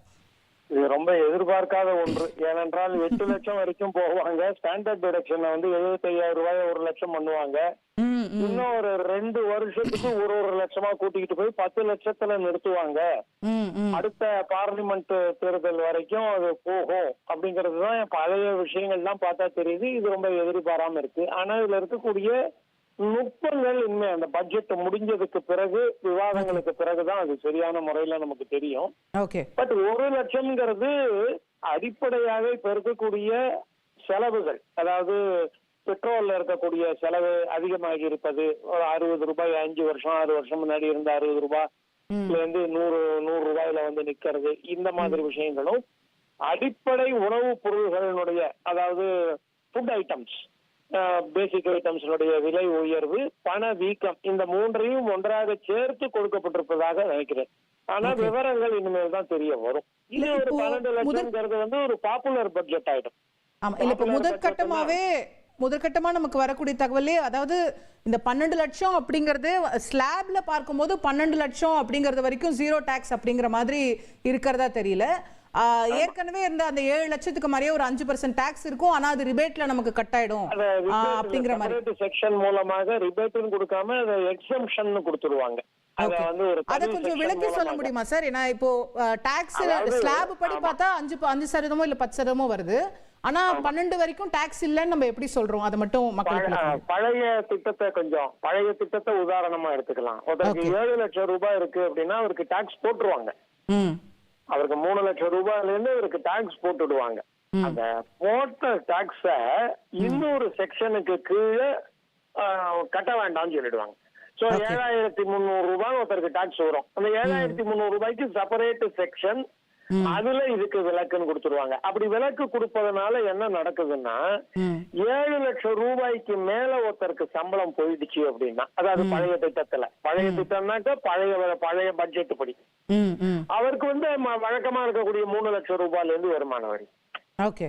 அதே மாதிரி போன வருஷம் ஸ்டாண்டர்ட் டிடக்ஷன் இல்லைன்னு சொன்னாங்க. அப்புறம் சப்சிக்வெண்டா ஒரு சர்க்குலர் ஒண்ணு விட்டு எல்லாருக்கும் ஸ்டாண்டர்ட் டிடக்ஷன் உண்டுன்னு சொன்னாங்க. அதனாலதான் நீங்க உங்களுடைய அறிமுக உரையில இது ஸ்டாண்டர்ட் டிடக்ஷனுக்கு அப்புறமா முன்னாடியான்லாம் கேட்டிருக்கீங்க. அது சர்க்குலர் வந்ததுக்கு அப்புறமும் பட்ஜெட் வந்தது. சோ இப்ப நம்ம எப்படி புரிஞ்சுக்கலாம்னா, 7,10,000 ரூபாய் ஒருத்தருக்கு வருமானம்னா அவருக்கு வரி வரும், மொத்தத்துக்கும் வரி வரும். ஆனா 7 லட்சத்திற்கு உள்ள இருந்ததுன்னா அவருக்கு வரி வராது. இது ஆரம்பத்துல எல்லாரும் எப்படி நினைச்சாங்க, சில சலுகைகள் சிலவற்றை எல்லாம் அந்த ஊழியர்களுக்கு மறைமுகமாக கொடுப்பதன் மூலமா, வீட்டுல இருந்து பஸ்ல கூட்டிக்கிட்டு வருது, கார்ல கூட்டிக்கிட்டு வருது அப்படின்னு கொடுத்தா அந்த அவங்களுக்கு உண்டான செலவை காம்பன்சேட் பண்ணலாம்னு பார்த்தாங்க. பட் அதுல எல்லாம் அந்தந்த இடத்துல ரெஸ்ட்ரிக்ஷன் வந்துட்டதுனால அரசனுடைய பார்வை என்னன்னா, ஒரு மிடில் கிளாஸ் பர்சன் 1 lakh சம்பாதிக்கிறாருன்னா அவருக்கு நான் எல்லாத்தையும் கொடுத்துடுறேன். அவர் அதுலயே அவர் ஹவுசிங் லோனுக்கு உண்டான இன்ட்ரெஸ்ட கட்டிடுறாரு, எல்லாம் பண்றாரு அப்படின்றதுக்காக இது கொடுத்துருக்கலாம். இது ரொம்ப ஒரு எதிர்பாராத ஆச்சரியமான விஷயமாக நான் பார்க்கிறேன். ஓகே, சோ இப்போ வரைக்கும் 12 லட்சம் ரூபாய் வரைக்கும் வந்து டாக்ஸ் செலுத்த வேண்டி இருக்காது. ஸ்டாண்டர்ட் டிடக்ஷன் அதோட இதுக்கு மேல சேருதுன்னா இன்னும் 12 லட்சம் அந்த மாதிரி கூட போகலாம். அதோட லிமிட் 75 இப்ப நமக்கு ஸ்டாண்டர்ட் டிடக்ஷன். அது பத்தின அறிவிப்பு இதுல இல்ல. ஆமா, இப்போ 12 லட்சத்துக்கு 12 முதல் 16 லட்சம் உள்ளவர்களுக்கு 15% வரையும், 16 முதல் 20 லட்சம் உள்ளவர்களுக்கு 20% வரையும், 20 முதல் 24 லட்சம் அப்படின்னு ஒரு ஸ்லாப் கொண்டு வந்திருக்காங்க.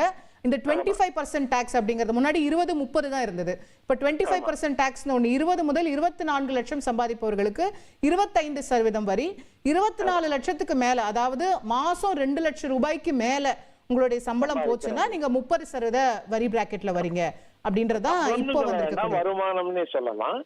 இத வந்து எல்லாரும் என்ன எதிர்பார்த்தாங்க, 15ல இருந்து 20 ஒரு புது ரேட்டுக்கு கீழே கொண்டு வருவாங்க, ஸ்லாபுக்கு கீழே கொண்டு வருவாங்கன்னு நினைச்சாங்க. ஆனா அது 20ல இருந்து 24ன்னு ஒண்ணு, அதாவது இந்த 2 lakhs per month அப்படிங்கிறது. இந்த 24 இதெல்லாம் வரதுக்கு காரணம் 12 மாதங்கள் கொண்டது ஒரு வருடமா இருக்கிறதுனால வருது, அதனால வந்திருக்கிறது. அது இருக்கு. அதுல நியூஸஸ் எல்லாத்தையுமே வந்து பட்ஜெட் முடிஞ்சதுக்கு அப்புறம் அவங்க கொடுக்கக்கூடிய விளக்கங்கள்னாலையும் சப்சிக்வெண்டா டிபார்ட்மெண்ட்ல கொடுக்கக்கூடிய விளக்கங்கள்னாலையும் வரும். இது அதுவே ஒரு சின்ன மாற்றம், ரிலீஃப் தான் இல்லையா? இப்போ இதுக்கு முன்னாடி 20 லட்சத்துக்கு மேல போனாலே 30% 30% பிராக்கெட்ல இருந்தாங்க.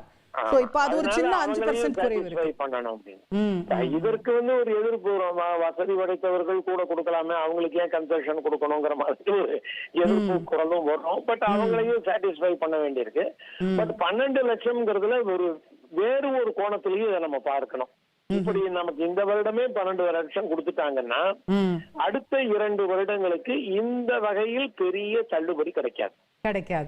ஆமா, இவங்க நார்மலா இவங்க வந்து 1 lakh இல்லன்னா 1.5 lakhs கூட்டிக்கிட்டு தான் போயிட்டு அந்த 50 year end வரைக்கும் போனோம். 2025-26 பற்றி விரிவாக விவாதித்து வருகின்றோம். இன்கம் டாக்ஸ் தான் மிகப்பெரிய அறிவிப்பு, அது எல்லாரையும் மகிழ்ச்சி படுத்தியிருக்கிறது. குறிப்பாக மாத சம்பளதாரர்களுக்கு பெரிய ஒரு ரிலீஃபாக வந்திருக்கிறது. இதுவரைக்கும் புதிய டாக்ஸ் ரெஜிம்ல புதிய வரி விதிப்பு முறையில் 7 லட்சம் வரைக்கும் டாக்ஸ் கட்ட வேண்டாம் அப்படின்னு இருந்த நிலை ஒரே ஆண்டுல கிட்டத்தட்ட ஒரு 5 லட்சம் ரூபாய் உயர்ந்து 12 லட்சம் ரூபாய் வரைக்கும் இன்கம் டாக்ஸ் கிடையாது என்கிற நிலை ஏற்பட்டிருக்கிறது. இது பற்றி விரிவாக நம்மோடு பேசுவதற்காக இந்த வருமான வரித்துறையினுடைய நிபுணர் சிக்கியைச் சேர்ந்த திரு சுரேஷ் அவர்கள் தொடர்ந்து நம்மோடு நேரலையில் இணைகின்றார். திரு சுரேஷ் வணக்கம். நீங்கள் கொஞ்ச நேரத்துக்கு முன்னாடி பிரஸ் மீட்ல சொன்னதை கூட விரிவாக நாங்கள் கேட்டோம், நிறைய விஷயங்களை விளக்கியிருந்தீங்க. இன்னும் சில சந்தேகங்கள் மக்களுக்கு தொடர்ந்து இருக்கு. இப்போ இதுல நியூ ரெஜிம்ல இந்த மாற்றங்கள் கொண்டு வந்திருக்கிறாங்க. இப்போ 12 லட்சம் வரைக்கும் டாக்ஸ் இல்லைன்னு. ஓல்டு ரெஜிம் அப்படியே தான் இருக்கா? அதுல ஏதாவது மாற்றங்கள் இருக்கா? இல்ல ATC 80Dல ஏதாவது ஏத்திருக்காங்களா? அது பற்றி நிதி அமைச்சர் விரிவா பேசினதா தெரியல. அது பற்றி என்ன மாற்றங்கள் வந்திருக்கு? ஓல்டு ரெஜிமில் வந்து எந்த மாற்றமும் இல்லை, எந்த ஒரு ரிலீஃபும் கொடுக்கல. ஆக்சுவலாக அது கொடுக்க மாட்டாங்கன்னு நம்ம ப்ரீ பட்ஜெட் நம்ம டிஸ்கஸ் பண்ணும்போது கூட சொன்னோம் நம்ம ஆக்சுவலாக. அது ஏன்னா இப்போ வந்து இந்த நியூ டேக்ஸ் ரெஜிமில் வந்து less deduction, no deductions, less exemptions, அது லாஸ்ட் ஒரு 3-4 வருஷமாக அதை நோக்கி தான் நம்ம போயிட்டு இருக்கோம். அது இப்போ இன்னும் வந்து அதிக பேர் வர்ச்சுவலி இப்போ எல்லாருமே இப்போ நியூ டேக்ஸ் ரெஜிமில் வரா மாதிரி இந்த ரேட்டு பண்ணியிருக்காங்க ஆக்சுவலாக. ஸோ ஓல்டு டேக்ஸ் ரெஜிமில் எந்த ஒரு மாற்றமும் இல்லை. ஆனால் இது ஒரு கடைசி பால் 6 மாதிரி பயங்கரமாக அடிச்சிட்டாங்க. இது யாருமே ஒரு நம்ம முதல்ல ப்ரீ பட்ஜெட் போது கூட நம்ம சொன்னோம் எல்லாருக்குமே இதில் பெனிஃபிட் இருக்கும் அப்படின்னு. ஆனால் இந்த பெனிஃபிட் வந்து ரொம்ப எல்லாருக்குமே ஒரு மிகுந்த ஒரு பெனிஃபிட்டு. இது வந்து ஒரு யாருமே எதிர்பாராத ஒரு ரிலீஃப் அப்படின்னு நம்ம சொல்லலாம் சார். இப்போ இதுல வந்து நம்ம பொதுவா சொல்லுவோம், இந்தியாவில் வருமான வரி செலுத்துபவர்களே ரொம்ப குறைவு தான். ஒரு 100 கோடி பேர்ல வந்து நம்ம 1%, 2% பேர் தான் வருமான வரியே செலுத்துறோம் அப்படிங்கிறத சொல்லுவோம். அதுல குறிப்பா இந்த 12 லட்சம் வரைக்கும் லிமிட்ல இருக்கக்கூடியவர்கள் அப்படின்னு பார்த்தா எத்தனை சதவீதம் டாக்ஸ் பேயர்ஸ்க்கு இது வந்து ஒரு ரிலீஃப் கிடைக்கும் அப்படின்னு எதிர்பார்க்கலாம்? இந்த 12 லட்சத்துக்கு மேல சம்பாதிக்கிறவங்க எவ்வளவு இருப்பாங்க, கீழே சம்பாதிக்கிறவங்க எவ்வளவு இருப்பாங்க உங்களுடைய அனுபவத்தில்? இல்லை, இப்போ நீங்கள் வந்து இதில் நம்ம ஒன்று பார்க்க வேண்டியது என்ன அப்படின்னு நம்ம சொன்னோம். ஆக்சுவலாக இப்போ வருமான வரி தாக்கல் செய்கிறவங்க இதனால் விலகி போக முடியாது. அது வந்து 3 லட்சத்தில் இருக்கிறவங்க ஃபைல் பண்ண வேணான்றது இப்போ 4 லட்சம் வரைக்கும் இருக்கிறவங்க தான் ஃபைல் பண்ண வேணான்னு இருக்கே தவிர, இப்போ நீங்கள் 12 லட்சம் இன்கம் இருந்தால் நான் வரி தாக்கல் செய்ய வேண்டான்றது நீங்கள் 4 லட்சம் இருந்தால் தான் ஃபைல் பண்ணாமல் இருக்கலாம் ஆக்சுவலாக. ஸோ அதனால் இப்போ என்னன்னாக்கா இந்த நம்பர் இதனால் வெளியில் விட்டு சிக்னிஃபிகண்ட்டாக போகாது ஆக்சுவலாக. அப்படி தான் பண்ணியிருக்காங்க ஆக்சுவலாக, அப்படி தான் பண்ணுவாங்க. இது ரிபேட் வழியாக தான் இதை கொடுக்குறாங்க. 87 ஒரு விதிப்படி அங்கே தான் ரிலீஃப் அவங்க கொடுக்குறாங்களே தவிர ஸ்லாப் ரேட்டு நேராக அப்படி நம்ம ஏற்றலாம் ஆக்சுவலாக. இப்போ வந்து பார்த்தீங்கன்னா உங்களோட இன்கம் சேலரி கிளாஸாக தான் 4,75,000 வரைக்கும் வருமான தாக்கல் வேண்டிய அவசியம் இருக்காது. நீங்கள் சேலரிடு இன்கம் இல்லாமல் இருந்தீங்கன்னா 4 லட்சம் வரைக்கும் தாக்கல் செய்ய வேண்டியிருக்குது. அதனால இப்போ வந்து number of people filing the return இதனால சிக்னிஃபிகண்டா குறையாது. அது அவங்க டெஃபினட்டா பார்த்துட்டு இருக்காங்க. ஏன்னா இது ரொம்ப கஷ்டப்பட்டு இந்த நம்பரை சேர்த்து நீங்க சொல்ற மாதிரி தாக்கல் செஞ்சு அந்த ரிபேட்டை வாங்கி 0 டாக்ஸ்னு போட்டு நம்ம தாக்கல் பண்ணிடுவோம் உங்க இன்கம் டாக்ஸ்ல நம்மளோட வெப்சைட்ல. அப்படிதான் நீங்க சொல்றீங்க. சோ தாக்கல் செய்பவர்களோட எண்ணிக்கை வந்து அப்படியே இருக்கும் அப்படின்னு. பட் நான் கேட்பது இந்த பெனிஃபிட்ங்கிறது எத்தனை சதவீதம் டாக்ஸ் பேயர்ஸ்க்கு போய் சேரும்? இந்த 12 லட்சம் சொல்லியிருக்கிறதுனால இவங்க தான் மெஜாரிட்டியா இல்ல இதுக்கு மேல இருக்கிறவங்க மெஜாரிட்டியான்னு புரிஞ்சுக்கிறேன். இல்ல, அதாவது நீங்க பாத்தீங்கன்னா இந்த பெனிஃபிட்ன்றதை பொறுத்தவரை இல்ல நிச்சயமா 12 லட்சத்தை இருக்கிறவங்க நிச்சயமா கிட்டத்தட்ட ஒரு 75-80% இருப்பாங்க ஆக்சுவலா. அவங்க வந்து எல்லாம் இது. ஆனா இந்த பெனிஃபிட் வந்து நீங்க 1 கோடி ரூபாய் இன்கம் இருந்தாலும் உங்களுக்கு இந்த பெனிஃபிட் இருக்கும். ஏன்னா அந்த ஸ்லாப் ரேட்டே நம்ம மாத்திருக்கோம். அதனால இப்ப வந்து ரிபேட்ல மட்டும் நம்ம பண்ணல, வெறும் 87A மட்டும் பண்ணியிருந்தாக்க அவங்க இந்த 12 லட்சம் இருக்கிறவங்களுக்கு மட்டும் பெனிஃபிட் கிடைச்சிருக்கும். இங்க அப்படி பண்ணல. நம்ம ஸ்லாப் ரேட்டே இப்ப நீங்க பாத்தீங்கன்னா லாஸ்ட் இயர் 0 to 3 lakhs 0 இப்ப 0 to 4 lakhs 0 ஆயிருக்கும். முன்னாடி 3 to 7 lakhs 5% இருந்து 4 to 8 lakhs 5% ஆக்கியிருக்கோம். ஸோ அதனால எல்லா ஸ்லாப்லயும் நம்ம இது பண்ணது நீங்க பாத்தீங்கன்னா 12 லட்சம் இருக்கிறவங்களுக்கு 80,000 ரூபாய் கிடைக்கும். ஸோ நீங்க 25 லட்சம் மேல இருக்கிறவங்களுக்கு கிட்டத்தட்ட வந்து உங்களுக்கு ஒரு 1 lakh plus கிடைக்கும். ஸோ அதனால இது வந்து பெனிஃபிட்டை பொறுத்த வரைக்கும் எல்லாருக்குமே இதை கொடுத்துருக்காங்கன்றது தான். இதுல வந்து யாருமே இதுல கம்ப்ளைண்ட் பண்ண முடியாது. ஆக்சுவலா everybody gets a benefit. That is the most significant part of it. The whole India should celebrate. முக்கியமான ஒரு பாயிண்ட் சொல்லிருக்கீங்க. ரொம்ப முக்கியமான பாயிண்ட். அதாவது 12 லட்சம் வரைக்கும் சம்பாதிப்பவர்கள் தான், அதாவது இன்கம் டாக்ஸ் செலுத்துபவர்கள்லயே 12 லட்சம் வரைக்கும் சம்பாதிப்பவர்கள் தான் ஒரு 70-80% இருப்பாங்க. ஸோ அவங்களுக்கு முழுசா டாக்ஸே இல்லைன்னு சொல்லி பெனிஃபிட் கொடுத்தாச்சு. இப்போ அதுக்கு மேல சம்பாதிப்பவர்களுக்கும் கூட அவங்க வரி செலுத்தணும்னாலும் முன்பை விட குறையுதுன்னு சொல்றீங்களா? அது எப்படி அந்த இதை விளக்க முடியுமா? ஆமா ஆமா. எப்படி நான் உங்களுக்கு ஒரு சின்ன ஒரு எக்ஸாம்பிள் நம்ம சொல்றோம்னா, இப்போ 0 to 3 lakhs இப்போ 0 இருந்தது. இப்போ வந்து 0 to 4 lakhs 0 இருக்கு. முன்னாடி 3 இருந்து 7 லட்சம் 5%. இப்போ நீங்க 12 to 16 வச்சு சொல்லுங்களேன். நமக்கு வந்து 5%. இப்போ எனக்கு வந்து 15 லட்சம் ரூபாய் ஆண்டு சம்பளம். 12 to 16 இருக்கு. இப்போ ஆமா நீங்க பாத்தீங்கன்னா 0 to 4 0, 4 to 8 5%, 8 to 12 10%, 12 to 16 15%, 16 to 20 20%, 20 to 24 25%, அதுக்கு மேலே தான் 30%. ஸோ அதனால இதனால கிராஸ் செக்ஷன் எல்லாருக்குமே உங்களுக்கு கிடைக்கும். அதனால ஸோ இந்த பெனிஃபிட் ஸ்லாப் ரேட் ஆல்ட்ரேஷன் எல்லா இடத்தையும் பண்ணதுனால அனைத்து தரப்பட்டவர்களுக்கும் இந்த வாட்டி வருமான வரி குறையும். நீங்க எந்த ஸ்லாப்ல இருந்தாலும் குறையும். இது நம்ம இந்த பட்ஜெட் பேசுறதுக்கு முன்னாடி இது சொன்னோம், இது எல்லாருக்குமே இந்த வாட்டி பெனிஃபிட் இருக்குன்றது. ஆனா உண்மையை சொல்லணும், இந்த அளவுக்கு பெனிஃபிட் இருக்குன்றது யாருமே ஒரு எதிர்பாராத ஒரு விஷயம் தான். இது ஒரு பெரிய ஒரு தீபாவளி வந்து முன்னாடியே வந்த மாதிரி இருக்குன்னு நம்ம சொல்லலாம். கண்டிப்பா கண்டிப்பா எல்லாருக்கும் ஒரு கொண்டாட்டம் தான். தவிர நிறைய சின்ன சின்ன இருக்கு. நீங்க இன்னொரு பாத்தீங்க, நிச்சயமா கொண்டாடணும் நம்ம. அதை தவிர பாத்தீங்கன்னா ஒரு புது வருமான வரி, சிம்பிளான ஒரு இன்கம் கேளுங்க. இல்ல நீங்க சொல்ல வந்த பாயிண்ட் சொல்லிருங்க, அது முக்கியமா இருக்கு. சொல்லுவந்த பாட்டு இதை தவிர பார்த்தீங்கன்னா இது 961 இன்கம் டேக்ஸ் ஆக்ட் இதை மாற்றுறதுக்கு வந்து கடந்த ஒரு 25 வருஷமா பல பேர் முயற்சி பண்ணிட்டே இருக்காங்க. ஒரு வாட்டி கூட இந்த முயற்சியில் வந்து சக்ஸஸ் ஆகவே இல்லை. ஒரு பில்லுன்னு சொல்லுவாங்க, கமிட்டின்னு போடுவாங்க, என்ன வரவே இல்லை. இவங்க போன பட்ஜெட்டில் சொன்னாங்க இதை இன்ட்ரடியூஸ் பண்ணுவோம் 6 மாதத்துக்குள்ளன்ட்டு. அடுத்த வாரம் இந்த பட்ஜெட்டில் அனௌன்ஸே பண்ணியிருக்காங்க. ஒரு புது சிம்பிளாக எல்லாரும் புரிஞ்சக்கூடிய ஒரு பில்லு அடுத்த வாரம் இன்ட்ரடியூஸ் பண்ண போகிறேன்றது சொல்லியிருக்காங்க. அது ஒரு பெரிய ஒரு அனௌன்ஸ்மெண்ட்டு. அதனால சாமானியர்களுக்கு என்ன சார் பெனிஃபிட்? அதாவது என்னோட புரிதல் எப்படின்னா, இன்கம் டாக்ஸ் ஆக்ட் வந்து அவங்க மாத்த போறாங்க அப்படின்னா அதுல வந்து நிறைய கிளாஸஸை மாத்துவாங்க, சிலதை இது பண்ணுவாங்க. இப்போ அதெல்லாம் வந்து சிஏக்கள் பார்க்கக்கூடிய விஷயம், அவங்களுக்கு தான் புரியும். காமன் மேனுக்கு அதனால என்ன பெனிஃபிட்ன்ற மாதிரி அதுதான் அவங்க என்ன இப்ப சொல்லியிருக்க. அதுதான் நல்ல உங்க கேள்வி, அருமையான கேள்வி. ஆக்சுவலா அவங்க என்ன சொல்றாங்கன்னா, சிஏக்கள் போட்டு புரிஞ்சுக்கிற மாதிரி இந்த இன்கம் டாக்ஸ் ஆக்டை சாமானிய மக்களும் புரியுற மாதிரி மாத்த போறோம் அப்படின்னு சொல்லிருக்காங்க. அதை நம்ம வந்ததுக்கு அப்புறம் அதை சாட்டிஸ்ஃபையா இருக்கான்னு நம்ம பார்க்க போறோம். அதை இது எல்லாருக்கும் புரியும், டிபார்ட்மெண்ட்டுக்கும் ஈஸியா புரியும். இப்போ இந்த லாயர்ஸ் ஆடிட்டர்ஸ் மட்டுமே புரியக்கூடிய இந்த இன்கம் டாக்ஸை சாமானிய மக்கள் வந்து எல்லாருக்குமே ஈஸியாக புரியற மாதிரி நாங்கள் பண்ணியிருக்கோம் அப்படின்றப்பல சொல்லியிருக்காங்க. அது ஒரு பெரிய முயற்சி. அப்போ ஆடிட்டர்களுக்கு தான் வருத்தமான செய்தி. அந்த முயற்சி எல்லாருமே ட்ரை பண்ணாங்க, அதை இம்ப்ளிமெண்ட் ஆகல. அதாவது வந்து என்னன்னாக்கா, நான் எப்பவுமே வந்து நான் சொல்றது என்னன்னா, ஒரு கதவு மூடினா இன்னொரு கதவு எங்கேயாலும் திறக்கும். அது போல வந்து ஆடிட்டர்ஸ் இதெல்லாம் we have to look for something else. But இப்போ இருக்கிற இன்கம் டேக்ஸ் காம்ப்ளிகேஷன் ஹேண்டில் பண்ணது எங்களுக்கு பல வருஷம் ஆகும். ஏன்னா நிறையா வந்து நீங்கள் ஒன்றும் பழைய வருஷ கேசஸ் எல்லாமே ஒன்றும் முடியல ஆக்சுவலாக. அதனால் எங்களுக்கு இன்னும் கொஞ்சம் வருஷத்துக்கு எங்களுக்கு ஒன்றும் பிரச்சனை இல்லை ஆக்சுவலாக. Right, okay. ஸோ அப்போ நீங்களும் மகிழ்ச்சியாக தான் இருக்கீங்க. இன்னொரு சந்தேகம் கேட்டுக்கலாம்னு நினைச்சேன் சார். இந்த 2 சொந்த வீடு வச்சிருந்தா ஒரு பெனிஃபிட் கிடைக்குதுன்னு ஒன்று நிதியமைச்சர் சொல்லியிருக்காங்க இல்லையா? அது என்ன மாதிரி கிளாஸ்ல அது என்னன்றது ஏற்கனவே இருக்கிறது தான் மேடம். அது ஆக்சுவலாக அது ஏற்கனவே அந்த 2 வீடு நில்லுன்றது ஏற்கனவே அந்த பெனிஃபிட் ஏற்கனவே இருக்கு. ஆனால் அதுக்கு சில கண்டிஷன்ஸ்லாம் இருந்தது.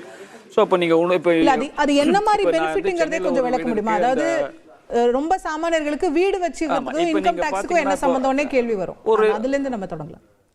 இது நான் உங்களுக்கு ஒரு இப்போ நம்ம பார்த்தீங்கன்னா நம்மளுடைய ஐடி இதெல்லாம் வந்து பார்த்தீங்கன்னா ஓஎம்ஆர் கிட்ட இருக்கு. ஆக்சுவலாக நான் இங்கிருந்து நான் மயிலாப்பூர்ல இருக்கேன்னு வச்சுக்கலாம். நான் மயிலாப்பூர்லேருந்து நான் டெய்லி வந்து நான் ஓஎம்ஆர்ல போய் ஒரு வேலை பண்ணிட்டு நான் டெய்லி இங்கே சாயங்காலம் இப்போ மெட்ரோ வேலையெல்லாம் நடந்துருக்கிறதுனால நான் மயிலாப்பூர் போகிறதுக்கு எனக்கு 1/2 hour ஆகுது.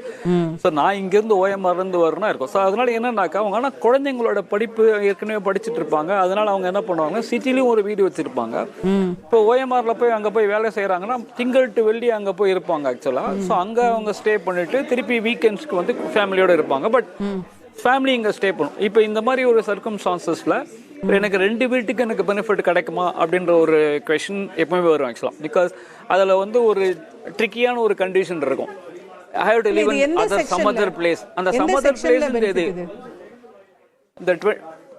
இது வந்து இந்த 23(2ல அந்த 23(2 you have to read with 23(3) அதை வச்சு நம்ம படிக்கணும் ஆக்சுவலாக. சில conditions you should be deciding in some other, நிறைய கண்டிஷன்ஸ்லாம் இருந்தது 2 வீடு பெனிஃபிட்டுக்கு. இப்போ அந்த கண்டிஷன் தூக்கி சிம்பிள் ஆக்கியிருக்காங்க. நீங்கள் 2 வீடு நில்லுன்னு சொல்கிறத ஒரு சிம்பிளிஃபைடாக ஆக்கியிருக்காங்கன்றது அதில் முக்கியமான பாயிண்ட். ஓகே, இல்லை இப்போ 2 வீடுக்கான இதுன்றது இப்போ அது வாடகை வீடா சொந்த வீடா எந்த? இப்போ நான் சொந்த வீடு தான், சொந்த வீடுக்கு தான் மேடம் ஆக்சுவலாக. Okay okay. இப்போ சொந்த வீட்டுக்கு நான் ஹோம் லோன் கட்டுறேன்னா அதுக்கான பெனிஃபிட்டா இது எந்த பெனிஃபிட்? அது நீங்க அந்த 2 லட்சம் ரூபாய் அது நீங்க ஓல்ட் டாக்ஸ் ரெஜிம்ல மட்டும் தான் கிடைக்கும். அது 2 லட்சம் வரைக்கும் தான் கட்டும். அதெல்லாம் ஒன்றும் மாற்றமே கிடையாது. புது டாக்ஸ் ரெஜிம்ல தான் இந்த இது ஹவுசிங் லோன் புது டாக்ஸ் ரெஜிம் எப்படியுமே கிடையாது ஆக்சுவலா. அதாவது என்னன்னாக்கா நான் இப்போ இந்த கேஸ்ல நான் சொல்ற கேஸ்ல நான் மயிலாப்பூர்ல ஒரு வீடு வச்சிருக்கேன், ஓஎம்ஆர்ல ஒரு வீடு வச்சிருக்கேன்னாக்கா எனக்கு 2க்குமே ஒரு நில் பெனிஃபிட் கிடைக்குமான்றதுல ஒரு சின்ன சேலஞ்ச் இருக்கும். சில கண்டிஷன்ஸ் எல்லாம் நம்ம இப்போ நான் வீடு வச்சு நானே குடியிருக்கேன்னா ஃபர்ஸ்ட் எனக்கு டாக்ஸே வரக்கூடாதுல்ல? அதுல என்ன டாக்ஸ்ங்கிறதுல அங்க இருந்து தொடங்குறேன். அதுதான் இப்போ நீங்க அந்த இதுக்கு பொறுத்த வரைக்கும் அதான் இப்போ நான் எம்ப்ளாய்மெண்ட்ல இருக்கிறவங்க இன்னொரு இடத்துல இருக்கேன்னு சொன்னேன்னு வச்சுங்களேன், அந்த இடத்துல என்னோட வீட்டில் இருக்கக்கூடாதுன்னு ஒரு கண்டிஷன் இருக்கு. இப்போ புரியுதா நான் சொல்ல? இப்போ நான் ஒரு சேலரி கிளாஸ், எனக்கு மயிலாப்பூர்ல வீடு வச்சு என்னை வந்து இதுக்கு பெங்களூருக்கு ட்ரான்ஸ்ஃபர் பண்ணிட்டாங்க. ஓகே, நான் அங்கே வீக் டேஸில் இருக்கேன். இப்போ வீக்கெண்ட்ஸில் இங்கே வரேன்னாக்கா முன்னாடி வந்து எனக்கு 2 வீட்டுக்கும் கிளைம் பண்ண முடியாது எனக்கு. ஏன்னா நான் அந்த இடத்துல பெங்களூர் இடத்துல வந்து நான் வந்து சொந்த வீட்டில் இருந்தால் இந்த வீட்டில் வாடகை கேட்கணும், அந்த மாதிரி தான் இருந்தது. இப்போ அந்த மாதிரி இல்லைன்றப்போ இப்போ அவங்க சொன்னதை பார்த்தா அப்படி இருக்கிற மாதிரி இருக்கு. நம்ம ஆனால் ஃபினான்ஸ் பில் என்ன இருக்குன்னு தெரியாது.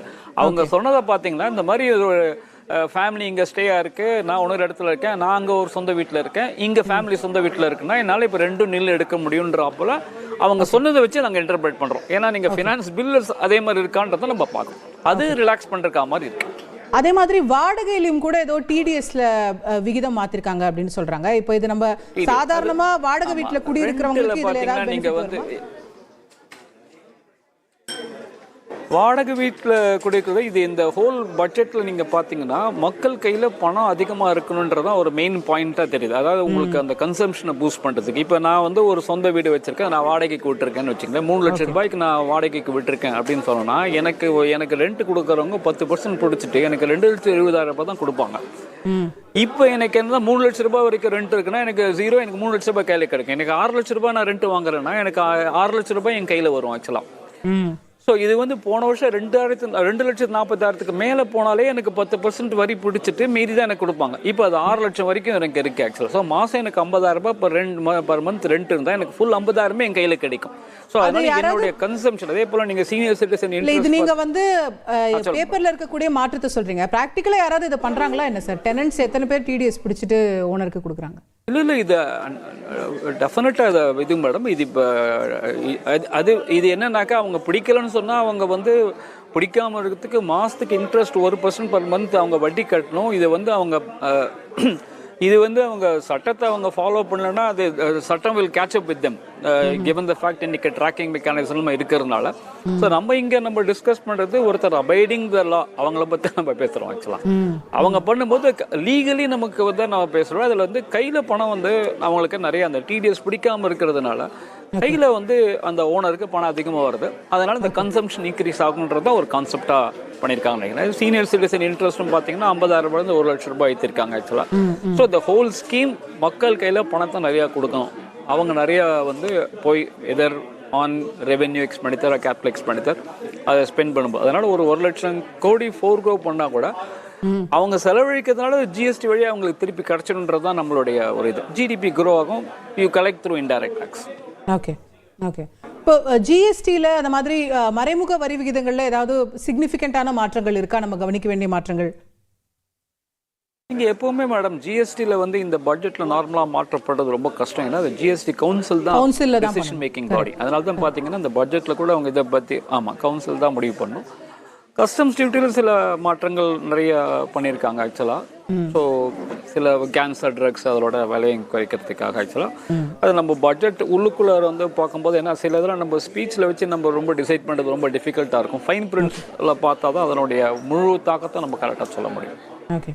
இப்போது நீங்கள் சொன்ன மாதிரி கேன்சர் மருந்துகள் சிலத்துக்கு வந்து இம்போர்ட் டியூட்டி கம்மியாக இருக்குது. ஸோ அதோடைய விலை குறையும்னு சொல்கிறாங்க. ஈவியோட பார்ட்ஸ் இம்போர்ட்ஸ்க்கெல்லாம் சில இம்போர்ட் டியூட்டி குறைச்சி அதெல்லாம் செஞ்சிருக்காங்க.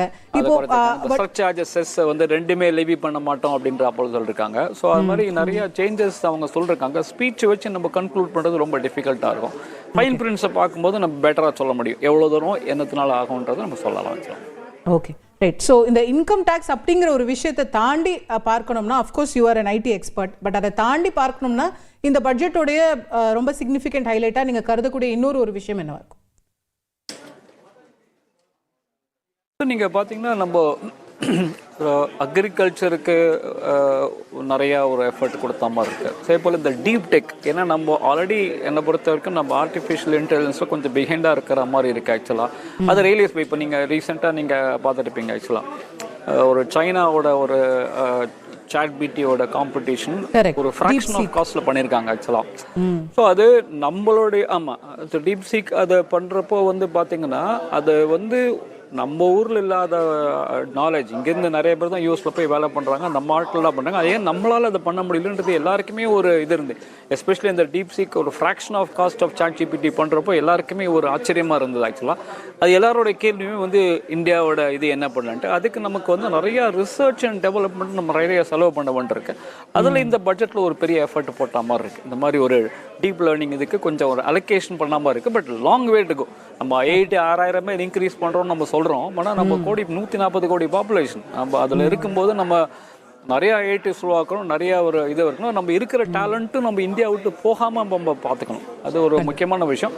பட் அது ஒரு ஃபர்ஸ்ட் ஸ்டெப்பாக போட்ட மாதிரி இருக்குது. But long way to go. Allocation has got to be more and we have to protect our talent. அது ரொம்ப முக்கியமான விஷயம். ரைட். Thank you sir. ஒரு பேபி ஸ்டெப் எடுத்து வச்சு தான் நான் கருதுவேன். தேங்க்யூ.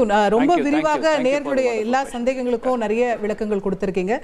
மிக்க நன்றி திரு சுரேஷ் எங்களோட இணைந்ததற்கு. நேர்களே ஒரு சிறிய இடைவேளைக்கான தருணம். இப்போது இடைவேளைக்கு பிறகு இந்த பட்ஜெட் குறித்த மேலும் பல பார்வைகள், அலசல்கள், விளக்கங்கள் எல்லாமே பெறுவோம் இடைவேளைக்கு பிறகு. இப்பவே பண்ணி இருக்கிற காரணத்தினால இந்த பக்கத்துல இருந்து ஒரு தடவையா சாட்டிஸ்ஃபை பண்ணி விட்டுடுவோம். அதுக்கப்புறம் நம்ம பெரிய எதிர்பார்ப்புகள் ஏதும் இருக்காது அப்படின்றதுல இருக்கு. இதுல சகல விஷயம் அவங்களுக்கு அந்த மிடில் இன்கம் குரூப் உடனடியாக வரக்கூடிய பொலிட்டிக்கலா பார்க்கணும்னாக்க உடனடியாக அடுத்தடுத்து வரக்கூடிய தேர்தல்களில் அவர்களுடைய வாய்ப்பு இது எல்லாத்தையும் அவங்க உறுதி செஞ்சிருக்காங்கன்னு சொல்லலாம். ஓகே. இது முக்கியமா கன்சம்ஷனை டார்கெட் பண்ணி இந்த மாதிரியான ஒரு பெரிய விலக்கு இந்த மாதிரி கொடுத்துருக்காங்களா? நம்ம ஒரு பொருளாதார ஒரு மந்த நிலை இருக்கு, வாங்கும் திறன் குறைவா இருக்கு, பணப்புழக்கம் குறைவா இருக்குன்னுலாம் நிறைய வல்லுநர்கள் சொல்லி வராங்க. அப்ப இது மக்கள் கையில அதிகம் பணம் புழங்கட்டும், அப்போ அது வந்து ஒரு இன்டைரக்டான வளர்ச்சிக்கு வழிவகுக்குங்கிற ஒரு அரசனுடைய நல்ல கேள்வி. அரசனுடைய கோணம் வேற மாதிரி இருக்கும். அதாவது வரியில எந்த குறைவையும் கொண்டு வரக்கூடாதுன்னு இருக்காங்க. இப்படி பாத்தீங்கன்னா 1980கள்ல இருந்து 70கள் 80கள்ல எல்லாம் இந்த வாலண்டரி டிஸ்க்ளோஷர் ஸ்கீம்னு ஒரு பரந்துபட்ட மன்னிப்பு கோரல் கரெக்ட் அப்படின்ற ஒரு திட்டம் வச்சிருந்தாங்க. 90 வந்ததுக்கு அப்புறம் அரசாங்கம் மத்திய அரசாங்கம் அதை நிறுத்திட்டாங்க. காட்சிகளை விட்டுருங்க, கட்சிகளை விட்டுருங்க. இந்த 90க்கு அப்புறம் இதை கொடுக்க கூடாது. ஏன்னா அது மறைமுகமாக எப்படி இருந்தாலும் ஒரு வாலண்டரி டிஸ்க்ளோஷர் ஸ்கீம் வரும். அது வரைக்கும் நம்ம பணத்தை சேர்க்கலாங்கிற ஒரு எண்ண ஓட்டம் வந்ததுனால அதை நிறுத்திட்டாங்க. ஆமா. அதே மாதிரி இப்ப இருக்கக்கூடிய அரசு எப்படி நினைக்குது, நான் ஜிஎஸ்டி ஏதாவது ஒரு 2 ஐட்டத்துக்கு நான் குறைச்சேன் அப்படின்னா திரும்ப நான் அதை ஏத்துற போது எதிர்ப்பு நிறைய வரும். அதற்கு பதிலாக நான் அவங்களுடைய வருமான வரியை குறைச்சிடுறேன். இது வருமான வரியில நமக்கு திருப்தி கிடைக்கிறது. திருப்தி கிடைக்கிற பொழுது நீங்கள் குறிப்பிட்டது போன்று என் கையில கூடுதலா பணம் இருக்கு, 12 லட்சம் ரூபாய் என் கையில இருக்கிற பொழுது நான் கூடுதலாக செலவழிப்பேன். நான் ஹவுசிங் லோனுக்கு இன்ட்ரெஸ்டுக்கு எனக்கு வாடகைக்கு விடாம நானே இருந்தேன்னா அதுல எனக்கு சலுகை கிடைக்கல அப்படிங்கிற ஒரு வருத்தம், இது எல்லாத்தையும் சேர்த்து நீக்கிட்டாங்க. இது எல்லாத்தையும் சேர்த்து கூடுதல் பணம் இருக்கிற பொழுது என்னால செலவழிக்க முடிகிறது என்று அது மறைமுகமாக ஜிஎஸ்டி வருமானத்தை அவர்களுக்கு கொண்டு வந்து தருகிறது. இந்த செலவழிக்கக்கூடிய இன்கம் டாக்ஸ்ல விடுறத ஜிஎஸ்டில பிடிச்சிருவாங்க. ஆமா, அதாவது இன்கம் டாக்ஸை பொறுத்த வரைக்கும் பிரபலமான சிந்தனை இருக்கக்கூடிய இப்ப குறிப்பாக சுப்பிரமணிய சுவாமி அவர்களுடைய கருத்தாக்க நான் பினான்ஸ் மினிஸ்டரா வந்தேன்னா இன்கம் டாக்ஸையே எடுத்துருவேன் பாரு. அதுக்கான பொருள் காரணம் இதுல ஒண்ணு டைரக்ட் டாக்ஸ் இருக்கணும் இல்ல இன்டைரக்ட் டாக்ஸ் இருக்கணும். ரெண்டும் எதுக்கு போடுறீங்க? அது காரணம். அது உலகம் முழுவதும் இருக்கக்கூடியது. அவர் இன்னொன்னு சொல்றது இதுல வருமானமே ரொம்ப கம்மி. இதுக்கு ஒரு 1 ரூபாய ரோட்ல போட்டு வச்சுட்டு 1 ரூபாய் காயில போட்டு வச்சுட்டு அதை சுத்தி ஒரு 200 போலீஸ் நிறுத்தி வைக்கிற மாதிரி. காயின் மதிப்பே 1 ரூபாய் தான். ஆனா 200 போலீஸுக்கு சம்பளம் எங்கேயோ இருக்கு. இத இத வருமானத்தை கொண்டு வரத விட மெல்ல மெல்ல இதை ஒதுக்கி விட்டுட்டு ஜிஎஸ்டி மூலமாக வர வச்சுட்டு அதுல ஸ்லாப்ஸ்ல இருக்கக்கூடியதுலதான் கட்சிகளுக்கு இடையே போட்டி இருக்கும். வருமான வரியே கொஞ்சம் கொஞ்சம். ஏன்னா அவங்களுக்கு வருமான வரியின் மூலமாக வரக்கூடிய மொத்த தொகை அது அவர்களுக்கு கையில பெருசா நிக்க மாட்டேங்குது. அது வர கொஞ்சம் அளவுக்கு போயிடுது. அதனால வருமான வரியில இந்த சலுகை எல்லாம் இது கொடுத்துருவோம்.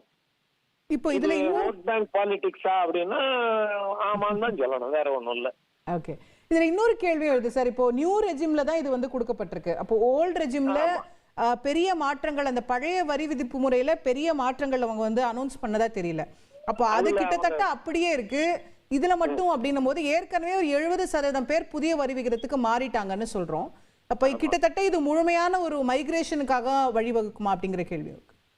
ஜிஎஸ்டியை எப்படி கொண்டு வந்தாங்க, அது 20 லட்சத்தை பேசிக் சேல்ஸ் வேல்யூ, அதாவது டர்ன் ஓவரை 40 லட்சம் பண்ணினாலும் ஒரு வியாபாரிக்கு அவர் கிடைக்கக்கூடிய அனுகூலங்கள்ங்கிறது இதன் மூலமாக கிடைப்பதனால் ஜிஎஸ்டியினுடைய இன்புட் கிரெடிட் கிடைக்கிற மாதிரி ஓல்டு ரெஜிம்ல இருக்கிறதுல இருந்து நியூ ரெஜிம்க்கு தானாவே வந்துருவாங்க. உதாரணமாக கடந்த வருடத்துல கொடுக்கப்பட்ட ஒரு விஷயத்தை எடுத்துக்கலாம். அவங்க லேண்ட் சேல்ல இண்டெக்ஸேஷன் இல்லைன்னு பட்ஜெட்ல சொன்னாங்க. 2 நாள் கழித்து அது நீங்க சூஸ் பண்ணிக்கலாம் ஓல்டா நியூவான்னு சொன்னாங்க. ஆனா போன வருஷம் போட்ட கால்குலேஷன் இந்த வருஷம் என்னுடைய கிளையன்ட்ஸ் போட்டிருக்கக்கூடிய எல்லா கால்குலேஷன்லயும் அவங்க இண்டெக்ஸேஷன் போடாம 12% கட்டினாதான் அவங்களுக்கு லாபமா இருக்கு. அத அவங்களே என்ன பண்ணிடுறாங்க, சார் இதுலயே போட்டுருங்க சார்ன்றாங்க. ஏன்னா இண்டெக்ஸேஷன்ல கண்டுபிடிக்கிறதுல இருக்கிற கால்குலேஷன், அதுல அவங்க திரட்ட வேண்டிய தரவுகள், அந்த தேதியில அதனுடைய விலை மதிப்பு, இது எல்லாத்தையும் கண்டுபிடிக்கிறத விட வாங்கினதுக்கு டாக்குமெண்ட் இருக்கு, வித்ததுக்கு டாக்குமெண்ட் இருக்கு, வித்தியாசத்துக்கு 12%. அதுபடி பழசுபடி போட்டா 8 லட்சம், இதுபடி போட்டா 6.5 லட்சம், எனக்கு 1.5 லட்சம் லாபம் போட்டுருங்க சார்ன்றாங்க. அப்படி செய்வதற்காக ஓல்டு ரெஜிமை யாரும் எடுக்க கூடாதுங்கிறதுக்காக அந்த அந்த இரும்பு கம்பியினுடைய கைப்பிடி சூடாவே இருப்போம். எப்போ நம்ம போய் கை வைக்க மாட்டோம். இது பரவாயில்ல, இதுல மரப்பிடி இருக்கு, அதை வச்சு நம்மளால ஹேண்டில் பண்ண முடியும். மக்களை நீங்க சொன்னீங்க பாருங்க, மைக்ரேஷன் ஒரு வார்த்தை, அது மறைமுக மைக்ரேஷன் தான் அது. இல்ல அதான் இப்போ ஏற்கனவே 70% பேர் நியூ ரெஜிம்க்கு வந்துட்டாங்க.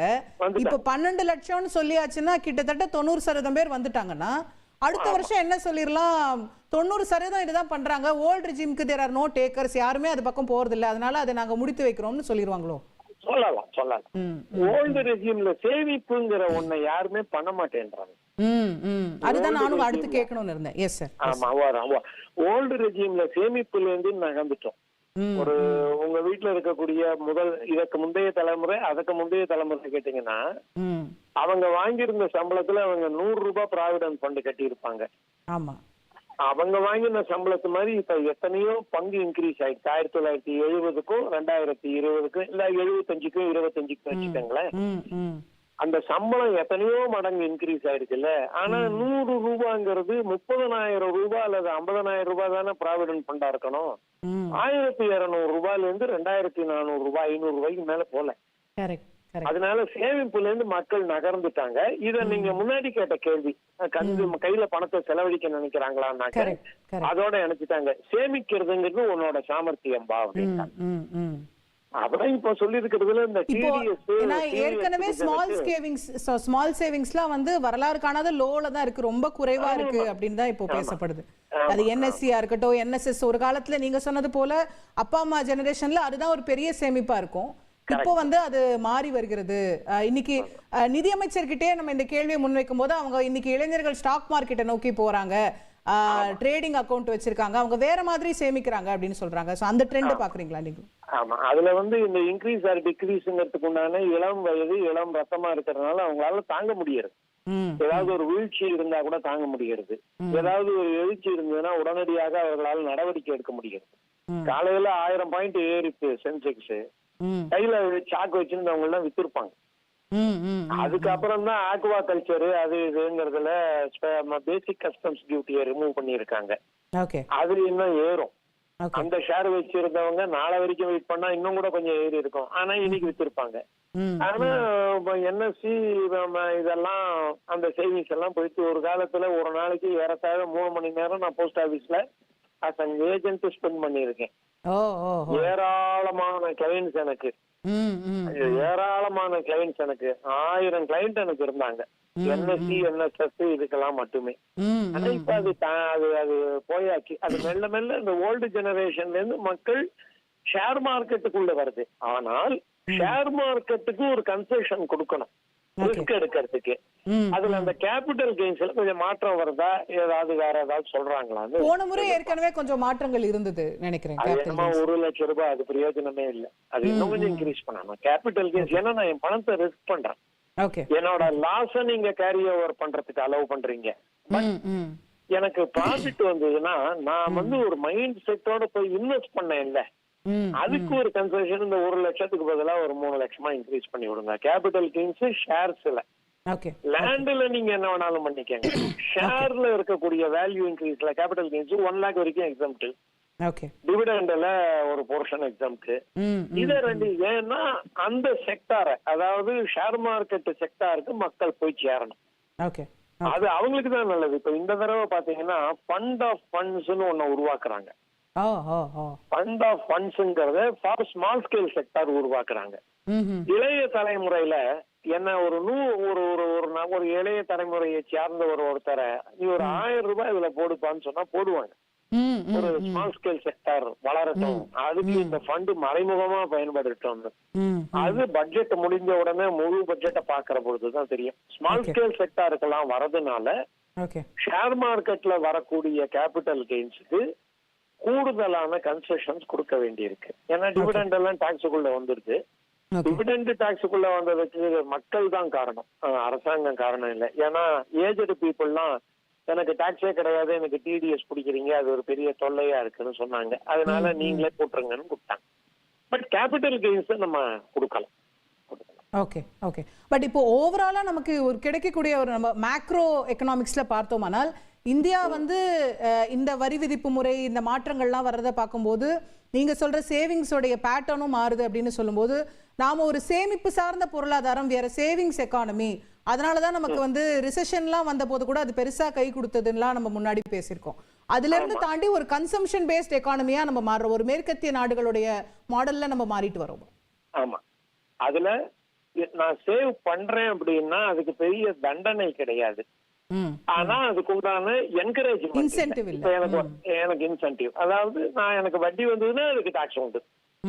அதான் எல்லாரும் போன வாரம் கூட ஒரு வாட்ஸ்அப்ல ஒண்ணு அலைஞ்சு ஒண்ணு உலா வந்தது. அதாவது சீனியர் சிட்டிசனுக்கு டாக்ஸே கிடையாது, 80 வயசு சூப்பர் சீனியர் சிட்டிசனுக்கு 80 வயசுக்கு மேல. அது அரசாங்கம் கொண்டு வராது. அதற்கு காரணம் எல்லாரும் அவங்க வீட்டுல இருக்கக்கூடிய சூப்பர் சீனியர் சிட்டிசன் பேர்ல எப்படியே போட்டு டாக்ஸ் கட்டாம இருந்துருவாங்க. அதனால அது அரசாங்கம் கொண்டு வராது. அதுல 2 வகையான சிக்கல். அந்த சூப்பர் சீனியர் சிட்டிசன் மறைந்து போகின்ற பொழுது அந்த பணத்தை யாருக்கு கொடுக்கறதுங்கிறது மேக்ரோ லெவல்ல ஃபைட் வந்துடும். ஏன்னா அதுல ஒரு குடும்பத்தை சார்ந்த எல்லாருக்கும் பங்கு உண்டதாயிடும். ஏன்னா ஒரு இறந்து போறாருன்னா அவருடைய வாரிசுகள் எல்லாருக்குமே அதுல பங்கு உண்டு. அதனால அதை கொண்டு வர மாட்டாங்க. பட் அந்த இன்சென்டிவ் நமக்கு போடுறதுனால பட் அதெல்லாம் அப்படியே முள்ள 6% வந்துருக்கு. யாரும் அந்த சேவிங்ஸ்க்கு எல்லாம் வரதில்லை. அப்படின்ற இந்தியாவினுடைய அடிப்படை முகம் மாறிவிட்டது. ஒரு உதாரணத்தை பழைய உதாரணத்தை ஒரு ½ மினிட்ல சொல்றேன். குஜராத்ல பூகம்பம் வந்த பொழுது அவர்களால் மீண்டு எழ முடிந்தது பல வருடங்களுக்கு முன்பு. அதற்கு சொல்லப்பட்ட அடிப்படை காரணம் பூகம்பம் தான் வந்தது, நெருப்பு வரல.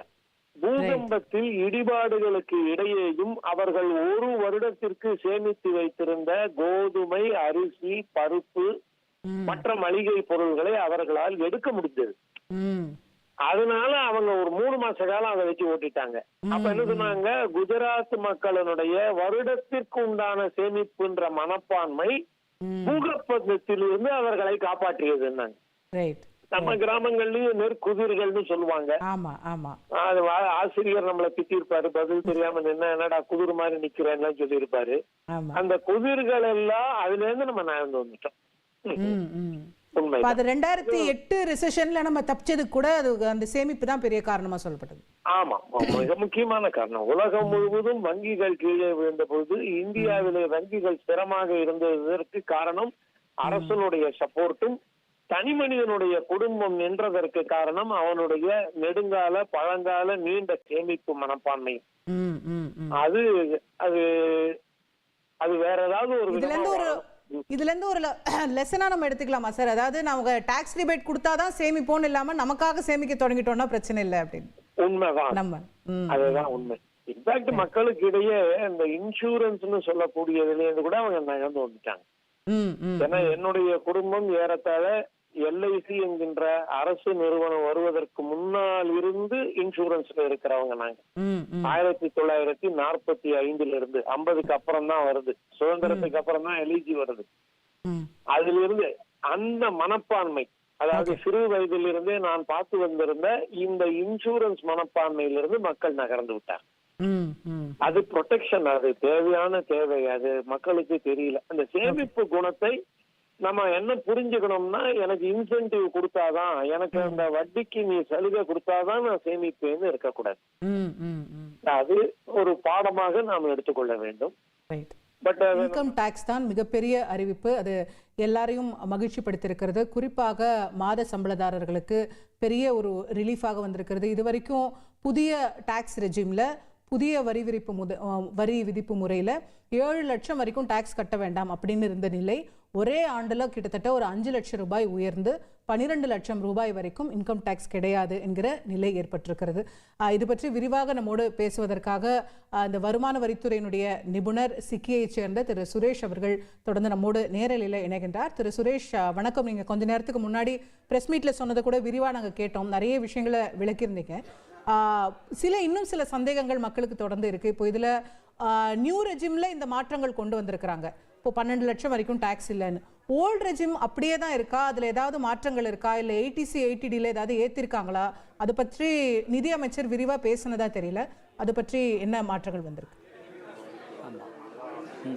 ஓல்டு ரெஜிமில் வந்து எந்த மாற்றமும் இல்லை, எந்த ஒரு ரிலீஃபும் கொடுக்கல. ஆக்சுவலாக அது கொடுக்க மாட்டாங்கன்னு நம்ம ப்ரீ பட்ஜெட் நம்ம டிஸ்கஸ் பண்ணும்போது கூட சொன்னோம் நம்ம ஆக்சுவலாக. அது ஏன்னா இப்போ வந்து இந்த நியூ டேக்ஸ் ரெஜிமில் வந்து less deduction, no deductions, less exemptions, அது லாஸ்ட் ஒரு 3-4 வருஷமாக அதை நோக்கி தான் நம்ம போயிட்டு இருக்கோம். அது இப்போ இன்னும் வந்து அதிக பேர் வர்ச்சுவலி இப்போ எல்லாருமே இப்போ நியூ டேக்ஸ் ரெஜிமில் வரா மாதிரி இந்த ரேட்டு பண்ணியிருக்காங்க ஆக்சுவலாக. ஸோ ஓல்டு டேக்ஸ் ரெஜிமில் எந்த ஒரு மாற்றமும் இல்லை.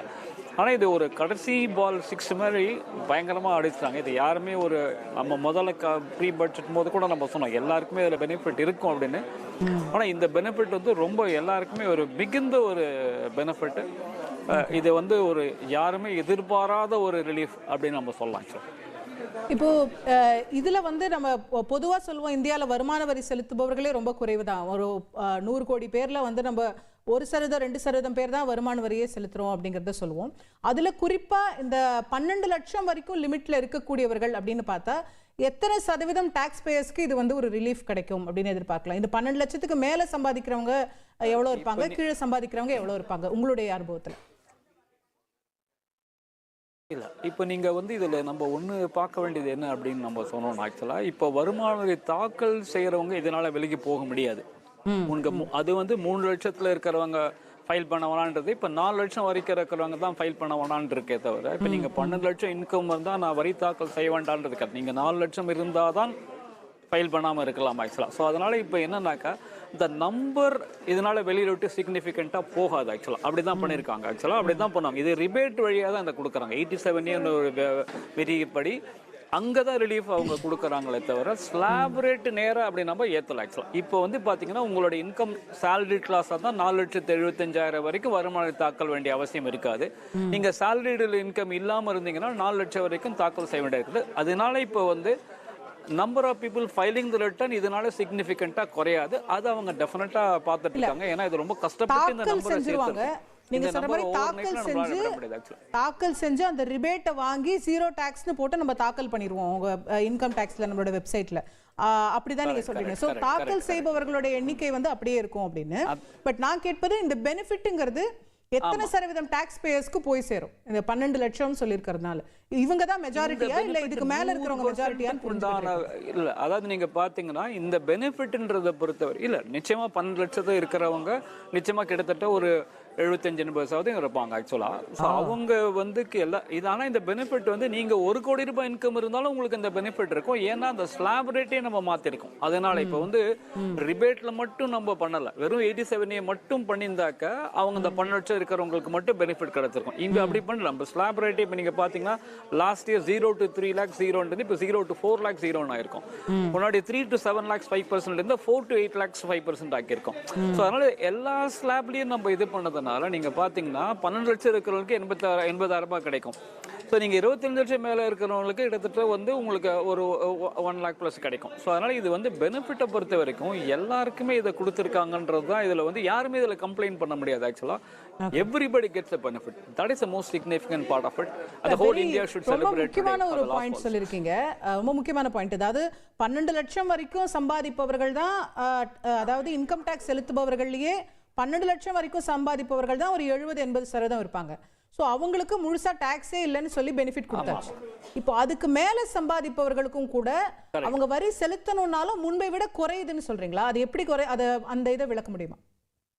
ஆமாம் ஆமாம். இப்போ எப்படி நான் உங்களுக்கு ஒரு சின்ன ஒரு எக்ஸாம்பிள் நம்ம சொல்கிறோன்னா, இப்போ 0 to 3 lakhs இப்போ 0 இருந்தது. இப்போ வந்து 0 to 4 lakhs 0 இருக்கு.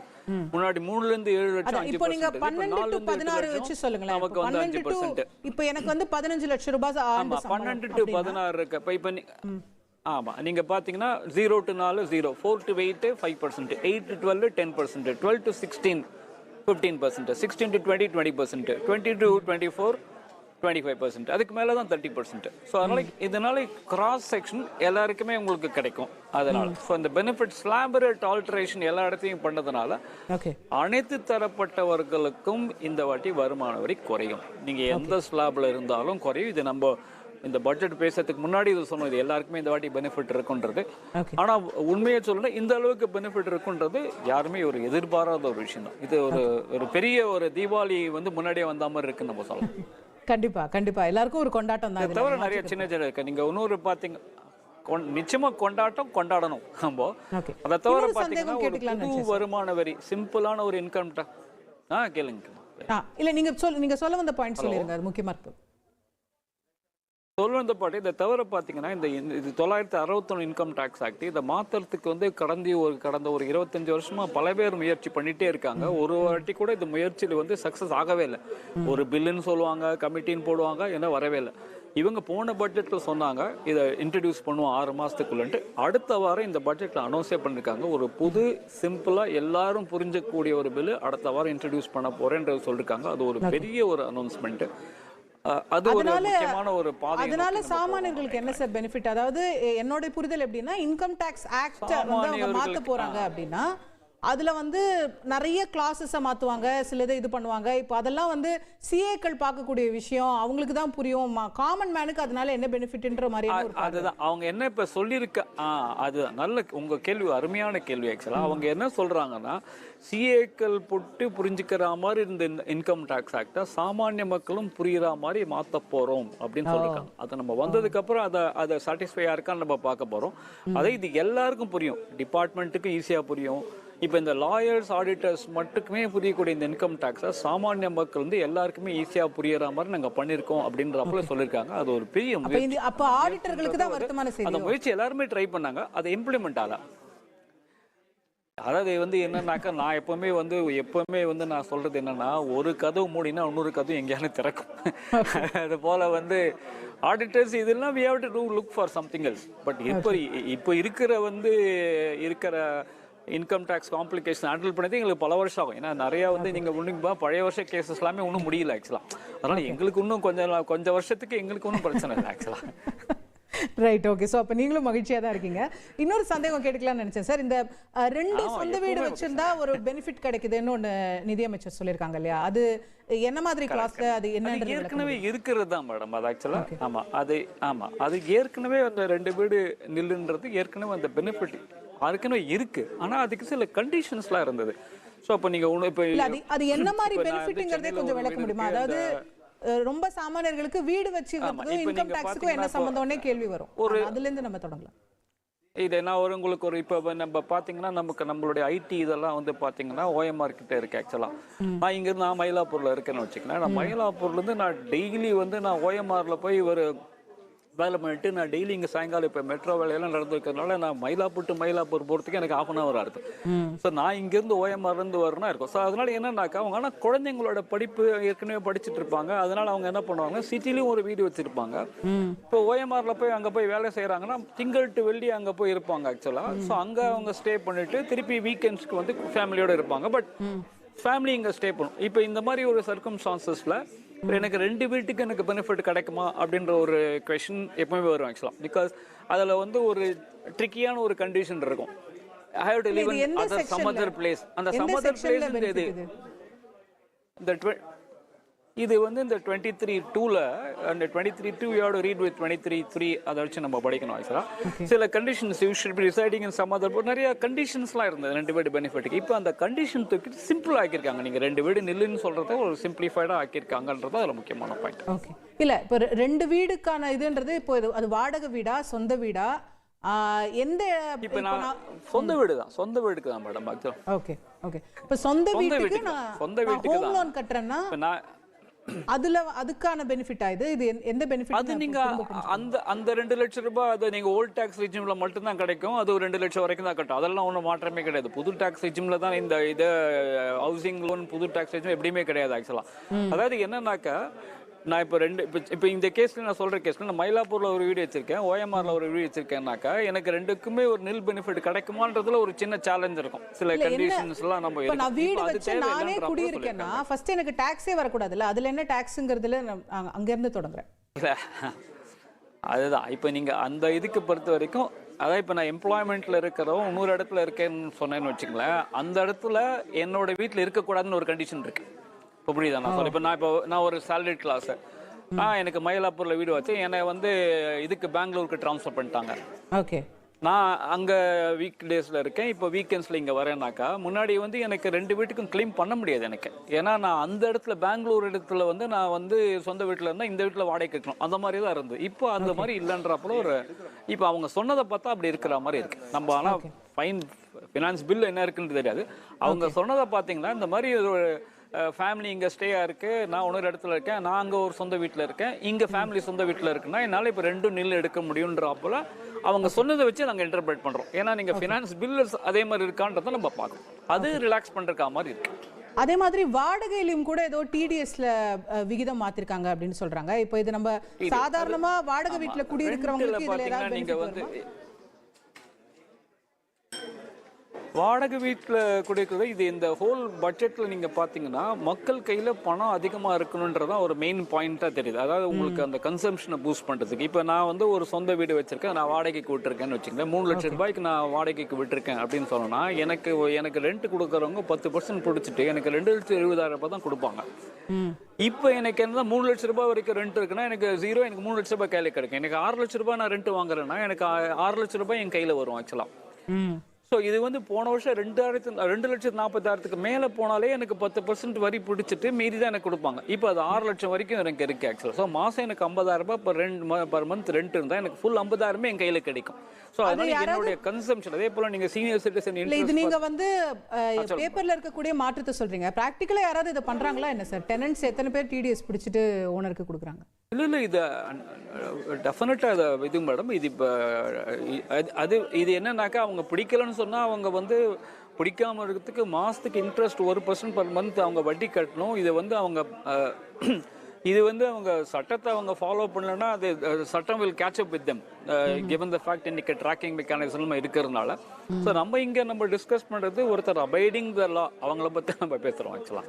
அவங்க பண்ணும்போது லீகலி நமக்கு வந்து நம்ம பேசுகிறோம். அதில் வந்து கையில் பணம் வந்து அவங்களுக்கு நிறைய அந்த டிடிஎஸ் பிடிக்காமல் இருக்கிறதுனால கையில் வந்து அந்த ஓனருக்கு பணம் அதிகமாக வருது. அதனால இந்த கன்சம்ஷன் இன்க்ரீஸ் ஆகுன்றது தான் ஒரு கான்செப்டாக பண்ணியிருக்காங்க நினைக்கிறேன். சீனியர் சிட்டிசன் இன்ட்ரெஸ்ட்டும் பார்த்தீங்கன்னா 50,000 ரூபாய் 1 லட்சம் ரூபாய் ஏற்றிருக்காங்க ஆக்சுவலாக. ஸோ இந்த ஹோல் ஸ்கீம் மக்கள் கையில் பணத்தை நிறையா கொடுக்கணும். அவங்க நிறையா வந்து போய் either on revenue expenditure capital expenditure அதை ஸ்பெண்ட் பண்ணும்போது அதனால் ஒரு 1 லட்சம் கோடி ஃபோர்கோ பண்ணால் கூட அவங்க செலவழிக்கிறதுனால ஜிஎஸ்டி வழியாக அவங்களுக்கு திருப்பி கிடைச்சிடுன்றது தான் நம்மளுடைய ஒரு இது. ஜிடிபி க்ரோ ஆகும். You collect through indirect tax. Okay. இப்போ ஜிஎஸ்டியில் அந்த மாதிரி மறைமுக வரி விகிதங்களில் ஏதாவது சிக்னிஃபிகண்டான மாற்றங்கள் இருக்கா? நம்ம கவனிக்க வேண்டிய மாற்றங்கள் நீங்கள் எப்போவுமே மேடம் ஜிஎஸ்டியில் வந்து இந்த பட்ஜெட்டில் நார்மலாக மாற்றப்படுறது ரொம்ப கஷ்டம். ஏன்னா அது ஜிஎஸ்டி கவுன்சில் தான் டிசிஷன் மேக்கிங் பாடி. அதனால தான் பார்த்தீங்கன்னா இந்த பட்ஜெட்டில் கூட அவங்க இதை பற்றி கவுன்சில் தான் முடிவு பண்ணணும். கஸ்டம்ஸ் டியூட்டியில் சில மாற்றங்கள் நிறைய பண்ணியிருக்காங்க ஆக்சுவலாக.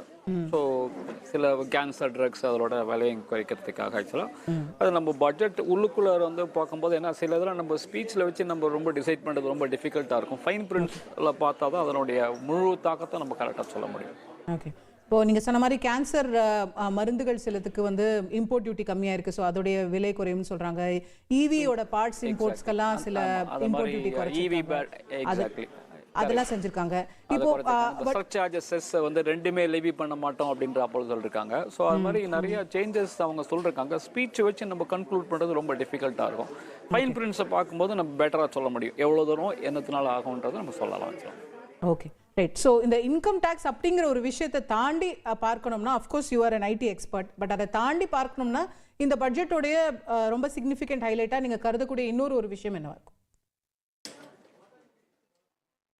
நீங்கள் பார்த்தீங்கன்னா நம்ம அக்ரிகல்ச்சருக்கு நிறையா ஒரு எஃபர்ட் கொடுத்த மாதிரி இருக்குது. அதே போல் இந்த டீப் டெக் ஏன்னா நம்ம ஆல்ரெடி என்னை பொறுத்த வரைக்கும் நம்ம ஆர்டிஃபிஷியல் இன்டெலிஜென்ஸில் கொஞ்சம் பிஹைண்டாக இருக்கிற மாதிரி இருக்குது ஆக்சுவலாக.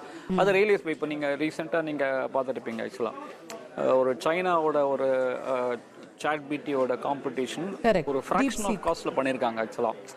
ஸோ அது நம்மளுடைய டீப் சீக் அதை பண்ணுறப்போ வந்து பார்த்தீங்கன்னா அது வந்து நம்ம ஊரில் இல்லாத நாலேஜ் இங்கேருந்து நிறைய பேர் தான் யூஎஸில் போய் வேலை பண்ணுறாங்க. நம்ம ஆட்கள் தான் பண்ணுறாங்க. அதே நம்மளால் அதை பண்ண முடியலன்றது எல்லாருக்குமே ஒரு இது இருந்து எஸ்பெஷலி இந்த டீப் சீக் ஒரு fraction of cost of ChatGPT பண்ணுறப்போ எல்லாருக்குமே ஒரு ஆச்சரியமாக இருந்தது ஆக்சுவலாக. அது எல்லாரோட கேள்வியுமே வந்து இந்தியாவோட இது என்ன பண்ணலான்ட்டு அதுக்கு நமக்கு வந்து நிறையா ரிசர்ச் அண்ட் டெவலப்மெண்ட் நம்ம நிறைய செலவு பண்ண வேண்டியிருக்கு. அதில் இந்த பட்ஜெட்டில் ஒரு பெரிய எஃபர்ட் போட்ட மாதிரி இருக்குது. இந்த மாதிரி ஒரு டீப் லேர்னிங் இதுக்கு கொஞ்சம் ஒரு அலோகேஷன் பண்ண மாதிரி இருக்குது. But long way to go. நம்ம 6,000 இன்க்ரீஸ் பண்ணுறோம்னு நம்ம சொல்கிறோம். ஆனால் நம்ம 140 கோடி பாப்புலேஷன் நம்ம அதில் இருக்கும்போது நம்ம நிறையா ஐடிஸ் உருவாக்கணும். நிறைய ஒரு இது இருக்கணும். நம்ம இருக்கிற டேலண்ட்டும் நம்ம இந்தியா விட்டு போகாமல் நம்ம பார்த்துக்கணும். அது ஒரு முக்கியமான விஷயம். பட் அது ஒரு ஃபர்ஸ்ட் ஸ்டெப்பாக போட்ட மாதிரி இருக்குது. But long way to go. Allocation has got to be more and we have to protect our talent. அது ரொம்ப முக்கியமான விஷயம். Right. Thank you sir. Income tax தான் மிகப்பெரிய அறிவிப்பு. அது எல்லாரையும் மகிழ்ச்சிப்படுத்தியிருக்கிறது. குறிப்பாக மாத சம்பளதாரர்களுக்கு பெரிய ஒரு ரிலீஃபாக வந்திருக்கிறது. இது வரைக்கும் புதிய டாக்ஸ் ரெஜிமில் புதிய வரி விதிப்பு முறையில் 7 லட்சம் வரைக்கும் டாக்ஸ் கட்ட வேண்டாம் அப்படின்னு இருந்த நிலை ஒரே ஆண்டில் கிட்டத்தட்ட ஒரு 5 லட்சம் ரூபாய் உயர்ந்து 12 லட்சம் ரூபாய் வரைக்கும் இன்கம் டேக்ஸ் கிடையாது என்கிற நிலை ஏற்பட்டிருக்கிறது. இது பற்றி விரிவாக நம்மோடு பேசுவதற்காக இந்த வருமான வரித்துறையினுடைய நிபுணர் சிக்கியைச் சேர்ந்த திரு சுரேஷ் அவர்கள் தொடர்ந்து நம்மோடு நேரலையில் இணைகின்றார். திரு சுரேஷ் வணக்கம். நீங்கள் கொஞ்ச நேரத்துக்கு முன்னாடி பிரஸ் மீட்டில் சொன்னதை கூட விரிவாக நாங்கள் கேட்டோம், நிறைய விஷயங்களை விளக்கியிருந்தீங்க. இன்னும் சில சந்தேகங்கள் மக்களுக்கு தொடர்ந்து இருக்கு. இப்போ இதில் நியூ ரெஜிமில் இந்த மாற்றங்கள் கொண்டு வந்திருக்கிறாங்க. இப்போ 12 லட்சம் வரைக்கும் டாக்ஸ் இல்லைன்னு. ஓல்டு ரெஜிம் அப்படியே தான் இருக்கா? அதில் ஏதாவது மாற்றங்கள் இருக்கா? இல்லை ஏடிசி ஏடிடியில் ஏதாவது ஏற்றிருக்காங்களா? அது பற்றி நிதி அமைச்சர் விரிவாக பேசினதா தெரியல. அது பற்றி என்ன மாற்றங்கள் வந்திருக்கு? ஓல்டு ரெஜிமில் வந்து எந்த மாற்றமும் இல்லை, எந்த ஒரு ரிலீஃபும் கொடுக்கல. ஆக்சுவலாக அது கொடுக்க மாட்டாங்கன்னு நம்ம ப்ரீ பட்ஜெட் நம்ம டிஸ்கஸ் பண்ணும்போது கூட சொன்னோம் நம்ம ஆக்சுவலாக. அது ஏன்னா இப்போ வந்து இந்த நியூ டேக்ஸ் ரெஜிமில் வந்து less deduction, no deductions, less exemptions, அது லாஸ்ட் ஒரு 3-4 வருஷமாக அதை நோக்கி தான் நம்ம போயிட்டு இருக்கோம். அது இப்போ இன்னும் வந்து அதிக பேர் வர்ச்சுவலி இப்போ எல்லாருமே இப்போ நியூ டேக்ஸ் ரெஜிமில் வரா மாதிரி இந்த ரேட்டு பண்ணியிருக்காங்க ஆக்சுவலாக. ஸோ ஓல்டு டேக்ஸ் ரெஜிமில் எந்த ஒரு மாற்றமும் இல்லை. ஆனால் இது ஒரு கடைசி பால் 6 மாதிரி பயங்கரமாக அடிச்சிட்டாங்க. இது யாருமே ஒரு நம்ம முதல்ல ப்ரீ பட்ஜெட் போது கூட நம்ம சொன்னோம் எல்லாருக்குமே இதில் பெனிஃபிட் இருக்கும் அப்படின்னு. ஆனால் இந்த பெனிஃபிட் வந்து ரொம்ப எல்லாருக்குமே ஒரு மிகுந்த ஒரு பெனிஃபிட். இது வந்து ஒரு யாருமே எதிர்பாராத ஒரு ரிலீஃப் அப்படின்னு நம்ம சொல்லலாம். இப்போ இதுல வந்து நம்ம பொதுவா சொல்லுவோம், இந்தியாவில் வருமான வரி செலுத்துபவர்களே ரொம்ப குறைவு தான். ஒரு 100 கோடி பேர்ல வந்து நம்ம 1%, 2% பேர் தான் வருமான வரியை செலுத்துறோம் அப்படிங்கிறத சொல்லுவோம். அதுல குறிப்பா இந்த 12 லட்சம் வரைக்கும் லிமிட்ல இருக்கக்கூடியவர்கள் அப்படின்னு பார்த்தா எத்தனை சதவீதம் டாக்ஸ் பேயர்ஸ்க்கு இது வந்து ஒரு ரிலீஃப் கிடைக்கும் அப்படின்னு எதிர்பார்க்கலாம்? இந்த 12 லட்சத்துக்கு மேல சம்பாதிக்கிறவங்க எவ்வளவு இருப்பாங்க, கீழே சம்பாதிக்கிறவங்க எவ்வளவு இருப்பாங்க உங்களுடைய அனுபவத்தில்? இல்லை, இப்போ நீங்கள் வந்து இதில் நம்ம ஒன்று பார்க்க வேண்டியது என்ன அப்படின்னு நம்ம சொன்னோம். ஆக்சுவலாக இப்போ வருமான வரி தாக்கல் செய்கிறவங்க இதனால் விலகி போக முடியாது. அது வந்து 3 லட்சத்தில் இருக்கிறவங்க ஃபைல் பண்ண வேணான்றது இப்போ 4 லட்சம் வரைக்கும் இருக்கிறவங்க தான் ஃபைல் பண்ண வேணான்னு இருக்கே தவிர, இப்போ நீங்கள் 12 லட்சம் இன்கம் இருந்தால் நான் வரி தாக்கல் செய்ய வேண்டான்றது இருக்காது. நீங்கள் 4 லட்சம் இருந்தால் தான் ஃபைல் பண்ணாமல் இருக்கலாம் ஆக்சுவலாக. ஸோ அதனால் இப்போ என்னன்னாக்கா இந்த நம்பர் இதனால் வெளியில் விட்டு சிக்னிஃபிகண்ட்டாக போகாது ஆக்சுவலாக. அப்படி தான் பண்ணியிருக்காங்க ஆக்சுவலாக. அப்படி தான் பண்ணுவாங்க. இது ரிபேட் வழியாக தான் இதை கொடுக்குறாங்க. 87 ஒரு விதிப்படி அங்கே தான் ரிலீஃப் அவங்க கொடுக்குறாங்களே தவிர ஸ்லாப் ரேட்டு நேராக அப்படி நம்ம ஏற்றலாம் ஆக்சுவலாக. இப்போ வந்து பார்த்தீங்கன்னா உங்களோட இன்கம் சேலரி கிளாஸாக தான் 4,75,000 வரைக்கும் வருமானம் தாக்கல் வேண்டிய அவசியம் இருக்காது. நீங்கள் சேலரிடு இன்கம் இல்லாமல் இருந்தீங்கன்னா 4 லட்சம் வரைக்கும் தாக்கல் செய்ய வேண்டிய இருக்குது. அதனால இப்போ வந்து number of people filing the return இதனால சிக்னிஃபிகண்ட்டாக குறையாது. அது அவங்க டெஃபினட்டாக பார்த்துட்டு இருக்காங்க. ஏன்னா இது ரொம்ப கஷ்டப்பட்டு இந்த நம்பரை சேர்த்துருவாங்க. நீங்க சொல்ற மாதிரி தாக்கல் செஞ்சு அந்த ரிபேட்டை வாங்கி 0 டாக்ஸ்னு போட்டு நம்ம தாக்கல் பண்ணிடுவோம் உங்க இன்கம் டாக்ஸ்ல நம்மளோட வெப்சைட்ல. அப்படிதான் நீங்க சொல்றீங்க. சோ தாக்கல் செய்பவர்களுடைய எண்ணிக்கை வந்து அப்படியே இருக்கும் அப்படின்னு. பட் நான் கேட்பது இந்த பெனிஃபிட்ங்கிறது எத்தனை சதவீதம் டாக்ஸ் பேயர்ஸ்க்கு போய் சேரும்? இந்த 12 லட்சம் சொல்லியிருக்கிறதுனால இவங்க தான் மெஜாரிட்டியா இல்ல இதுக்கு மேல இருக்கிறவங்க மெஜாரிட்டியான்னு இல்ல. அதாவது நீங்க பாத்தீங்கன்னா இந்த பெனிஃபிட்ன்றதை பொறுத்தவரை இல்ல நிச்சயமா 12 லட்சத்தை இருக்கிறவங்க நிச்சயமா கிட்டத்தட்ட ஒரு 75-80% இருப்பாங்க ஆக்சுவலா. அவங்க வந்து இது ஆனா இந்த பெனிஃபிட் வந்து நீங்க 1 கோடி ரூபாய் இன்கம் இருந்தாலும் உங்களுக்கு இந்த பெனிஃபிட் இருக்கும். ஏன்னா அந்த ஸ்லாப் ரேட்டே நம்ம மாத்திருக்கோம். அதனால இப்ப வந்து ரிபேட்ல மட்டும் நம்ம பண்ணல, வெறும் 87 மட்டும் பண்ணியிருந்தாக்க அவங்க இந்த 12 லட்சம் இருக்கிறவங்களுக்கு மட்டும் பெனிஃபிட் கிடைச்சிருக்கும். இங்க அப்படி பண்ணல. நம்ம ஸ்லாப் ரேட்டே இப்ப நீங்க பாத்தீங்கன்னா லாஸ்ட் இயர் 0 to 3 lakh 0 இப்போ 0 to 4 lakh 0 ஆயிருக்கும். முன்னாடி 3 to 7 lakhs 5% இருந்து 4 to 8 lakhs 5% ஆக்கியிருக்கோம். ஸோ அதனால எல்லா ஸ்லாப்லயும் நம்ம இது பண்ணது நீங்க பாத்தீங்கன்னா 12 லட்சம் இருக்கிறவங்களுக்கு 80,000 ரூபாய் கிடைக்கும். ஸோ நீங்க 25 லட்சம் மேல இருக்கிறவங்களுக்கு கிட்டத்தட்ட வந்து உங்களுக்கு ஒரு 1 lakh plus கிடைக்கும். ஸோ அதனால இது வந்து பெனிஃபிட்டை பொறுத்த வரைக்கும் எல்லாருக்குமே இதை கொடுத்துருக்காங்கன்றது தான். இதுல வந்து யாருமே இதுல கம்ப்ளைண்ட் பண்ண முடியாது ஆக்சுவலா. Everybody gets a benefit. That is the most significant part of it. The whole India should celebrate. முக்கியமான ஒரு பாயிண்ட் சொல்லிருக்கீங்க, ரொம்ப முக்கியமான பாயிண்ட். அதாவது 12 லட்சம் வரைக்கும் சம்பாதிப்பவர்கள் தான், அதாவது இன்கம் டாக்ஸ் செலுத்துபவர்கள்லயே 12 லட்சம் வரைக்கும் சம்பாதிப்பவர்கள் தான் ஒரு 70-80% இருப்பாங்க. ஸோ அவங்களுக்கு முழுசா டாக்ஸே இல்லைன்னு சொல்லி பெனிஃபிட் கொடுத்தாச்சு. இப்போ அதுக்கு மேல சம்பாதிப்பவர்களுக்கும் கூட அவங்க வரி செலுத்தணும்னாலும் முன்பை விட குறையுதுன்னு சொல்றீங்களா? அது எப்படி அந்த இதை விளக்க முடியுமா? ஆமா ஆமா. எப்படி நான் உங்களுக்கு ஒரு சின்ன ஒரு எக்ஸாம்பிள் நம்ம சொல்றோம்னா, இப்போ 0 to 3 lakhs இப்போ 0 இருந்தது. இப்போ வந்து 0 to 4 lakhs 0 இருக்கு. முன்னாடி 3ல இருந்து 7 லட்சம் 5%. இப்போ நீங்க 12 to 16 வெச்சு சொல்லுங்களேன். நமக்கு வந்து 5%. இப்போ எனக்கு வந்து 15 லட்சம் ரூபாய் ஆண்டு சம்பளம். 12 to 16 இருக்கு. இப்போ ஆமா நீங்க பாத்தீங்கன்னா 0 to 4 0, 4 to 8 5%, 8 to 12 10%, 12 to 16 15%, 16 to 20, 20%, 20 to 24, 25%, அதுக்கு மேலே தான் 30%. ஸோ அதனால் இதனால கிராஸ் செக்ஷன் எல்லாருக்குமே உங்களுக்கு கிடைக்கும். அதனால் ஸோ இந்த பெனிஃபிட் ஸ்லாப் ரேட் ஆல்ட்ரேஷன் எல்லா இடத்தையும் பண்ணதுனால அனைத்து தரப்பட்டவர்களுக்கும் இந்த வாட்டி வருமான வரி குறையும். நீங்கள் எந்த ஸ்லாப்ல இருந்தாலும் குறையும். இது நம்ம இந்த பட்ஜெட் பேசுறதுக்கு முன்னாடி இது சொன்னோம், இது எல்லாருக்குமே இந்த வாட்டி பெனிஃபிட் இருக்குன்றது. ஆனால் உண்மையை சொல்லணும், இந்த அளவுக்கு பெனிஃபிட் இருக்குன்றது யாருமே ஒரு எதிர்பாராத ஒரு விஷயம் தான். இது ஒரு பெரிய ஒரு தீபாவளி வந்து முன்னாடியே வந்த மாதிரி இருக்குன்னு நம்ம சொல்லலாம். கண்டிப்பா கண்டிப்பா எல்லாருக்கும் ஒரு கொண்டாட்டம் தான். தவிர நிறைய சின்ன சின்ன இருக்கு. நீங்க இன்னொரு பாத்தீங்க, நிச்சயமா கொண்டாடணும் நம்ம. அதை தவிர பாத்தீங்கன்னா ஒரு புது வருமான வரி, சிம்பிளான ஒரு இன்கம் டாக்ஸ். கேளுங்க. இல்ல நீங்க சொல்ல வந்த பாயிண்ட் சொல்லிருங்க, அது முக்கியமா இருக்கு. சொல்லுவந்த பாட்டு இதை தவிர பார்த்தீங்கன்னா இது 961 இன்கம் டேக்ஸ் ஆக்ட் இதை மாற்றுறதுக்கு வந்து கடந்த ஒரு 25 வருஷமா பல பேர் முயற்சி பண்ணிட்டே இருக்காங்க. ஒரு வாட்டி கூட இந்த முயற்சியில் வந்து சக்ஸஸ் ஆகவே இல்லை. ஒரு பில்லுன்னு சொல்லுவாங்க, கமிட்டின்னு போடுவாங்க, என்ன வரவே இல்லை. இவங்க போன பட்ஜெட்டில் சொன்னாங்க இதை இன்ட்ரடியூஸ் பண்ணுவோம் 6 மாதத்துக்குள்ளன்ட்டு. அடுத்த வாரம் இந்த பட்ஜெட்டில் அனௌன்ஸே பண்ணியிருக்காங்க. ஒரு புது சிம்பிளாக எல்லாரும் புரிஞ்சக்கூடிய ஒரு பில்லு அடுத்த வாரம் இன்ட்ரடியூஸ் பண்ண போகிறேன்றது சொல்லியிருக்காங்க. அது ஒரு பெரிய ஒரு அனௌன்ஸ்மெண்ட்டு. அதனால சாமானியர்களுக்கு என்ன சார் பெனிஃபிட்? அதாவது என்னோட புரிதல் எப்படின்னா, இன்கம் டாக்ஸ் ஆக்ட் வந்து அவங்க மாத்த போறாங்க அப்படின்னா அதுல வந்து நிறைய கிளாஸஸை மாத்துவாங்க, சிலதை இது பண்ணுவாங்க. இப்போ அதெல்லாம் வந்து சிஏக்கள் பார்க்கக்கூடிய விஷயம், அவங்களுக்கு தான் புரியும். காமன் மேனுக்கு அதனால என்ன பெனிஃபிட்ன்ற மாதிரி அதுதான் அவங்க என்ன இப்ப சொல்லியிருக்க. அதுதான் நல்ல உங்க கேள்வி, அருமையான கேள்வி. ஆக்சுவலா அவங்க என்ன சொல்றாங்கன்னா, சிஏக்கள் போட்டு புரிஞ்சுக்கிற மாதிரி இந்த இன்கம் டாக்ஸ் ஆக்டை சாமானிய மக்களும் புரியுற மாதிரி மாத்த போறோம் அப்படின்னு சொல்லிருக்காங்க. அதை நம்ம வந்ததுக்கு அப்புறம் அதை சாட்டிஸ்ஃபையா இருக்கான்னு நம்ம பார்க்க போறோம். அதை இது எல்லாருக்கும் புரியும், டிபார்ட்மெண்ட்டுக்கு ஈஸியா புரியும்.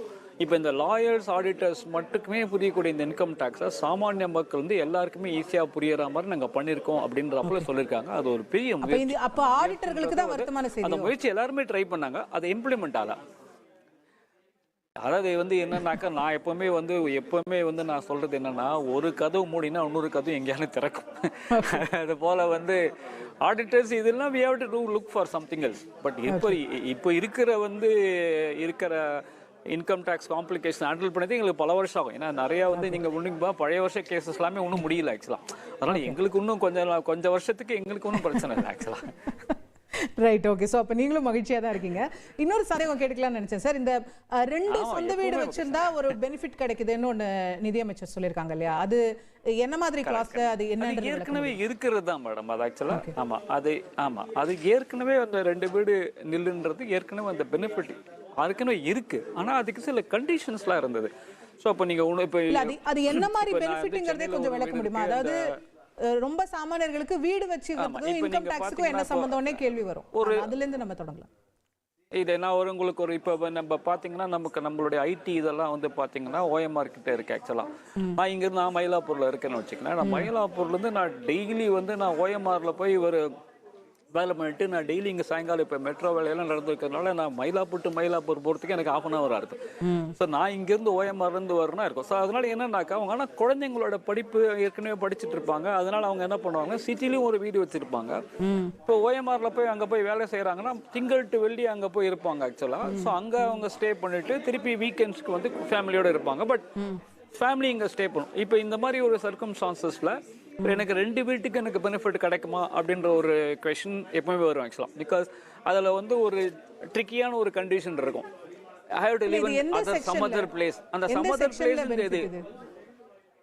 பிளேஸ் இது வந்து இந்த 23(2ல அந்த 23(2 you have to read with 23(3) அதை வச்சு நம்ம படிக்கணும் ஆக்சுவலாக. சில conditions you should be residing in some other, நிறைய கண்டிஷன்ஸ்லாம் இருந்தது 2 வீடு பெனிஃபிட்டுக்கு. இப்போ அந்த கண்டிஷன் தூக்கி சிம்பிள் ஆக்கியிருக்காங்க. நீங்கள் 2 வீடு நில்லுன்னு சொல்கிறத ஒரு சிம்பிளிஃபைடாக ஆக்கியிருக்காங்கன்றது அதில் முக்கியமான பாயிண்ட். ஓகே, இல்லை இப்போ 2 வீடுக்கான இதுன்றது இப்போ அது வாடகை வீடா சொந்த வீடா எந்த? இப்போ நான் சொந்த வீடு தான், சொந்த வீடுக்கு தான் மேடம் ஆக்சுவலாக. Okay okay. இப்போ சொந்த வீட்டுக்கு நான் ஹோம் லோன் கட்டுறேன்னா அதுக்கான பெனிஃபிட் இது எந்த பெனிஃபிட்? அது நீங்க அந்த 2 லட்சம் ரூபாய் அது நீங்க ஓல்ட் டாக்ஸ் ரெஜிம்ல மட்டும் தான் கிடைக்கும். அது 2 லட்சம் வரைக்கும் தான் கட்டும். அதெல்லாம் ஒன்றும் மாற்றமே கிடையாது. புது டாக்ஸ் ரெஜிம்ல தான் இந்த ஹவுசிங் லோன் புது டாக்ஸ் ரெஜிம் எப்படியுமே கிடையாது ஆக்சுவலா. அதாவது என்னன்னாக்கா, நான் இப்போ இப்போ இந்த கேஸில் நான் சொல்கிற கேஸில் நான் மயிலாப்பூரில் ஒரு வீடு வச்சுருக்கேன், ஓஎம்ஆரில் ஒரு வீடு வச்சுருக்கேன்னாக்கா எனக்கு ரெண்டுக்குமே ஒரு நில் பெனிஃபிட் கிடைக்குமான்றதுல ஒரு சின்ன சேலஞ்ச் இருக்கும். சில கண்டிஷன்ஸ்லாம் நம்ம இப்போ நான் வீடு வச்சு நானே குடியிருக்கேன்னா ஃபர்ஸ்ட் எனக்கு டாக்ஸே வரக்கூடாதுல்ல, அதில் என்ன டாக்ஸுங்கிறதுல அங்கேருந்து தொடங்குறேன். இல்லை அதுதான் இப்போ நீங்கள் அந்த இதுக்கு பொறுத்த வரைக்கும், அதான் இப்போ நான் எம்ப்ளாய்மெண்ட்டில் இருக்கிறவங்க இன்னொரு இடத்துல இருக்கேன்னு சொன்னேன்னு வச்சுங்களேன், அந்த இடத்துல என்னோட வீட்டில் இருக்கக்கூடாதுன்னு ஒரு கண்டிஷன் இருக்குது. இப்போ புரியுதா நான் சொல்ல? இப்போ நான் ஒரு சேலரி கிளாஸு, எனக்கு மயிலாப்பூரில் வீடு வச்சு என்னை வந்து இதுக்கு பெங்களூருக்கு ட்ரான்ஸ்ஃபர் பண்ணிட்டாங்க. ஓகே, நான் அங்கே வீக் டேஸில் இருக்கேன், இப்போ வீக்கெண்ட்ஸில் இங்கே வரேன்னாக்கா முன்னாடி வந்து எனக்கு 2 வீட்டுக்கும் கிளைம் பண்ண முடியாது எனக்கு. ஏன்னா நான் அந்த இடத்துல பெங்களூர் இடத்துல வந்து நான் வந்து சொந்த வீட்டில் இருந்தால் இந்த வீட்டில் வாடகை கட்டணும், அந்த மாதிரி தான் இருந்தது. இப்போ அந்த மாதிரி இல்லைன்றப்போ இப்போ அவங்க சொன்னதை பார்த்தா அப்படி இருக்கிற மாதிரி இருக்குது. நம்ம ஆனால் ஃபினான்ஸ் பில் என்ன இருக்குன்னு தெரியாது. அவங்க சொன்னதை பார்த்தீங்கன்னா இந்த மாதிரி ஒரு ஃபேமிலி இங்கே ஸ்டேயாக இருக்குது, நான் இன்னொரு இடத்துல இருக்கேன், நான் அங்கே ஒரு சொந்த வீட்டில் இருக்கேன், இங்கே ஃபேமிலி சொந்த வீட்டில் இருக்குன்னா என்னால் இப்போ 2 நில் எடுக்க முடியுன்றப்போல அவங்க சொன்னதை வச்சு நாங்கள் இன்டர்பிரேட் பண்ணுறோம். ஏன்னா நீங்கள் ஃபினான்ஸ் பில் அதே மாதிரி இருக்கான்றதை நம்ம பார்க்கணும். அது ரிலாக்ஸ் பண்ணுறக்கா மாதிரி இருக்கு. அதே மாதிரி வாடகையிலும் கூட ஏதோ டிடிஎஸ்ல விகிதம் மாத்திருக்காங்க அப்படின்னு சொல்றாங்க. இப்போ இது நம்ம சாதாரணமா வாடகை வீட்டில் குடியிருக்கிறவங்களுக்கு இதுல ஏதாவது நீங்க வந்து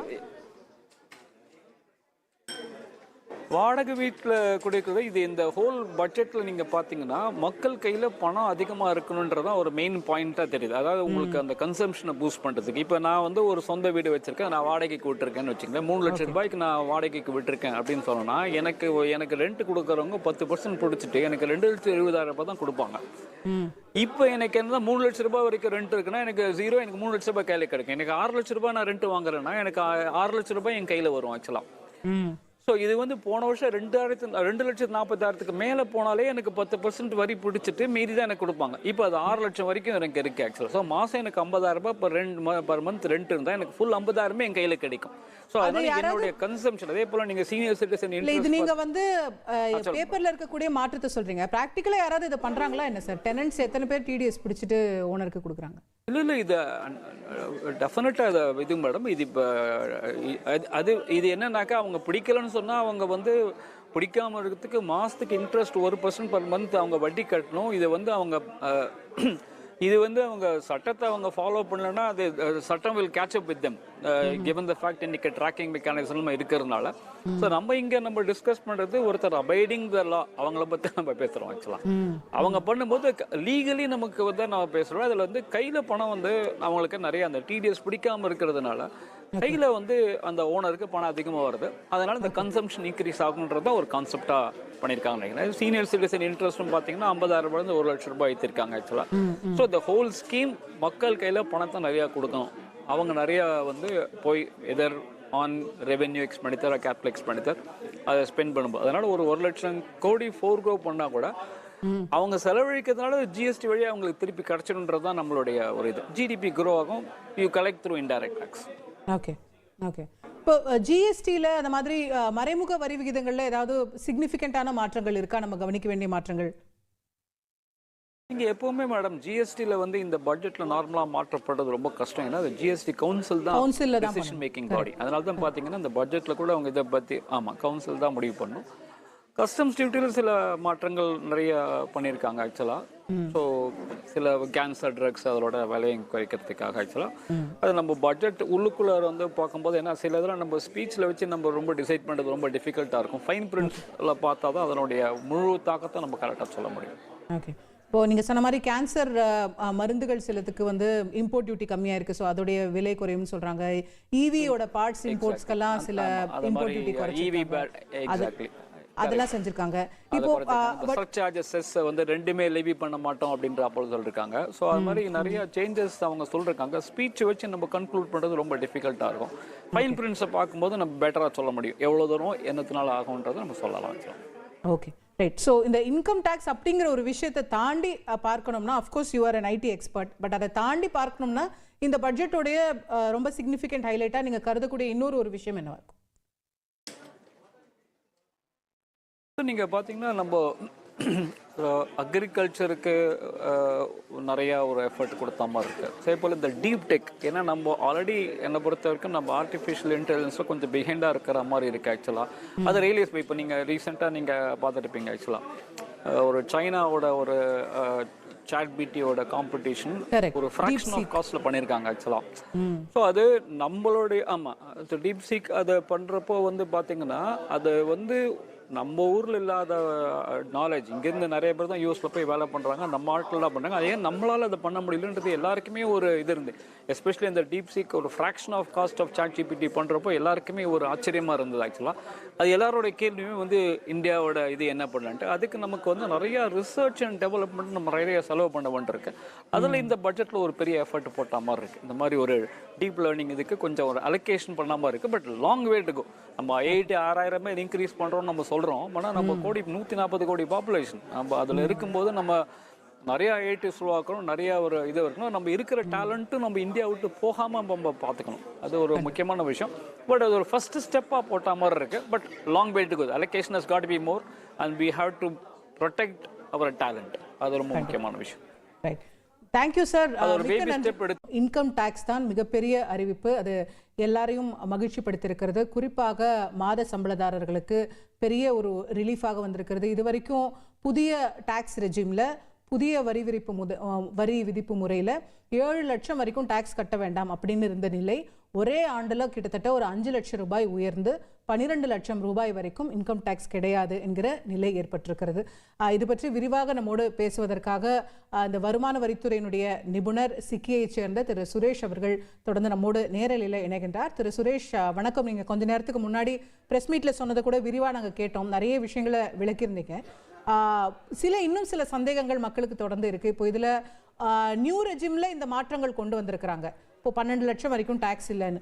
ஓல்டு ரெஜிம் அப்படியே தான் இருக்கா? அதுல ஏதாவது மாற்றங்கள் இருக்கா? இல்ல ஏடிசி ஏடிடில ஏதாவது ஏத்திருக்காங்களா? அது பற்றி நிதி அமைச்சர் விரிவா பேசினதா தெரியல. அது பற்றி என்ன மாற்றங்கள் வந்திருக்கு? ஓல்டு ரெஜிமில் வந்து எந்த மாற்றமும் இல்லை, எந்த ஒரு ரிலீஃபும் கொடுக்கல. ஆக்சுவலாக அது கொடுக்க மாட்டாங்க. நம்ம ப்ரீ பட்ஜெட் நம்ம டிஸ்கஸ் பண்ணும்போது கூட சொன்னோம் நம்ம ஆக்சுவலாக. அது ஏன்னா இப்போ வந்து இந்த நியூ டேக்ஸ் ரெஜிமில் வந்து less deduction, no deductions, less exemptions, அது லாஸ்ட் ஒரு 3-4 வருஷமாக அதை நோக்கி தான் நம்ம போயிட்டு இருக்கோம். அது இப்போ இன்னும் வந்து அதிக பேர் வர்ச்சுவலி இப்போ எல்லாருமே இப்போ நியூ டேக்ஸ் ரெஜிமில் வரா மாதிரி இந்த ரேட்டு பண்ணியிருக்காங்க ஆக்சுவலாக. ஸோ ஓல்டு டேக்ஸ் ரெஜிமில் எந்த ஒரு மாற்றமும் இல்லை. ஆனால் இது ஒரு கடைசி பால் 6 மாதிரி பயங்கரமாக அடிச்சிட்டாங்க. இது யாருமே ஒரு நம்ம முதல்ல ப்ரீ பட்ஜெட் போது கூட நம்ம சொன்னோம் எல்லாருக்குமே இதில் பெனிஃபிட் இருக்கும் அப்படின்னு. ஆனால் இந்த பெனிஃபிட் வந்து ரொம்ப எல்லாருக்குமே ஒரு மிகுந்த ஒரு பெனிஃபிட். இது வந்து ஒரு யாருமே எதிர்பாராத ஒரு ரிலீஃப் அப்படின்னு நம்ம சொல்லலாம் சார். இப்போ இதுல வந்து நம்ம பொதுவாக சொல்லுவோம் இந்தியாவில் வருமான வரி செலுத்துபவர்களே ரொம்ப குறைவு தான். ஒரு 100 கோடி பேர்ல வந்து நம்ம 1%, 2% பேர் தான் வருமான வரியே செலுத்துறோம் அப்படிங்கிறத சொல்லுவோம். அதுல குறிப்பா இந்த 12 லட்சம் வரைக்கும் லிமிட்ல இருக்கக்கூடியவர்கள் அப்படின்னு பார்த்தா எத்தனை சதவீதம் டாக்ஸ் பேயர்ஸ்க்கு இது வந்து ஒரு ரிலீஃப் கிடைக்கும் அப்படின்னு எதிர்பார்க்கலாம்? இந்த 12 லட்சத்துக்கு மேல சம்பாதிக்கிறவங்க எவ்வளவு இருப்பாங்க, கீழே சம்பாதிக்கிறவங்க எவ்வளவு இருப்பாங்க உங்களுடைய அனுபவத்தில்? இல்லை, இப்போ நீங்கள் வந்து இதில் நம்ம ஒன்று பார்க்க வேண்டியது என்ன அப்படின்னு நம்ம சொன்னோம். ஆக்சுவலாக இப்போ வருமான வரி தாக்கல் செய்கிறவங்க இதனால் விலகி போக முடியாது. அது வந்து 3 லட்சத்தில் இருக்கிறவங்க ஃபைல் பண்ண வேணான்றது இப்போ 4 லட்சம் வரைக்கும் இருக்கிறவங்க தான் ஃபைல் பண்ண வேணான்னு இருக்கே தவிர, இப்போ நீங்கள் 12 லட்சம் இன்கம் இருந்தால் நான் வரி தாக்கல் செய்ய வேண்டான்றது கிடையாது. நீங்கள் 4 லட்சம் இருந்தால் தான் ஃபைல் பண்ணாமல் இருக்கலாம் ஆக்சுவலாக. ஸோ அதனால் இப்போ என்னன்னாக்கா இந்த நம்பர் இதனால் வெளியில் விட்டு சிக்னிஃபிகண்ட்டாக போகாது ஆக்சுவலாக. அப்படி தான் பண்ணியிருக்காங்க ஆக்சுவலாக. அப்படி தான் பண்ணுவாங்க. இது ரிபேட் வழியாக தான் இதை கொடுக்குறாங்க. 87 ஒரு விதிப்படி அங்கே தான் ரிலீஃப் அவங்க கொடுக்குறாங்களே தவிர ஸ்லாப் ரேட்டு நேராக அப்படி நம்ம ஏற்றலாம் ஆக்சுவலாக. இப்போ வந்து பார்த்தீங்கன்னா உங்களோட இன்கம் சேலரி கிளாஸாக தான் 4,75,000 வரைக்கும் வருமான தாக்கல் வேண்டிய அவசியம் இருக்காது. நீங்கள் சேலரிடு இன்கம் இல்லாமல் இருந்தீங்கன்னா 4 லட்சம் வரைக்கும் தாக்கல் செய்ய வேண்டிய இருக்குது. அதனால இப்போ வந்து number of people filing the return இதனால சிக்னிஃபிகண்ட்டாக குறையாது. அது அவங்க டெஃபினட்டாக பார்த்துட்டு இருக்காங்க. ஏன்னா இது ரொம்ப கஷ்டப்பட்டு இந்த நம்பரை சேர்த்துருவாங்க.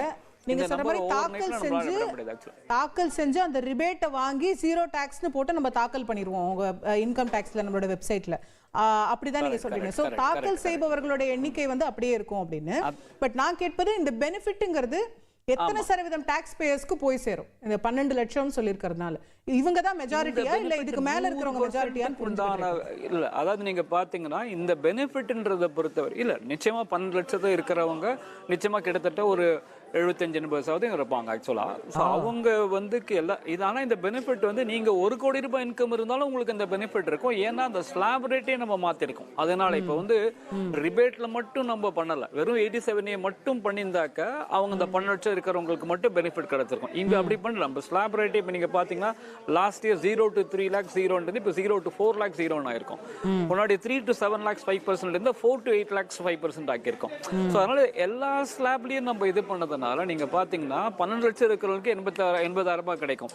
ஸோ நீங்கள் 25 லட்சம் மேலே இருக்கிறவங்களுக்கு கிட்டத்தட்ட வந்து உங்களுக்கு ஒரு 1 lakh ப்ளஸ் கிடைக்கும். ஸோ அதனால் இது வந்து பெனிஃபிட்டை பொறுத்த வரைக்கும் எல்லாருக்குமே இதை கொடுத்துருக்காங்கன்றது தான். இதில் வந்து யாருமே இதில் கம்ப்ளைண்ட் பண்ண முடியாது. ஆக்சுவலாக everybody gets a benefit. That is the most significant part of it. அந்த ஹோல் இந்தியா ஷுட் செலிப்ரேட். முக்கியமான ஒரு பாயிண்ட் சொல்லியிருக்கீங்க, ரொம்ப முக்கியமான பாயிண்ட். அதாவது 12 லட்சம் வரைக்கும் சம்பாதிப்பவர்கள் தான், அதாவது இன்கம் டேக்ஸ் செலுத்துபவர்கள்லேயே 12 லட்சம் வரைக்கும் சம்பாதிப்பவர்கள் தான் ஒரு 70-80% இருப்பாங்க.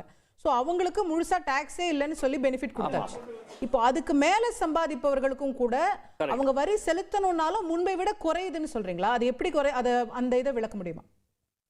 ஆமாம். இப்போ எப்படி நான் உங்களுக்கு ஒரு சின்ன ஒரு எக்ஸாம்பிள் நம்ம சொல்கிறோன்னா, இப்போ 0 to 3 lakhs இப்போ 0 இருந்தது. இப்போ வந்து 0 to 4 lakhs 0 இருக்கு.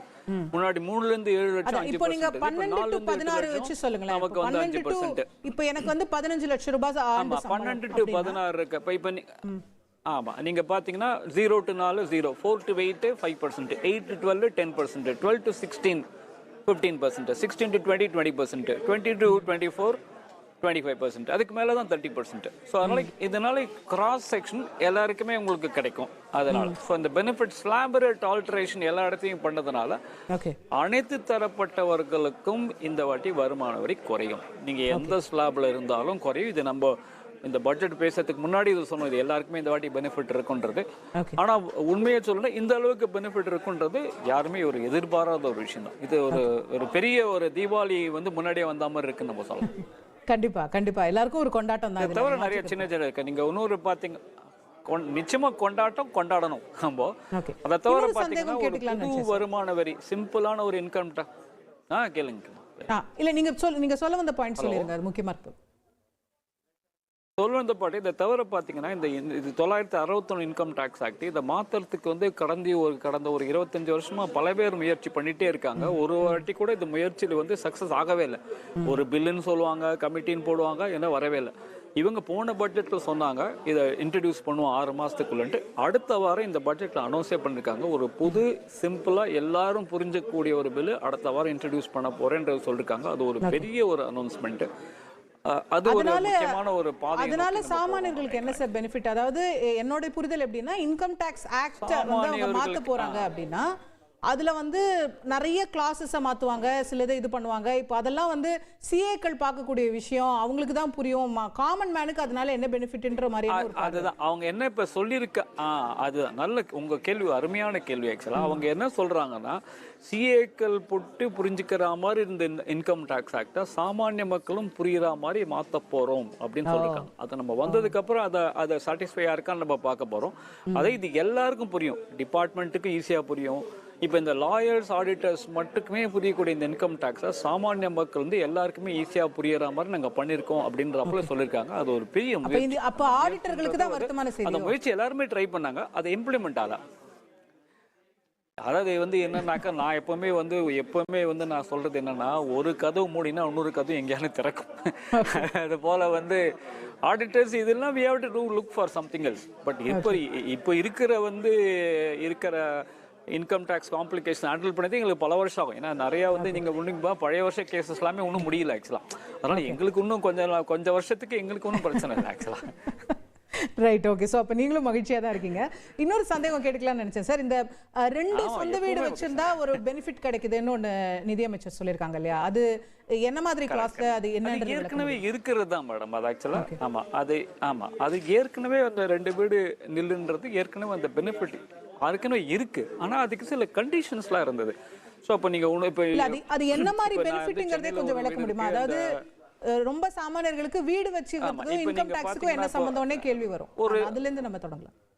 இது நான் உங்களுக்கு ஒரு இப்போ நம்ம பார்த்தீங்கன்னா நம்மளுடைய ஐடி இதெல்லாம் வந்து பார்த்தீங்கன்னா ஓஎம்ஆர் கிட்ட இருக்கு ஆக்சுவலாக. நான் இங்கிருந்து மயிலாப்பூரில் இருக்கேன்னு வச்சுக்கலாம். நான் மயிலாப்பூர்லேருந்து நான் டெய்லி வந்து நான் ஓஎம்ஆரில் போய் ஒரு வேலை பண்ணிட்டு நான் டெய்லி இங்கே சாயங்காலம் இப்போ மெட்ரோ வேலையெல்லாம் நடந்து இருக்கிறதுனால நான் மயிலாப்பூர் போகிறதுக்கு எனக்கு 1/2 hour ஆகுது. ஸோ நான் இங்கேருந்து ஓஎம்ஆர்லேருந்து வரணும்னா இருக்கும். ஸோ அதனால என்னன்னாக்கா அவங்க ஆனால் குழந்தைங்களோட படிப்பு ஏற்கனவே படிச்சுட்டு இருப்பாங்க. அதனால அவங்க என்ன பண்ணுவாங்க, சிட்டிலையும் ஒரு வீடு வச்சிருப்பாங்க. இப்போ ஓஎம்ஆரில் போய் அங்கே போய் வேலை செய்கிறாங்கன்னா திங்கள் டு வெள்ளி அங்கே போய் இருப்பாங்க ஆக்சுவலாக. ஸோ அங்கே அவங்க ஸ்டே பண்ணிட்டு திருப்பி வீக்கெண்ட்ஸ்க்கு வந்து ஃபேமிலியோடு இருப்பாங்க. பட் ஃபேமிலி இங்கே ஸ்டே பண்ணும். இப்போ இந்த மாதிரி ஒரு சர்க்கம்ஸ்டான்சஸில் எனக்கு 2 வீட்டுக்கு எனக்கு பெனிஃபிட் கிடைக்குமா அப்படின்ற ஒரு கொஷின் எப்பவுமே வரும் ஆக்சுவலாக. பிகாஸ் அதில் வந்து ஒரு ட்ரிக்கியான ஒரு கண்டிஷன் இருக்கும். I have to live in other some other place. அந்த சம் அதர் பிளேஸ்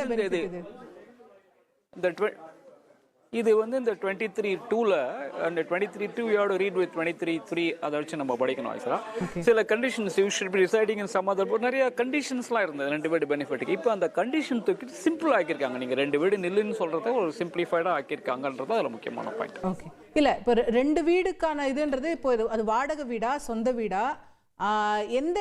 இப்போ நான் சொந்த வீடு தான், சொந்த வீடுக்கு தான் மேடம் ஆக்சுவலாக. ஓகே ஓகே, இப்போ சொந்த வீட்டுக்கு நான் ஹோம் லோன் கட்டுறேன்னா அதுக்கான பெனிஃபிட்டா இது எந்த பெனிஃபிட்? அது நீங்க அந்த 2 லட்சம் ரூபாய் அது நீங்க ஓல்ட் டாக்ஸ் ரெஜிம்ல மட்டும் தான் கிடைக்கும். அது 2 லட்சம் வரைக்கும் தான் கட்டும். அதெல்லாம் ஒன்றும் மாற்றமே கிடையாது. புது டாக்ஸ் ரெஜிம்ல தான் இந்த ஹவுசிங் லோன் புது டாக்ஸ் ரெஜிம் எப்படியுமே கிடையாது ஆக்சுவலா.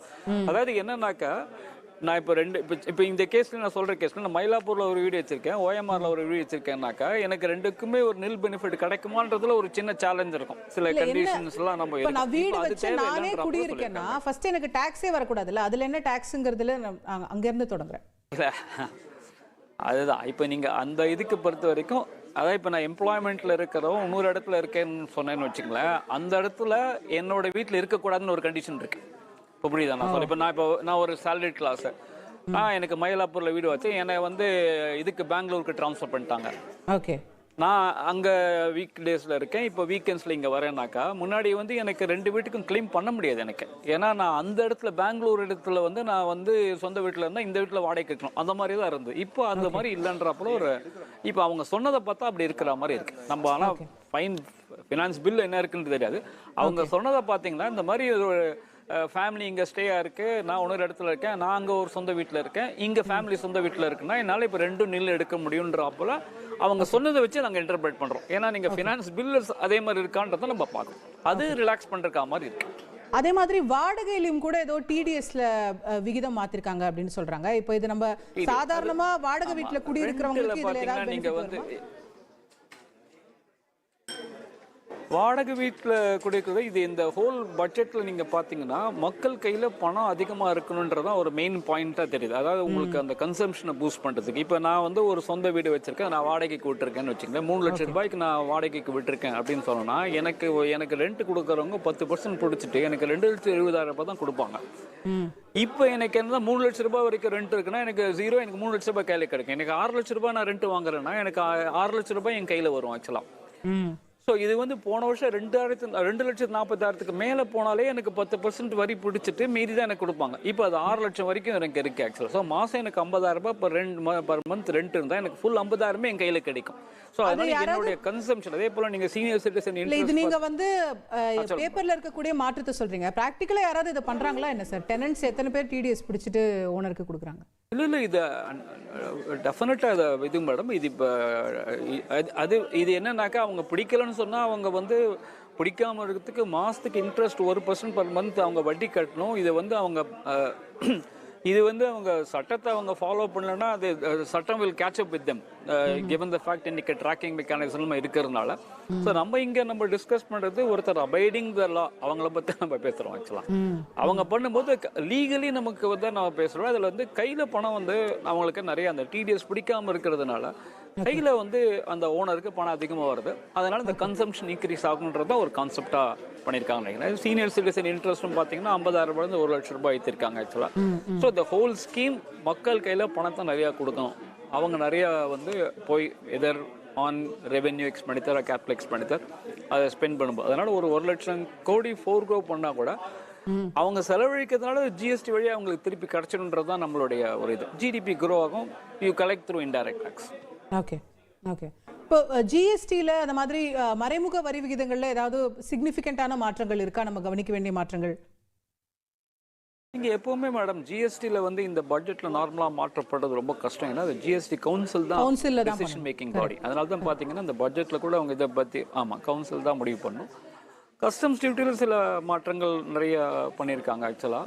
ஸோ சில கேன்சர் ட்ரக்ஸ் அதோட விலையை குறைக்கிறதுக்காக ஆக்சுவலாக அது நம்ம பட்ஜெட் உள்ளுக்குள்ளே வந்து பார்க்கும்போது ஏன்னா சில இதெல்லாம் நம்ம ஸ்பீச்சில் வச்சு நம்ம ரொம்ப டிசைட் பண்ணுறது ரொம்ப டிஃபிகல்ட்டாக இருக்கும். ஃபைன் பிரிண்ட்ஸில் பார்த்தா தான் அதனுடைய முழு தாக்கத்தை நம்ம கரெக்டாக சொல்ல முடியும். ஓகே, இப்போ நீங்கள் சொன்ன மாதிரி கேன்சர் மருந்துகள் சிலத்துக்கு வந்து இம்போர்ட் டியூட்டி கம்மியாக இருக்குது. ஸோ அதோடைய விலை குறையும்னு சொல்கிறாங்க. ஈவியோட பார்ட்ஸ் இம்போர்ட்ஸ்க்கெல்லாம் சில இம்போர்ட் டியூட்டி குறைச்சி அதெல்லாம் செஞ்சிருக்காங்க. இப்போ சர்சார்ஜஸ் வந்து ரெண்டுமே லெவி பண்ண மாட்டோம் அப்படின்ற அப்போ சொல்லிருக்காங்க. ஸோ அது மாதிரி நிறைய சேஞ்சஸ் அவங்க சொல்லிருக்காங்க. ஸ்பீச் வச்சு நம்ம கன்க்ளூட் பண்ணுறது ரொம்ப டிஃபிகல்ட்டாக இருக்கும். ஃபைன் பிரிண்ட்ஸை பார்க்கும்போது நம்ம பெட்டராக சொல்ல முடியும் எவ்வளோ தூரம் என்னத்தினால ஆகும்ன்றதை நம்ம சொல்லலாம். Okay, right. ஸோ இந்த இன்கம் டேக்ஸ் அப்படிங்கிற ஒரு விஷயத்தை தாண்டி பார்க்கணும்னா of course you are an ID expert. But அதை தாண்டி பார்க்கணும்னா இந்த பட்ஜெட்டோடைய ரொம்ப சிக்னிஃபிகண்ட் ஹைலைட்டாக நீங்கள் கருதக்கூடிய இன்னொரு ஒரு விஷயம் என்னவா இருக்கும்? நீங்கள் பார்த்தீங்கன்னா நம்ம அக்ரிகல்ச்சருக்கு நிறையா ஒரு எஃபர்ட் கொடுத்த மாதிரி இருக்குது. அதே போல் இந்த டீப் டெக், ஏன்னா நம்ம ஆல்ரெடி என்னை பொறுத்த வரைக்கும் நம்ம ஆர்டிஃபிஷியல் இன்டெலிஜென்ஸில் கொஞ்சம் பிஹைண்டாக இருக்கிற மாதிரி இருக்குது ஆக்சுவலாக.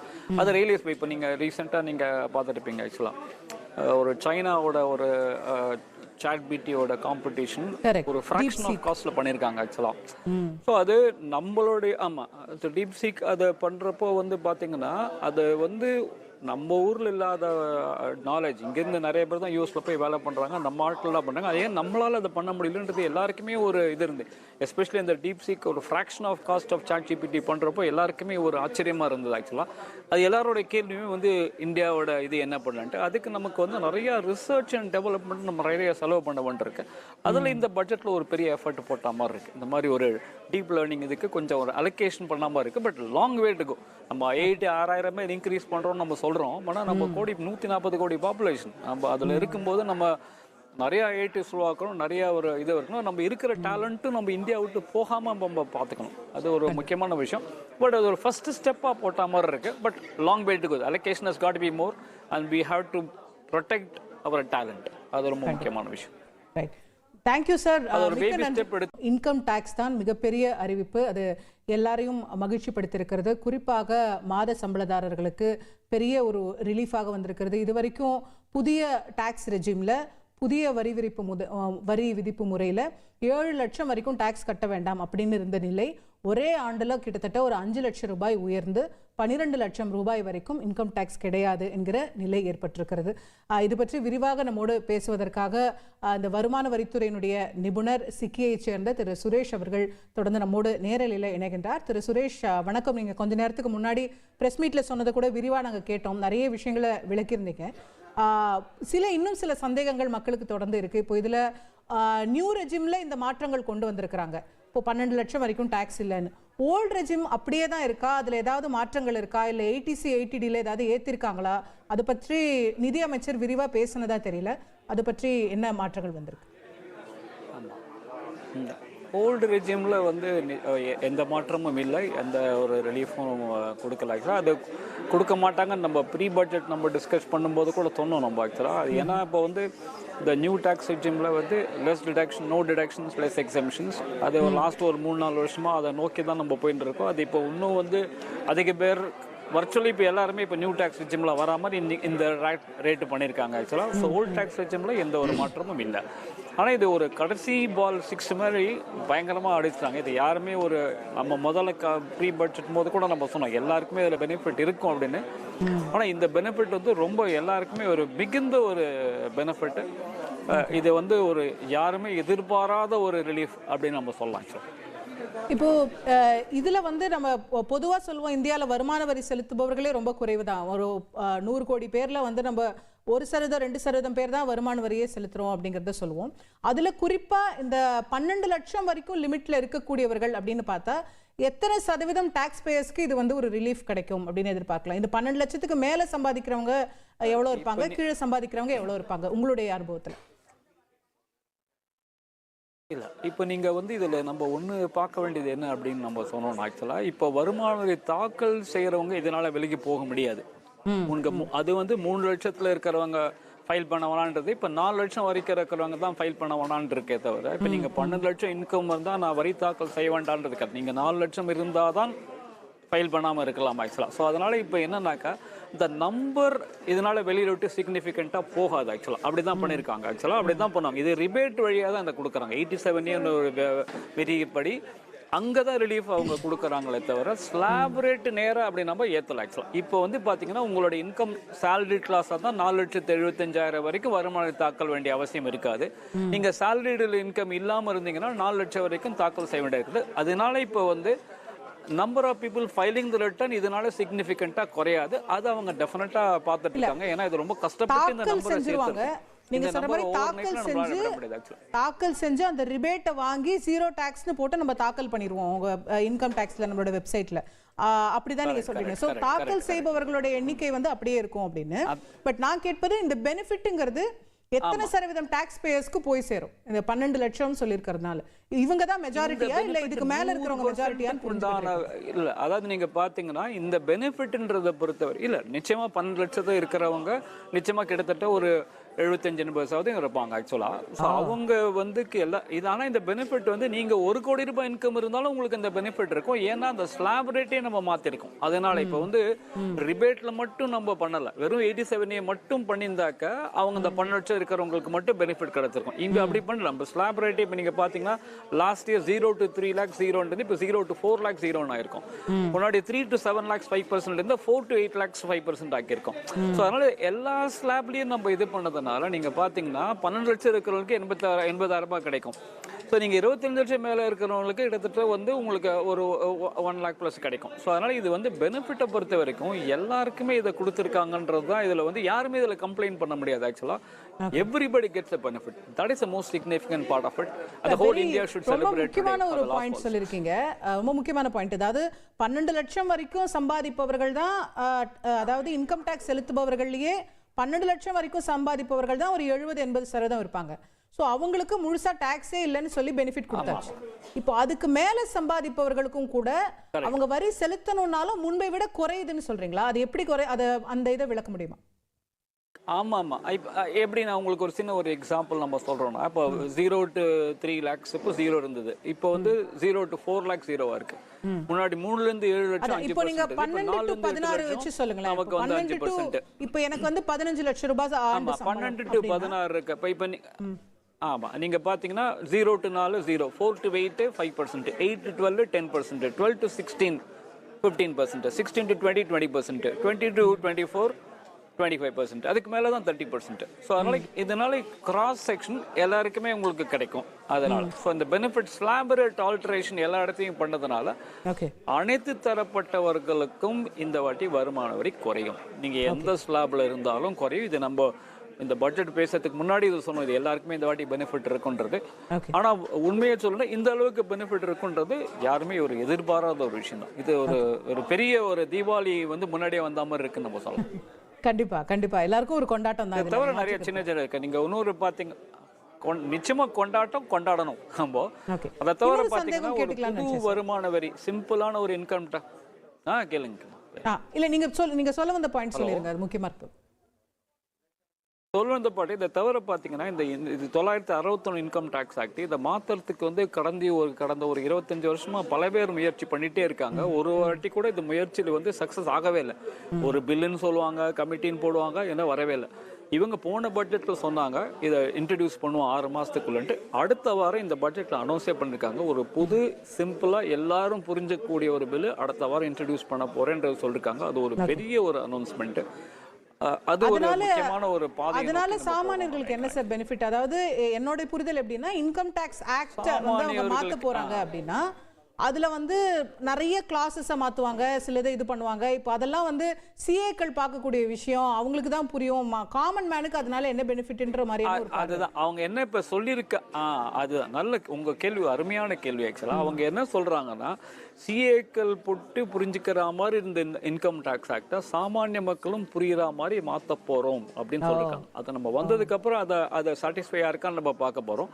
அதை இது எல்லாருக்கும் புரியும், டிபார்ட்மெண்ட்டுக்கு ஈஸியா புரியும், இப்போ இந்த லாயர்ஸ் ஆடிட்டர்ஸ் மட்டுக்குமே புரியக்கூடிய இந்த இன்கம் டேக்ஸை சாமானிய மக்கள் வந்து எல்லாருக்குமே ஈஸியாக புரியற மாதிரி நாங்கள் பண்ணியிருக்கோம் அப்படின்றப்பல சொல்லியிருக்காங்க. அது ஒரு பெரிய முயற்சி. அப்போ ஆடிட்டர்களுக்கு தான் வருத்தமான செய்தி. அந்த முயற்சி எல்லாருமே ட்ரை பண்ணாங்க, அதை இம்ப்ளிமெண்ட் ஆகல.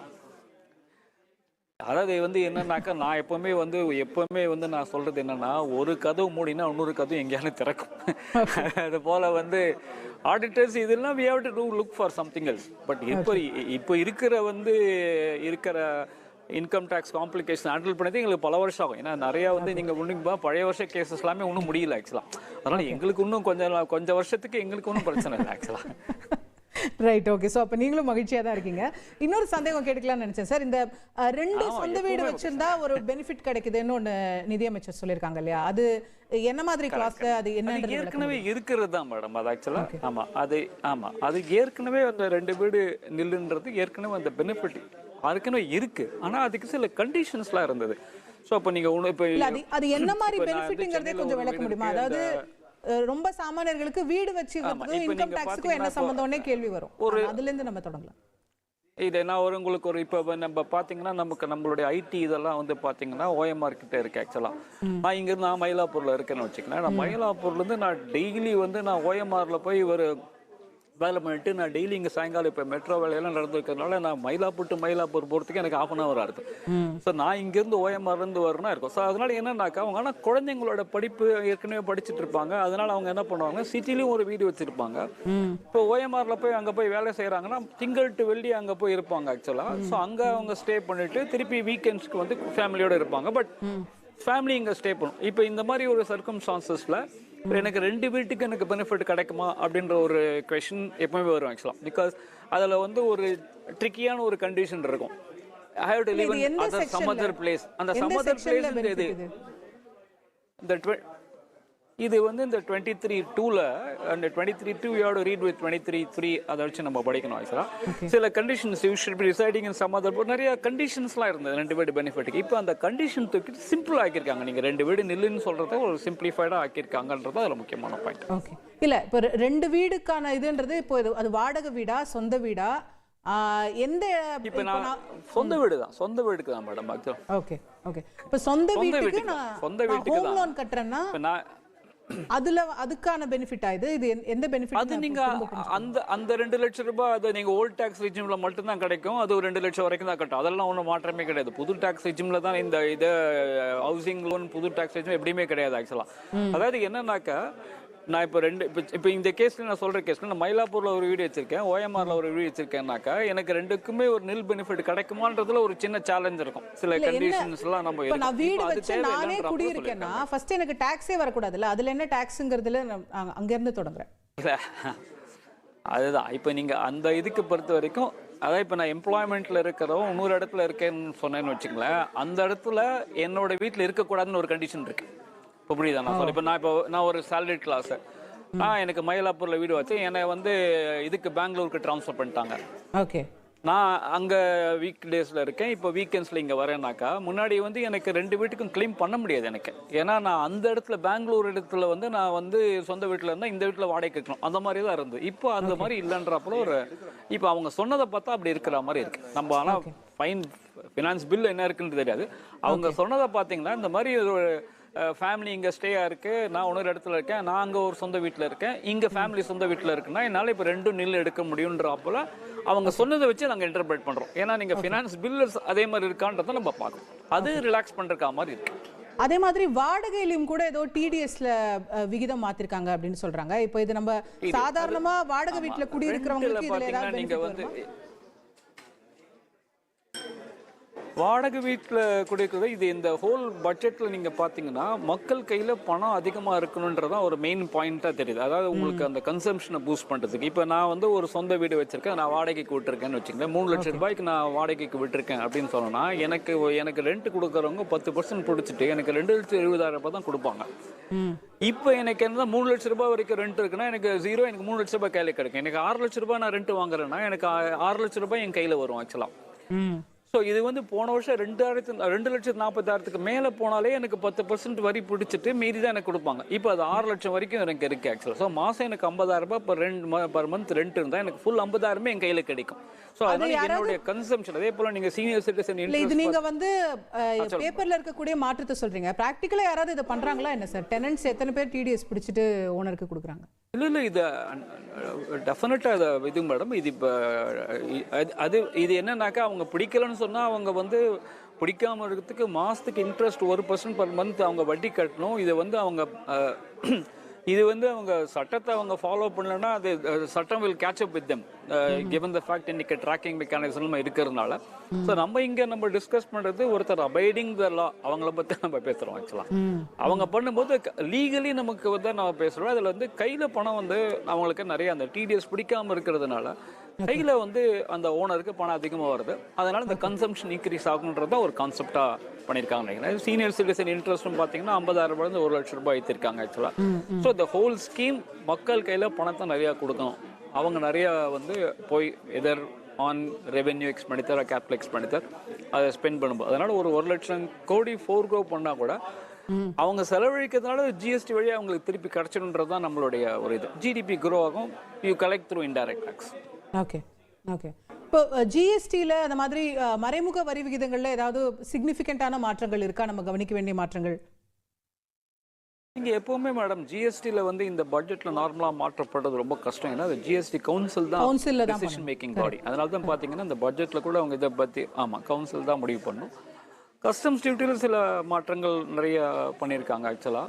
ஸோ சில கேன்சர் ட்ரக்ஸ் அதோட விலையை குறைக்கிறதுக்காக ஆக்சுவலாக அது நம்ம பட்ஜெட் உள்ளுக்குள்ளே வந்து பார்க்கும்போது ஏன்னா சில இதெல்லாம் நம்ம ஸ்பீச்சில் வச்சு நம்ம ரொம்ப டிசைட் பண்ணுறது ரொம்ப டிஃபிகல்ட்டாக இருக்கும். ஃபைன் பிரிண்ட்ஸில் பார்த்தா தான் அதனுடைய முழு தாக்கத்தை நம்ம கரெக்டாக சொல்ல முடியும்.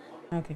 இப்போது நீங்கள் சொன்ன மாதிரி கேன்சர் மருந்துகள் சிலத்துக்கு வந்து இம்போர்ட் டியூட்டி கம்மியாக இருக்குது. ஸோ அதோடைய விலை குறையும்னு சொல்கிறாங்க.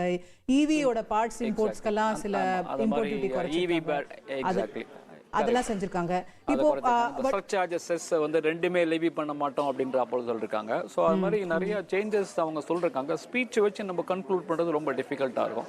ஃபைன் பிரிண்ட்ஸை பார்க்கும்போது நம்ம பெட்டராக சொல்ல முடியும் எவ்வளோ தூரம் என்னத்தினால ஆகும்ன்றதை நம்ம சொல்லலாம். Okay right. ஸோ இந்த இன்கம் டேக்ஸ் அப்படிங்கிற ஒரு விஷயத்தை தாண்டி பார்க்கணும்னா of course you are an ID expert. But அதை தாண்டி பார்க்கணும்னா இந்த பட்ஜெட்டோடைய ரொம்ப சிக்னிஃபிகண்ட் ஹைலைட்டாக நீங்கள் கருதக்கூடிய இன்னொரு ஒரு விஷயம் என்னவா இருக்கும்?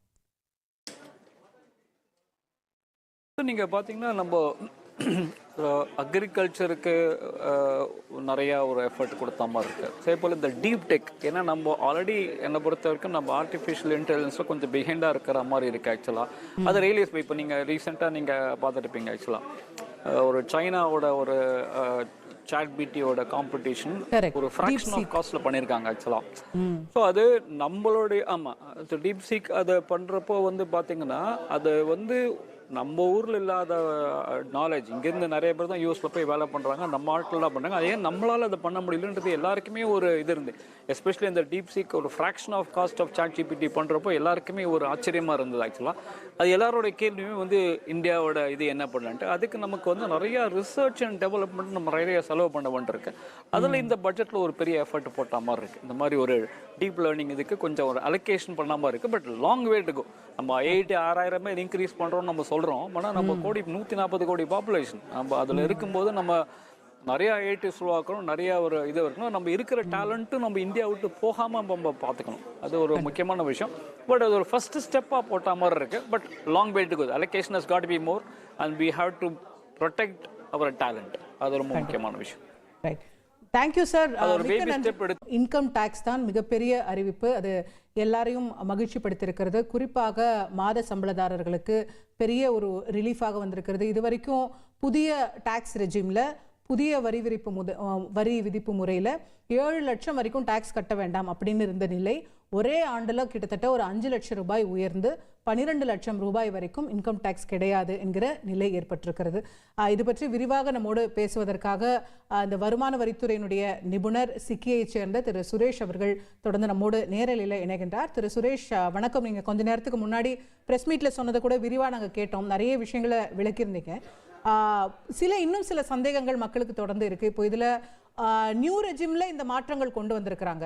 இப்போ 12 லட்சம் வரைக்கும் டாக்ஸ் இல்லைன்னு ஓல்ட் ரெஜிம் அப்படியே தான் இருக்கா, அதில் ஏதாவது மாற்றங்கள் இருக்கா, இல்லை 80C 80Dல ஏதாவது ஏற்றிருக்காங்களா?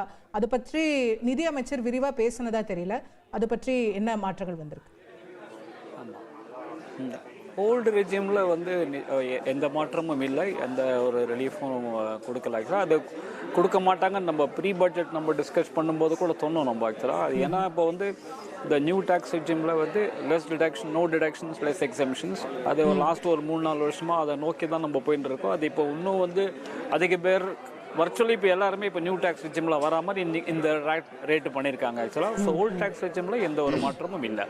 ஆனால் இது ஒரு கடைசி பால் 6 மாதிரி பயங்கரமாக அடிச்சிட்டாங்க. இது யாருமே ஒரு நம்ம முதல்ல ப்ரீ பட்ஜெட் போது கூட நம்ம சொன்னோம் எல்லாருக்குமே இதில் பெனிஃபிட் இருக்கும் அப்படின்னு. ஆனால் இந்த பெனிஃபிட் வந்து ரொம்ப எல்லாருக்குமே ஒரு மிகுந்த ஒரு பெனிஃபிட்டு. இது வந்து ஒரு யாருமே எதிர்பாராத ஒரு ரிலீஃப் அப்படின்னு நம்ம சொல்லலாம் சார். இப்போ இதுல வந்து நம்ம பொதுவா சொல்லுவோம், இந்தியாவில் வருமான வரி செலுத்துபவர்களே ரொம்ப குறைவு தான். ஒரு 100 கோடி பேர்ல வந்து நம்ம 1%, 2% பேர் தான் வருமான வரியே செலுத்துறோம் அப்படிங்கிறத சொல்லுவோம்.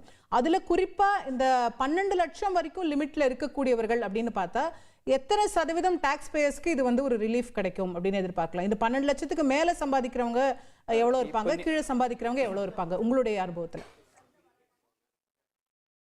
இல்லை, இப்போ நீங்கள் வந்து இதில் நம்ம ஒன்று பார்க்க வேண்டியது என்ன அப்படின்னு நம்ம சொன்னோம். ஆக்சுவலாக இப்போ வருமான வரி தாக்கல் செய்கிறவங்க இதனால் விலகி போக முடியாது. அது வந்து 3 லட்சத்தில் இருக்கிறவங்க ஃபைல் பண்ண வேணான்றது இப்போ 4 லட்சம் வரைக்கும் இருக்கிறவங்க தான் ஃபைல் பண்ண வேணான்னு இருக்கே தவிர, இப்போ நீங்கள் 12 லட்சம் இன்கம் இருந்தால் நான் வரி தாக்கல் செய்ய வேண்டான்றது இருக்காது. நீங்கள் 4 லட்சம் இருந்தால் தான் ஃபைல் பண்ணாமல் இருக்கலாம் ஆக்சுவலாக. ஸோ அதனால் இப்போ என்னன்னாக்கா இந்த நம்பர் இதனால் வெளியில் விட்டு சிக்னிஃபிகண்ட்டாக போகாது ஆக்சுவலாக. அப்படி தான் பண்ணியிருக்காங்க ஆக்சுவலாக, அப்படி தான் பண்ணுவாங்க. இது ரிபேட் வழியாக தான் இதை கொடுக்குறாங்க. 87 ஒரு விதிப்படி அங்கே தான் ரிலீஃப் அவங்க கொடுக்குறாங்களே தவிர ஸ்லாப் ரேட்டு நேராக அப்படி நம்ம ஏற்றலாம் ஆக்சுவலாக. இப்போ வந்து பார்த்தீங்கன்னா உங்களோட இன்கம் சேலரி கிளாஸாக தான் 4,75,000 வரைக்கும் வருமானம் தாக்கல் வேண்டிய அவசியம் இருக்காது. நீங்கள் சேலரிடு இன்கம் இல்லாமல் இருந்தீங்கன்னா 4 லட்சம் வரைக்கும் தாக்கல் செய்ய வேண்டிய இருக்குது. அதனால இப்போ வந்து number of people filing the return இதனால சிக்னிஃபிகண்ட்டாக குறையாது. அது அவங்க டெஃபினட்டாக பார்த்துட்டு இருக்காங்க. ஏன்னா இது ரொம்ப கஷ்டப்பட்டு இந்த நம்பரை சேர்த்துருவாங்க. நீங்க சொல்ற மாதிரி தாக்கல் செஞ்சு அந்த ரிபேட்டை வாங்கி 0 டாக்ஸ்னு போட்டு நம்ம தாக்கல் பண்ணிடுவோம் உங்க இன்கம் டாக்ஸ்ல நம்மளோட வெப்சைட்ல. அப்படிதான் நீங்க சொல்றீங்க. சோ தாக்கல் செய்பவர்களுடைய எண்ணிக்கை வந்து அப்படியே இருக்கும் அப்படின்னு. பட் நான் கேட்பது இந்த பெனிஃபிட்ங்கிறது எத்தனை சதவீதம் டாக்ஸ் பேயர்ஸ்க்கு போய் சேரும்? இந்த 12 லட்சம் சொல்லியிருக்கிறதுனால இவங்க தான் மெஜாரிட்டியா இல்ல இதுக்கு மேல இருக்கிறவங்க மெஜாரிட்டியான்னு இல்ல. அதாவது நீங்க பாத்தீங்கன்னா இந்த பெனிஃபிட்ன்றதை பொறுத்தவரை இல்ல நிச்சயமா 12 லட்சத்தை இருக்கிறவங்க நிச்சயமா கிட்டத்தட்ட ஒரு 75-80% இருப்பாங்க ஆக்சுவலா.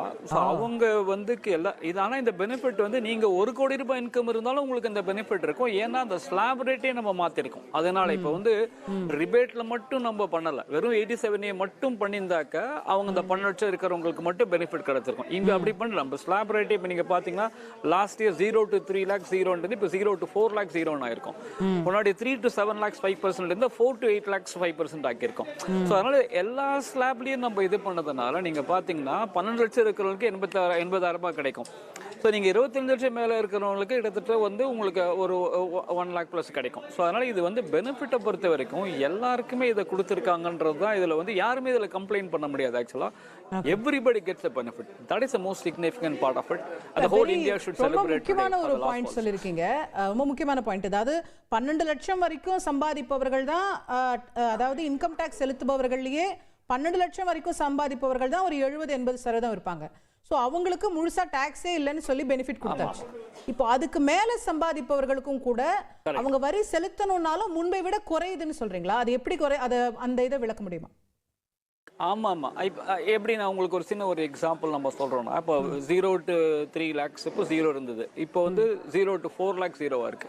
முன்னாடி 3ல இருந்து 7 லட்சம் 5%. இப்போ நீங்க 12 to 16 வெச்சு சொல்லுங்களேன். நமக்கு வந்து 5%. இப்போ எனக்கு வந்து 15 லட்சம் ரூபாய் ஆண்டு சம்பளம். 12 to 16 இருக்கு. இப்போ ஆமா நீங்க பாத்தீங்கன்னா 0 to 4 0, 4 to 8 5%, 8 to 12 10%, 12 to 16 15%, 16 to 20 20%, 20 to 24 25%, அதுக்கு மேல தான் 30%. ஸோ அதனால இதனால கிராஸ் செக்ஷன் எல்லாருக்குமே உங்களுக்கு கிடைக்கும். அதனால ஸோ இந்த பெனிஃபிட் ஸ்லாப் ரேட் ஆல்டரேஷன் எல்லா இடத்தையும் பண்ணதுனால அனைத்து தரப்பட்டவர்களுக்கும் இந்த வாட்டி வருமான வரி குறையும். நீங்க எந்த ஸ்லாப்ல இருந்தாலும் குறையும். இது நம்ம இந்த பட்ஜெட் பேசுறதுக்கு முன்னாடி இது சொன்னோம், இது எல்லாருக்குமே இந்த வாட்டி பெனிஃபிட் இருக்குன்றது.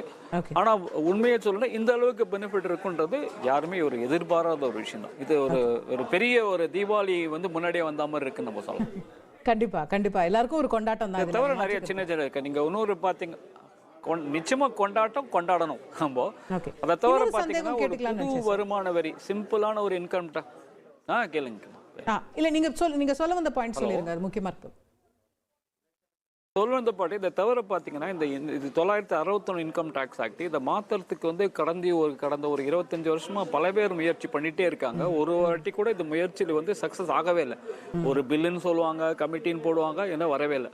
இவங்க போன பட்ஜெட்டில் சொன்னாங்க இதை இன்ட்ரடியூஸ் பண்ணுவோம் 6 மாதத்துக்குள்ளன்ட்டு. அடுத்த வாரம் இந்த பட்ஜெட்டில் அனௌன்ஸே பண்ணியிருக்காங்க. ஒரு புது சிம்பிளாக எல்லாரும் புரிஞ்சக்கூடிய ஒரு பில்லு அடுத்த வாரம் இன்ட்ரடியூஸ் பண்ண போகிறேன்றது சொல்லியிருக்காங்க. அது ஒரு பெரிய ஒரு அனௌன்ஸ்மெண்ட்டு. அதனால சாமானியர்களுக்கு என்ன சார் பெனிஃபிட்? அதாவது என்னோட புரிதல் எப்படின்னா, இன்கம் டாக்ஸ் ஆக்ட் வந்து அவங்க மாத்த போறாங்க அப்படின்னா அதுல வந்து நிறைய கிளாஸஸை மாத்துவாங்க, சிலதை இது பண்ணுவாங்க. இப்போ அதெல்லாம் வந்து சிஏக்கள் பார்க்கக்கூடிய விஷயம், அவங்களுக்கு தான் புரியும். காமன் மேனுக்கு அதனால என்ன பெனிஃபிட்ன்ற மாதிரி அதுதான் அவங்க என்ன இப்ப சொல்லியிருக்க. அதுதான் நல்ல உங்க கேள்வி, அருமையான கேள்வி. ஆக்சுவலா அவங்க என்ன சொல்றாங்கன்னா, சிஏக்கள் போட்டு புரிஞ்சுக்கிற மாதிரி இந்த இன்கம் டாக்ஸ் ஆக்டை சாமானிய மக்களும் புரியுற மாதிரி மாத்த போறோம் அப்படின்னு சொல்லிருக்காங்க. அதை நம்ம வந்ததுக்கு அப்புறம் அதை சாட்டிஸ்ஃபையா இருக்கான்னு நம்ம பார்க்க போறோம். அதை இது எல்லாருக்கும் புரியும், டிபார்ட்மெண்ட்டுக்கு ஈஸியா புரியும். இப்போ இந்த லாயர்ஸ், ஆடிட்டர்ஸ் மட்டுக்குமே புரியக்கூடிய இந்த இன்கம் டாக்ஸை சாமானிய மக்கள் வந்து எல்லாருக்குமே ஈஸியாக புரியற மாதிரி நாங்கள் பண்ணியிருக்கோம் அப்படின்றப்பல சொல்லியிருக்காங்க. அது ஒரு பெரிய முயற்சி. அப்போ ஆடிட்டர்களுக்கு தான் வருத்தமான செய்தி. அந்த முயற்சி எல்லாருமே ட்ரை பண்ணாங்க, அதை இம்ப்ளிமெண்ட் ஆகல. அதாவது வந்து என்னன்னாக்கா, நான் எப்பவுமே வந்து நான் சொல்றது என்னன்னா, ஒரு கதவு மூடினா இன்னொரு கதவு எங்கேயாலும் திறக்கும். அது போல வந்து ஆடிட்டர்ஸ் இதெல்லாம் we have to look for something else. But இப்போ இருக்கிற இன்கம் டேக்ஸ் காம்ப்ளிகேஷன் ஹேண்டில் பண்ணது எங்களுக்கு பல வருஷம் ஆகும். ஏன்னா நிறையா வந்து நீங்கள் ஒன்றும் பழைய வருஷ கேசஸ் எல்லாமே ஒன்றும் முடியல ஆக்சுவலாக. அதனால் எங்களுக்கு இன்னும் கொஞ்சம் வருஷத்துக்கு எங்களுக்கு ஒன்றும் பிரச்சனை இல்லை ஆக்சுவலாக. Right, okay. ஸோ அப்போ நீங்களும் மகிழ்ச்சியாக தான் இருக்கீங்க. இன்னொரு சந்தேகம் கேட்கலாம்னு நினைச்சேன் சார். இந்த 2 சொந்த வீடு வச்சிருந்தா ஒரு பெனிஃபிட் கிடைக்குதுன்னு ஒன்று நிதியமைச்சர் சொல்லியிருக்காங்க இல்லையா? அது என்ன மாதிரி கிளாஸ்ல, அது என்ன ஏற்கனவே இருக்கிறது தான் மேடம். அது ஆக்சுவலாக அது ஏற்கனவே அந்த 2 வீடு நில்லுன்றது ஏற்கனவே அந்த பெனிஃபிட் ஏற்கனவே இருக்கு. ஆனால் அதுக்கு சில கண்டிஷன்ஸ்லாம் இருந்தது. ஸோ அப்போ நீங்கள் இப்போ அது என்ன மாதிரி பெனிஃபிட்ங்கிறதே கொஞ்சம் விளக்க முடியுமா? அதாவது ரொம்ப சாமானியர்களுக்கு வீடு வச்சிருக்கிறது இன்கம் டாக்ஸ்க்கு என்ன சம்பந்தம்னே கேள்வி வரும். அதுல இருந்து நம்ம தொடங்கலாம். இது நான் உங்களுக்கு ஒரு இப்போ நம்ம பார்த்தீங்கன்னா நம்மளுடைய ஐடி இதெல்லாம் வந்து பார்த்தீங்கன்னா ஓஎம்ஆர் கிட்ட இருக்கு ஆக்சுவலாக. நான் இங்கிருந்து நான் மயிலாப்பூரில் இருக்கேன்னு வச்சுக்கலாம். நான் மயிலாப்பூர்லேருந்து நான் டெய்லி வந்து நான் ஓஎம்ஆரில் போய் ஒரு வேலை பண்ணிட்டு நான் டெய்லி இங்கே சாயங்காலம் இப்போ மெட்ரோ வேலையெல்லாம் நடந்துருக்கிறதுனால நான் மயிலாப்பூர் போகிறதுக்கு எனக்கு 1/2 hour ஆகுது. ஸோ நான் இங்கேருந்து ஓஎம்ஆர்லேருந்து வரணும்னா இருக்கும். ஸோ அதனால என்னன்னாக்கா, அவங்க ஆனால் குழந்தைங்களோட படிப்பு ஏற்கனவே படிச்சுட்டு இருப்பாங்க. அதனால அவங்க என்ன பண்ணுவாங்க, சிட்டிலையும் ஒரு வீடு வச்சிருப்பாங்க. இப்போ ஓஎம்ஆரில் போய் அங்கே போய் வேலை செய்கிறாங்கன்னா திங்கள் டு வெள்ளி அங்கே போய் இருப்பாங்க ஆக்சுவலாக. ஸோ அங்கே அவங்க ஸ்டே பண்ணிட்டு திருப்பி வீக்கெண்ட்ஸ்க்கு வந்து ஃபேமிலியோடு இருப்பாங்க. பட் ஃபேமிலி இங்கே ஸ்டே பண்ணும். இப்போ இந்த மாதிரி ஒரு சர்க்கம்ஸ்டான்சஸில் எனக்கு 2 வீட்டுக்கு எனக்கு பெனிஃபிட் கிடைக்குமா அப்படின்ற ஒரு கொஸ்டின் எப்பவுமே வரும் ஆக்சுவலாக. பிகாஸ் அதில் வந்து ஒரு ட்ரிக்கியான ஒரு கண்டிஷன் இருக்கும். I have to live in some other place. அந்த சம் அதர் பிளேஸ் இது வந்து இந்த 23(2ல அந்த 23(2 you have to read with 23(3) அதை வச்சு நம்ம படிக்கணும் ஆக்சுவலாக. சில conditions you should be residing in some other, நிறைய கண்டிஷன்ஸ்லாம் இருந்தது 2 வீடு பெனிஃபிட்டுக்கு. இப்போ அந்த கண்டிஷன் தூக்கி சிம்பிள் ஆக்கியிருக்காங்க. நீங்கள் 2 வீடு நில்லுன்னு சொல்கிறத ஒரு சிம்பிளிஃபைடாக ஆக்கியிருக்காங்கன்றது அதில் முக்கியமான பாயிண்ட். ஓகே, இல்லை இப்போ 2 வீடுக்கான இதுன்றது இப்போ அது வாடகை வீடா சொந்த வீடா எந்த? இப்போ நான் சொந்த வீடுக்கு தான் மேடம் ஆக்சுவலாக. Okay okay. இப்போ சொந்த வீட்டுக்கு ஹோம் லோன் கட்டுறேன்னா அதுக்கான பெனிஃபிட் ஆயுது. இது எந்த பெனிஃபிட்? அது நீங்க அந்த 2 லட்சம் ரூபாய் அது நீங்க ஓல்ட் டாக்ஸ் ரெஜிம்ல மட்டும் தான் கிடைக்கும். அது ஒரு 2 லட்சம் வரைக்கும் தான் கட்டும். அதெல்லாம் ஒன்றும் மாற்றமே கிடையாது. புது டாக்ஸ் ரெஜிம்ல தான் இந்த ஹவுசிங் லோன் புது டாக்ஸ் ரெஜிம் எப்படியுமே கிடையாது ஆக்சுவலா. அதாவது என்னன்னாக்கா, நான் இப்போ இந்த கேஸ்ல நான் சொல்ற கேஸ்ல நான் மயிலாப்பூர்ல ஒரு வீடு வச்சிருக்கேன், ஓஎம்ஆர்ல ஒரு வீடு வச்சிருக்கேன்னாக்கா எனக்கு 2க்குமே ஒரு நில் பெனிஃபிட் கிடைக்குமான்றதுல ஒரு சின்ன சேலஞ்ச் இருக்கும். சில கண்டிஷன்ஸ் எல்லாம் நம்ம நான் வீடு வச்சு நானே குடியிருக்கேன்னா ஃபர்ஸ்ட் எனக்கு டாக்ஸே வரக்கூடாதுல்ல? அதுல என்ன டாக்ஸ்ங்கிறதுல அங்க இருந்து தொடங்குறேன். அதுதான் இப்போ நீங்க அந்த இதுக்கு பொறுத்த வரைக்கும், அதான் இப்போ நான் எம்ப்ளாய்மெண்ட்ல இருக்கிறவங்க இன்னொரு இடத்துல இருக்கேன்னு சொன்னேன்னு வச்சுங்களேன், அந்த இடத்துல என்னோட வீட்டில் இருக்கக்கூடாதுன்னு ஒரு கண்டிஷன் இருக்கு. இப்போ புரியுதா நான் சொல்ல? இப்போ நான் ஒரு சேலரி கிளாஸ் எனக்கு மயிலாப்பூரில் வீடு வச்சு என்னை வந்து இதுக்கு பெங்களூருக்கு ட்ரான்ஸ்ஃபர் பண்ணிட்டாங்க. ஓகே. நான் அங்கே வீக் டேஸில் இருக்கேன். இப்போ வீக்கெண்ட்ஸில் இங்கே வரேன்னாக்கா முன்னாடி வந்து எனக்கு 2 வீட்டுக்கும் கிளைம் பண்ண முடியாது எனக்கு. ஏன்னா நான் அந்த இடத்துல பெங்களூர் இடத்துல வந்து நான் வந்து சொந்த வீட்டில் இருந்தால் இந்த வீட்டில் வாடகை கேட்கணும், அந்த மாதிரி தான் இருந்தது. இப்போ அந்த மாதிரி இல்லைன்றப்போ இப்போ அவங்க சொன்னதை பார்த்தா அப்படி இருக்கிற மாதிரி இருக்கு. நம்ம ஆனால் ஃபினான்ஸ் பில் என்ன இருக்குன்னு தெரியாது. அவங்க சொன்னதை பார்த்தீங்கன்னா இந்த மாதிரி ஒரு ஃபேமிலி இங்கே ஸ்டேயாக இருக்குது, நான் இன்னொரு இடத்துல இருக்கேன், நான் அங்கே ஒரு சொந்த வீட்டில் இருக்கேன், இங்கே ஃபேமிலி சொந்த வீட்டில் இருக்குன்னா என்னால் இப்போ 2 நில் எடுக்க முடியுன்றப்போல அவங்க சொன்னதை வச்சு நாங்கள் இன்டர்பிரேட் பண்ணுறோம். ஏன்னா நீங்கள் ஃபினான்ஸ் பில் அதே மாதிரி இருக்கான்றதை நம்ம பார்க்கணும். அது ரிலாக்ஸ் பண்ணுறக்கா மாதிரி இருக்கு. அதே மாதிரி வாடகையிலும் கூட ஏதோ டிடிஎஸ்ல விகிதம் மாத்திருக்காங்க அப்படின்னு சொல்றாங்க. இப்போ இது நம்ம சாதாரணமா வாடகை வீட்டுல குடியிருக்கிறவங்களுக்கு இதுல ஏதாவது நீங்க வந்து வாடகை வீட்டில் குடியிருக்கிறது இது இந்த ஹோல் பட்ஜெட்டில் நீங்கள் பார்த்தீங்கன்னா மக்கள் கையில் பணம் அதிகமாக இருக்கணுன்றதான் ஒரு மெயின் பாயிண்ட்டாக தெரியுது. அதாவது உங்களுக்கு அந்த கன்சம்ஷனை பூஸ்ட் பண்ணுறதுக்கு. இப்போ நான் வந்து ஒரு சொந்த வீடு வச்சுருக்கேன், நான் வாடகைக்கு விட்டுருக்கேன்னு வச்சுக்கேன், 3 லட்சம் ரூபாய்க்கு நான் வாடகைக்கு விட்டுருக்கேன் அப்படின்னு சொன்னோன்னா எனக்கு ரெண்ட் கொடுக்குறவங்க 10% பிடிச்சிட்டு எனக்கு 2,70,000 ரூபாய் தான் கொடுப்பாங்க. இப்போ எனக்கு என்ன 3 லட்சம் ரூபாய் வரைக்கும் ரெண்ட் இருக்குன்னா எனக்கு 0, எனக்கு 3 லட்சம் ரூபாய் கையில் கிடைக்கும். எனக்கு 6 லட்சம் ரூபாய் நான் ரெண்ட் வாங்குறேன்னா எனக்கு 6 லட்சம் ரூபாய் என் கையில் வரும் ஆக்சுவலாக. ஸோ இது வந்து போன வருஷம் 2,40,000 மேலே போனாலே எனக்கு 10% வரி பிடிச்சிட்டு மீறி தான் எனக்கு கொடுப்பாங்க. இப்போ அது 6 லட்சம் வரைக்கும் எனக்கு இருக்கு ஆக்சுவலாக. ஸோ மாதம் எனக்கு 50,000 ரூபாய் பர் மந்த் ரெண்ட் இருந்தால் எனக்கு ஃபுல் 50,000 என் கையில் கிடைக்கும். ஸோ அதனால என்னுடைய கன்சம்ஷன் அதே போல நீங்க சீனியர் சிட்டிசன் இது நீங்க வந்து பேப்பர்ல இருக்கக்கூடிய மாற்றத்தை சொல்றீங்க. பிராக்டிகலா யாராவது இதை பண்றாங்களா என்ன சார்? டெனன்ட்ஸ் எத்தனை பேர் டிடிஎஸ் பிடிச்சிட்டு ஓனருக்கு கொடுக்குறாங்க? இல்லை இது டெஃபினட்டாக அதை இது மேடம். இது இப்போ இது என்னன்னாக்கா அவங்க பிடிக்கலன்னு சொன்னால் அவங்க வந்து பிடிக்காமல் இருக்கிறதுக்கு மாதத்துக்கு இன்ட்ரெஸ்ட் 1% பர் மந்த் அவங்க வட்டி கட்டணும். இதை வந்து அவங்க இது வந்து அவங்க சட்டத்தை அவங்க ஃபாலோ பண்ணலன்னா அது சட்டம் will catch up with them given the fact இன்னைக்கு ட்ராக்கிங் மெக்கானிசம் இருக்கிறதுனால. ஸோ நம்ம டிஸ்கஸ் பண்ணுறது ஒருத்தர் அபைடிங் த லா அவங்கள பற்றி நம்ம பேசுகிறோம் ஆக்சுவலாக. அவங்க பண்ணும்போது லீகலி நமக்கு வந்து நம்ம பேசுகிறோம். அதில் வந்து கையில் பணம் வந்து அவங்களுக்கு நிறைய அந்த டிடிஎஸ் பிடிக்காமல் இருக்கிறதுனால கையில் வந்து அந்த ஓனருக்கு பணம் அதிகமாக வருது. அதனால இந்த கன்சம்ஷன் இன்க்ரீஸ் ஆகுன்றது ஒரு கான்செப்டாக பண்ணியிருக்காங்க நினைக்கிறேன். சீனியர் சிட்டிசன் இன்ட்ரெஸ்ட்டும் பார்த்தீங்கன்னா 50,000 ரூபாய் 1 லட்சம் ரூபாய் ஏற்றிருக்காங்க ஆக்சுவலாக. ஸோ இந்த ஹோல் ஸ்கீம் மக்கள் கையில் பணத்தை நிறையா கொடுக்கணும். அவங்க நிறையா வந்து போய் either on revenue expenditure capital expenditure அதை ஸ்பெண்ட் பண்ணும்போது அதனால ஒரு 1 லட்சம் கோடி ஃபோர்க்ரோ பண்ணால் கூட அவங்க செலவழிக்கிறதுனால ஜிஎஸ்டி வழியாக அவங்களுக்கு திருப்பி கிடைச்சிடுன்றது தான் நம்மளுடைய ஒரு இது. ஜிடிபி க்ரோ ஆகும். You collect through indirect tax. Okay okay. இப்போ ஜிஎஸ்டியில் அந்த மாதிரி மறைமுக வரி விகிதங்களில் ஏதாவது சிக்னிஃபிகண்டான மாற்றங்கள் இருக்கா, நம்ம கவனிக்க வேண்டிய மாற்றங்கள்? நீங்கள் எப்போவுமே மேடம் ஜிஎஸ்டியில் வந்து இந்த பட்ஜெட்டில் நார்மலாக மாற்றப்படுறது ரொம்ப கஷ்டம். ஏன்னா அது ஜிஎஸ்டி கவுன்சில் தான் டிசிஷன் மேக்கிங் பாடி. அதனால தான் பார்த்தீங்கன்னா இந்த பட்ஜெட்டில் கூட அவங்க இதை பற்றி கவுன்சில் தான் முடிவு பண்ணணும். கஸ்டம்ஸ் டியூட்டியில் சில மாற்றங்கள் நிறைய பண்ணியிருக்காங்க ஆக்சுவலாக.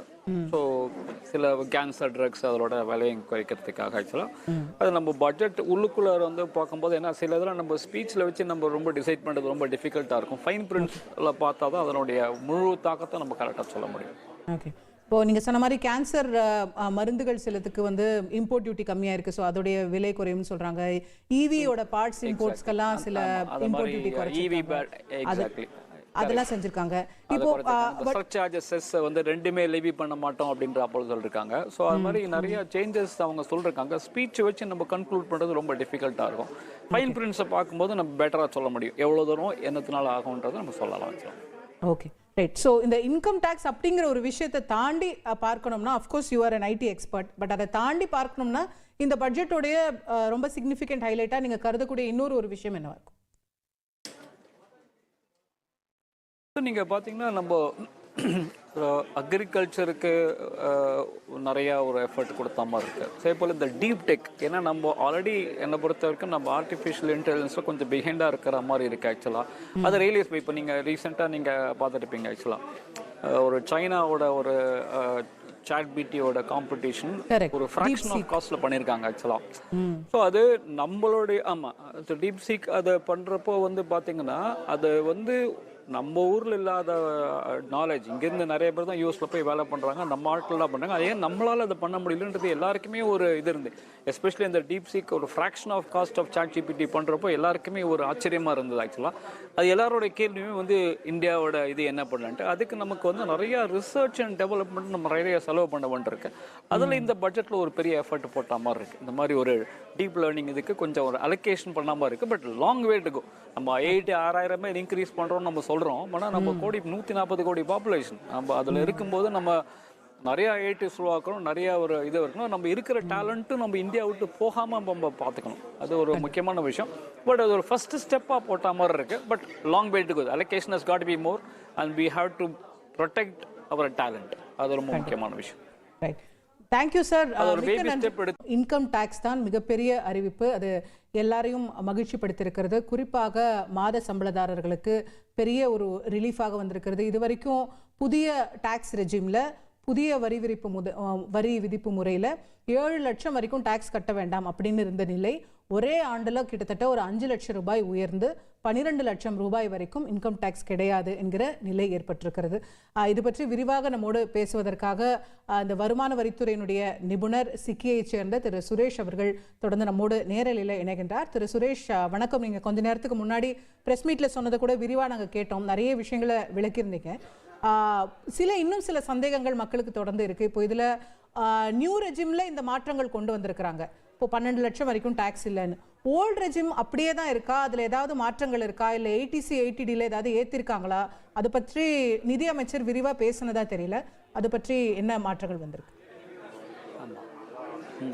ஓல்டு ரெஜிமில் வந்து எந்த மாற்றமும் இல்லை, எந்த ஒரு ரிலீஃபும் கொடுக்கல. ஆக்சுவலாக அது கொடுக்க மாட்டாங்கன்னு நம்ம ப்ரீ பட்ஜெட் நம்ம டிஸ்கஸ் பண்ணும்போது கூட சொன்னோம் நம்ம ஆக்சுவலாக. அது ஏன்னா இப்போ வந்து இந்த நியூ டேக்ஸ் ரெஜிமில் வந்து less deduction, no deductions, less exemptions, அது லாஸ்ட் ஒரு 3-4 வருஷமாக அதை நோக்கி தான் நம்ம போயிட்டு இருக்கோம். அது இப்போ இன்னும் வந்து அதிக பேர் வர்ச்சுவலி இப்போ எல்லாருமே இப்போ நியூ டேக்ஸ் ரெஜிமில் வரா மாதிரி இந்த ரேட்டு பண்ணியிருக்காங்க ஆக்சுவலாக. ஸோ ஓல்டு டேக்ஸ் ரெஜிமில் எந்த ஒரு மாற்றமும் இல்லை. ஆனால் இது ஒரு கடைசி பால் 6 மாதிரி பயங்கரமாக அடிச்சிட்டாங்க. இது யாருமே ஒரு நம்ம முதல்ல ப்ரீ பட்ஜெட் போது கூட நம்ம சொன்னோம் எல்லாருக்குமே இதில் பெனிஃபிட் இருக்கும் அப்படின்னு. ஆனால் இந்த பெனிஃபிட் வந்து ரொம்ப எல்லாருக்குமே ஒரு மிகுந்த ஒரு பெனிஃபிட்டு. இது வந்து ஒரு யாருமே எதிர்பாராத ஒரு ரிலீஃப் அப்படின்னு நம்ம சொல்லலாம் சார். இப்போ இதுல வந்து நம்ம பொதுவா சொல்லுவோம் இந்தியாவில் வருமான வரி செலுத்துபவர்களே ரொம்ப குறைவு தான். ஒரு 100 கோடி பேர்ல வந்து நம்ம 1%, 2% பேர் தான் வருமான வரியே செலுத்துறோம் அப்படிங்கிறத சொல்லுவோம். அதுல குறிப்பா இந்த 12 லட்சம் வரைக்கும் லிமிட்ல இருக்கக்கூடியவர்கள் அப்படின்னு பார்த்தா எத்தனை சதவீதம் டாக்ஸ் பேயர்ஸ்க்கு இது வந்து ஒரு ரிலீஃப் கிடைக்கும் அப்படின்னு எதிர்பார்க்கலாம்? இந்த 12 லட்சத்துக்கு மேல சம்பாதிக்கிறவங்க எவ்வளவு இருப்பாங்க, கீழே சம்பாதிக்கிறவங்க எவ்வளவு இருப்பாங்க உங்களுடைய அனுபவத்தில்? இல்லை, இப்போ நீங்கள் வந்து இதில் நம்ம ஒன்று பார்க்க வேண்டியது என்ன அப்படின்னு நம்ம சொன்னோம். ஆக்சுவலாக இப்போ வருமான வரி தாக்கல் செய்கிறவங்க இதனால் விலகி போக முடியாது. அது வந்து 3 லட்சத்தில் இருக்கிறவங்க ஃபைல் பண்ண வேணான்றது இப்போ 4 லட்சம் வரைக்கும் இருக்கிறவங்க தான் ஃபைல் பண்ண வேணான்னு இருக்கே தவிர, இப்போ நீங்கள் 12 லட்சம் இன்கம் இருந்தால் நான் வரி தாக்கல் செய்ய வேண்டான்றது இருக்காது. நீங்கள் 4 லட்சம் இருந்தால் தான் ஃபைல் பண்ணாமல் இருக்கலாம் ஆக்சுவலாக. ஸோ அதனால் இப்போ என்னன்னாக்கா இந்த நம்பர் இதனால் வெளியில் விட்டு சிக்னிஃபிகண்ட்டாக போகாது ஆக்சுவலாக. அப்படி தான் பண்ணியிருக்காங்க ஆக்சுவலாக. அப்படி தான் பண்ணுவாங்க. இது ரிபேட் வழியாக தான் இதை கொடுக்குறாங்க. 87 ஒரு விதிப்படி அங்கே தான் ரிலீஃப் அவங்க கொடுக்குறாங்களே தவிர ஸ்லாப் ரேட்டு நேராக அப்படி நம்ம ஏற்றலாம் ஆக்சுவலாக. இப்போ வந்து பார்த்தீங்கன்னா உங்களோட இன்கம் சேலரி கிளாஸாக தான் 4,75,000 வரைக்கும் வருமானம் தாக்கல் வேண்டிய அவசியம் இருக்காது. நீங்கள் சேலரிடு இன்கம் இல்லாமல் இருந்தீங்கன்னா 4 லட்சம் வரைக்கும் தாக்கல் செய்ய வேண்டிய இருக்குது. அதனால இப்போ வந்து number of people filing the return இதனால சிக்னிஃபிகண்ட்டாக குறையாது. அது அவங்க டெஃபினட்டாக பார்த்துட்டு இருக்காங்க. ஏன்னா இது ரொம்ப கஷ்டப்பட்டு இந்த நம்பரை சேர்த்துருவாங்க. நீங்க சொல்ற மாதிரி தாக்கல் செஞ்சு அந்த ரிபேட்டை வாங்கி 0 டாக்ஸ்னு போட்டு நம்ம தாக்கல் பண்ணிடுவோம் உங்க இன்கம் டாக்ஸ்ல நம்மளோட வெப்சைட்ல. அப்படிதான் நீங்க சொல்றீங்க. சோ தாக்கல் செய்பவர்களுடைய எண்ணிக்கை வந்து அப்படியே இருக்கும் அப்படின்னு. பட் நான் கேட்பது இந்த பெனிஃபிட்ங்கிறது எத்தனை சதவீதம் டாக்ஸ் பேயர்ஸ்க்கு போய் சேரும்? இந்த 12 லட்சம் சொல்லியிருக்கிறதுனால இவங்க தான் மெஜாரிட்டியா இல்ல இதுக்கு மேல இருக்கிறவங்க மெஜாரிட்டியான்னு இல்ல. அதாவது நீங்க பாத்தீங்கன்னா இந்த பெனிஃபிட்ன்றதை பொறுத்தவரை இல்ல நிச்சயமா 12 லட்சத்தை இருக்கிறவங்க நிச்சயமா கிட்டத்தட்ட ஒரு 75-80% இருப்பாங்க ஆக்சுவலா. அவங்க வந்து இது ஆனா இந்த பெனிஃபிட் வந்து நீங்க 1 கோடி ரூபாய் இன்கம் இருந்தாலும் உங்களுக்கு இந்த பெனிஃபிட் இருக்கும். ஏன்னா அந்த ஸ்லாப் ரேட்டே நம்ம மாத்திருக்கோம். அதனால இப்ப வந்து ரிபேட்ல மட்டும் நம்ம பண்ணல, வெறும் 87 மட்டும் பண்ணியிருந்தாக்க அவங்க இந்த 12 லட்சம் இருக்கிறவங்களுக்கு மட்டும் பெனிஃபிட் கிடைச்சிருக்கும். இங்க அப்படி பண்ணல. நம்ம ஸ்லாப் ரேட்டே இப்ப நீங்க பாத்தீங்கன்னா லாஸ்ட் இயர் 0 to 3 lakh 0 இப்ப 0 to 4 lakh 0 ஆயிருக்கும். முன்னாடி 3 to 7 lakhs 5% இருந்து 4 to 8 lakhs 5% ஆக்கியிருக்கோம். ஸோ அதனால எல்லா ஸ்லாப்லயும் நம்ம இது பண்ணது நீங்க பாத்தீங்கன்னா 12 லட்சம் இருக்கிறவங்களுக்கு 80,000 ரூபாய் கிடைக்கும். ஸோ நீங்கள் 25 லட்சம் மேலே இருக்கிறவங்களுக்கு கிட்டத்தட்ட வந்து உங்களுக்கு ஒரு 1 lakh ப்ளஸ் கிடைக்கும். ஸோ அதனால் இது வந்து பெனிஃபிட்டை பொறுத்த வரைக்கும் எல்லாருக்குமே இதை கொடுத்துருக்காங்கன்றது தான். இதில் வந்து யாருமே இதில் கம்ப்ளைண்ட் பண்ண முடியாது. ஆக்சுவலாக everybody gets a benefit. That is the most significant part of it. அந்த ஹோல் இந்தியா ஷுட் செலிப்ரேட். முக்கியமான ஒரு பாயிண்ட் சொல்லியிருக்கீங்க, ரொம்ப முக்கியமான பாயிண்ட். அதாவது 12 லட்சம் வரைக்கும் சம்பாதிப்பவர்கள் தான், அதாவது இன்கம் டேக்ஸ் செலுத்துபவர்கள்லேயே 12 லட்சம் வரைக்கும் சம்பாதிப்பவர்கள் தான் ஒரு 70-80% இருப்பாங்க. ஸோ அவங்களுக்கு முழுசா டாக்ஸே இல்லைன்னு சொல்லி பெனிஃபிட் கொடுத்தாச்சு. இப்போ அதுக்கு மேல சம்பாதிப்பவர்களுக்கும் கூட அவங்க வரி செலுத்தணும்னாலும் முன்பை விட குறையுதுன்னு சொல்றீங்களா? அது எப்படி அந்த இதை விளக்க முடியுமா? ஆமாம். இப்போ எப்படி நான் உங்களுக்கு ஒரு சின்ன ஒரு எக்ஸாம்பிள் நம்ம சொல்கிறோன்னா, இப்போ 0 to 3 lakhs இப்போ 0 இருந்தது. இப்போ வந்து 0 to 4 lakhs 0 இருக்கு. முன்னாடி 3லேருந்து 7 லட்சம் 5%. இப்போ நீங்க 12 to 16 வச்சு சொல்லுங்களேன். நமக்கு வந்து 5%. இப்போ எனக்கு வந்து 15 லட்சம் ரூபாய் ஆண்டு. 12 to 16 இருக்கு. இப்போ ஆமாம், நீங்கள் பார்த்தீங்கன்னா 0 to 4 0, 4 to 8 5%, 8 to 12 10%, 12 to 16 15%, 16 to 20 20%, 20 to 24 25%, அதுக்கு மேலே தான் 30%. ஸோ இதனால கிராஸ் செக்ஷன் எல்லாருக்குமே உங்களுக்கு கிடைக்கும். அதனால் ஸோ இந்த பெனிஃபிட் ஸ்லாப் ரேட் ஆல்ட்ரேஷன் எல்லா இடத்தையும் பண்ணதுனால அனைத்து தரப்பட்டவர்களுக்கும் இந்த வாட்டி வருமான வரி குறையும். நீங்கள் எந்த ஸ்லாப்ல இருந்தாலும் குறையும். இது நம்ம இந்த பட்ஜெட் பேசுறதுக்கு முன்னாடி இது சொன்னோம், இது எல்லாருக்குமே இந்த வாட்டி பெனிஃபிட் இருக்குன்றது. ஆனால் உண்மையை சொல்லணும், இந்த அளவுக்கு பெனிஃபிட் இருக்குன்றது யாருமே ஒரு எதிர்பாராத ஒரு விஷயம் தான். இது ஒரு பெரிய ஒரு தீபாவளி வந்து முன்னாடியே வந்த மாதிரி இருக்குன்னு நம்ம சொல்லலாம். கண்டிப்பா எல்லாருக்கும் ஒரு கொண்டாட்டம் தான். தவிர நிறைய சின்ன சின்ன இருக்கு. நீங்க இன்னொரு பாத்தீங்க, நிச்சயமா கொண்டாடணும் நம்ம. அதை தவிர பாத்தீங்கன்னா ஒரு புது வருமான வரி, சிம்பிளான ஒரு இன்கம் டேக்ஸ். கேளுங்க. இல்ல நீங்க சொல்ல வந்த பாயிண்ட் சொல்லிருங்க, அது முக்கியமா இருக்கு. சொல்லுவந்த பாட்டு இதை தவிர பார்த்தீங்கன்னா இது 961 இன்கம் டேக்ஸ் ஆக்ட் இதை மாற்றுறதுக்கு வந்து கடந்த ஒரு 25 வருஷமா பல பேர் முயற்சி பண்ணிட்டே இருக்காங்க. ஒரு வாட்டி கூட இந்த முயற்சியில் வந்து சக்ஸஸ் ஆகவே இல்லை. ஒரு பில்லுன்னு சொல்லுவாங்க, கமிட்டின்னு போடுவாங்க, என்ன வரவே இல்லை.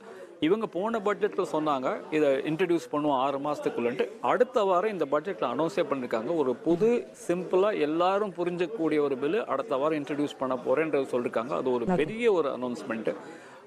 அதனால சாமானியர்களுக்கு என்ன சார் பெனிஃபிட்? அதாவது என்னோட புரிதல் எப்படின்னா, இன்கம் டாக்ஸ் ஆக்ட் வந்து அவங்க மாத்த போறாங்க அப்படின்னா அதுல வந்து நிறைய கிளாஸஸை மாத்துவாங்க, சிலதை இது பண்ணுவாங்க. இப்போ அதெல்லாம் வந்து சிஏக்கள் பார்க்கக்கூடிய விஷயம், அவங்களுக்கு தான் புரியும். காமன் மேனுக்கு அதனால என்ன பெனிஃபிட்ன்ற மாதிரி அதுதான் அவங்க என்ன இப்ப சொல்லியிருக்க. அதுதான் நல்ல உங்க கேள்வி, அருமையான கேள்வி. ஆக்சுவலா அவங்க என்ன சொல்றாங்கன்னா, சிஏக்கள் போட்டு புரிஞ்சுக்கிற மாதிரி இந்த இன்கம் டாக்ஸ் ஆக்டை சாமானிய மக்களும் புரியுற மாதிரி மாத்த போறோம் அப்படின்னு சொல்லிருக்காங்க. அதை நம்ம வந்ததுக்கு அப்புறம் அதை சாட்டிஸ்ஃபையா இருக்கான்னு நம்ம பார்க்க போறோம். அதை இது எல்லாருக்கும் புரியும், டிபார்ட்மெண்ட்டுக்கு ஈஸியா புரியும்.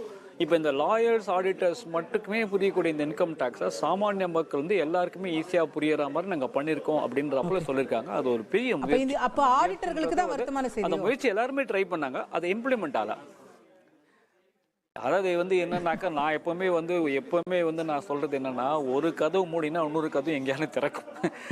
அது போல வந்து ஆடிட்டர்ஸ் இதெல்லாம் we have to look for something else. But இப்போ இருக்கிற இன்கம் டேக்ஸ் காம்ப்ளிகேஷன் ஹேண்டில் பண்ணது எங்களுக்கு பல வருஷம் ஆகும். ஏன்னா நிறையா வந்து நீங்கள் ஒன்றும் பழைய வருஷ கேசஸ் எல்லாமே ஒன்றும் முடியல ஆக்சுவலாக. அதனால் எங்களுக்கு இன்னும் கொஞ்சம் வருஷத்துக்கு எங்களுக்கு ஒன்றும் பிரச்சனை இல்லை ஆக்சுவலாக. Right, okay. ஸோ அப்போ நீங்களும் மகிழ்ச்சியாக தான் இருக்கீங்க. இன்னொரு சந்தேகம் கேட்கலாம்னு நினைச்சேன் சார். இந்த 2 சொந்த வீடு வச்சிருந்தா ஒரு பெனிஃபிட் கிடைக்குதுன்னு ஒன்று நிதியமைச்சர் சொல்லியிருக்காங்க இல்லையா? அது என்ன மாதிரி கிளாஸ்ல, அது என்ன ஏற்கனவே இருக்கிறது தான் மேடம். அது ஆக்சுவலாக அது ஏற்கனவே அந்த 2 வீடு நில்லுன்றது ஏற்கனவே அந்த பெனிஃபிட் ஏற்கனவே இருக்கு. ஆனால் அதுக்கு சில கண்டிஷன்ஸ்லாம் இருந்தது. ஸோ அப்போ நீங்கள் இப்போ அது என்ன மாதிரி பெனிஃபிட்ங்கிறதே கொஞ்சம் விளக்க முடியுமா? அதாவது ரொம்ப சாமானியர்களுக்கு வீடு வச்சிருக்கிறது இன்கம் டாக்ஸ்க்கு என்ன சம்பந்தம்னே கேள்வி வரும். அதுல இருந்து நம்ம தொடங்கலாம். இது நான் உங்களுக்கு ஒரு இப்போ நம்ம பார்த்தீங்கன்னா நம்மளுடைய ஐடி இதெல்லாம் வந்து பார்த்தீங்கன்னா ஓஎம்ஆர் கிட்ட இருக்கு ஆக்சுவலாக. நான் இங்கிருந்து நான் மயிலாப்பூரில் இருக்கேன்னு வச்சுக்கேன். நான் மயிலாப்பூர்லேருந்து நான் டெய்லி வந்து நான் ஓஎம்ஆரில் போய் ஒரு வேலை பண்ணிட்டு நான் டெய்லி இங்கே சாயங்காலம் இப்போ மெட்ரோ வேலையெல்லாம் நடந்துருக்கிறதுனால நான் மயிலாப்பூர் போகிறதுக்கு எனக்கு 1/2 hour ஆகுது. ஸோ நான் இங்கேருந்து ஓஎம்ஆர்லேருந்து வரணும்னா இருக்கும். ஸோ அதனால என்னன்னாக்கா, அவங்க ஆனால் குழந்தைங்களோட படிப்பு ஏற்கனவே படிச்சுட்டு இருப்பாங்க. அதனால அவங்க என்ன பண்ணுவாங்க, சிட்டிலையும் ஒரு வீடு வச்சிருப்பாங்க. இப்போ ஓஎம்ஆரில் போய் அங்கே போய் வேலை செய்கிறாங்கன்னா திங்கள் டு வெள்ளி அங்கே போய் இருப்பாங்க ஆக்சுவலாக. ஸோ அங்கே அவங்க ஸ்டே பண்ணிட்டு திருப்பி வீக்கெண்ட்ஸ்க்கு வந்து ஃபேமிலியோடு இருப்பாங்க. பட் ஃபேமிலி இங்கே ஸ்டே பண்ணும். இப்போ இந்த மாதிரி ஒரு சர்க்கம்ஸ்டான்சஸில் எனக்கு 2 வீட்டுக்கு எனக்கு பெனிஃபிட் கிடைக்குமா அப்படின்ற ஒரு கொஷின் எப்பவுமே வரும் ஆக்சுவலாக. பிகாஸ் அதில் வந்து ஒரு ட்ரிக்கியான ஒரு கண்டிஷன் இருக்கும். I have to live in other some other place. அந்த சம் அதர் பிளேஸ் இது இந்த இது வந்து இந்த 23(2ல அந்த 23(2 you have to read with 23(3) அதை வச்சு நம்ம படிக்கணும் ஆக்சுவலாக. சில conditions you should be residing in some other, நிறைய கண்டிஷன்ஸ்லாம் இருந்தது 2 வீடு பெனிஃபிட்டுக்கு. இப்போ அந்த கண்டிஷன் தூக்கி சிம்பிள் ஆக்கியிருக்காங்க. நீங்கள் 2 வீடு நில்லுன்னு சொல்கிறத ஒரு சிம்பிளிஃபைடாக ஆக்கியிருக்காங்கன்றது அதில் முக்கியமான பாயிண்ட். ஓகே, இல்லை இப்போ 2 வீடுக்கான இதுன்றது இப்போ அது வாடகை வீடா சொந்த வீடா எந்த? இப்போ நான் சொந்த வீடு தான், சொந்த வீடுக்கு தான் மேடம் ஆக்சுவலாக. ஓகே ஓகே, இப்போ சொந்த வீட்டுக்கு நான் ஹோம் லோன் கட்டுறேன்னா அதுக்கான பெனிஃபிட் ஆயுது. இது எந்த பெனிஃபிட்? அது நீங்க அந்த 2 லட்சம் ரூபாய் அது நீங்க ஓல்ட் டாக்ஸ் ரெஜிம்ல மட்டும் தான் கிடைக்கும். அது 2 லட்சம் வரைக்கும் தான் கட்டும். அதெல்லாம் ஒன்றும் மாற்றமே கிடையாது. புது டாக்ஸ் ரெஜிம்ல தான் இந்த இது ஹவுசிங் லோன் புது டாக்ஸ் ரெஜிம் எப்படியுமே கிடையாது ஆக்சுவலா.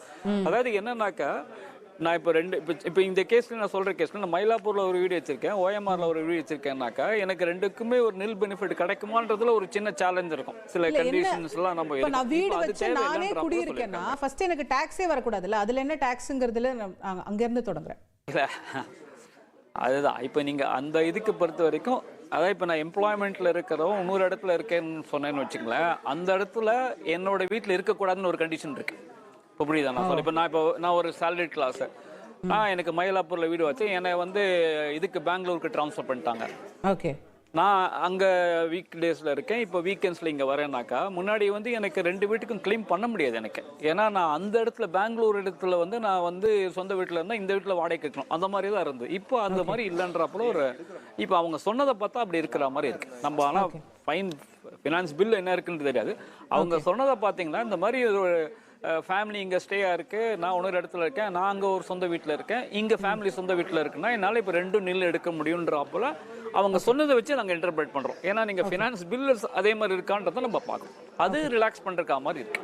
அதே மாதிரி வாடகையிலும் கூட ஏதோ டிடிஎஸ்ல விகிதம் மாத்திருக்காங்க அப்படின்னு சொல்றாங்க. இப்போ இது நம்ம சாதாரணமா வாடகை வீட்டில் குடியிருக்கிறவங்களுக்கு இதுல ஏதாவது நீங்க வந்து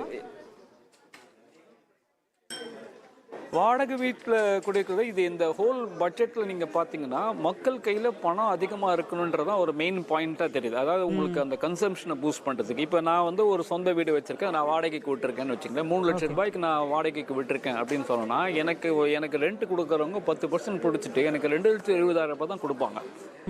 இப்போ எனக்கு என்ன 3 லட்சம் ரூபாய் வரைக்கும் ரெண்ட் இருக்குன்னா எனக்கு எனக்கு 3 லட்சம் ரூபாய் கையில் கிடைக்கும். எனக்கு 6 லட்சம் ரூபாய் நான் ரெண்ட் வாங்குறேன்னா எனக்கு 6 லட்சம் ரூபாய் என் கையில் வரும் ஆக்சுவலாக. ஸோ இது வந்து போன வருஷம் 2,40,000 மேலே போனாலே எனக்கு 10% வரி பிடிச்சிட்டு மீதி தான் எனக்கு கொடுப்பாங்க. இப்போ அது 6 லட்சம் வரைக்கும் எனக்கு இருக்கு ஆக்சுவலாக. ஸோ மாதம் எனக்கு 50,000 ரூபாய் பர் மந்த் ரெண்ட் இருந்தால் எனக்கு ஃபுல் 50,000 என் கையில் கிடைக்கும். ஸோ அதனால என்னுடைய கன்சம்ஷன் அதே போல் நீங்கள் சீனியர் சிட்டிசன் இது நீங்கள் வந்து பேப்பரில் இருக்கக்கூடிய மாற்றத்தை சொல்றீங்க. ப்ராக்டிக்கலாக யாராவது இதை பண்ணுறாங்களா என்ன சார்? டெனன்ட்ஸ் எத்தனை பேர் டிடிஎஸ் பிடிச்சிட்டு ஓனருக்கு கொடுக்குறாங்க? இல்லை இது டெஃபினட்டாக இது மேடம். இது இப்போ இது என்னன்னாக்கா அவங்க பிடிக்கலன்னு சொன்னால் அவங்க வந்து பிடிக்காமல் இருக்கிறதுக்கு மாதத்துக்கு இன்ட்ரெஸ்ட் 1% பர் மந்த் அவங்க வட்டி கட்டணும். இதை வந்து அவங்க சட்டத்தை அவங்க ஃபாலோ பண்ணலன்னா அது சட்டம் will catch up with them given the fact இன்னைக்கு ட்ராக்கிங் மெக்கானிசம் இருக்கிறதுனால. ஸோ நம்ம டிஸ்கஸ் பண்ணுறது ஒருத்தர் அபைடிங் த லா அவங்கள பற்றி நம்ம பேசுகிறோம் ஆக்சுவலாக.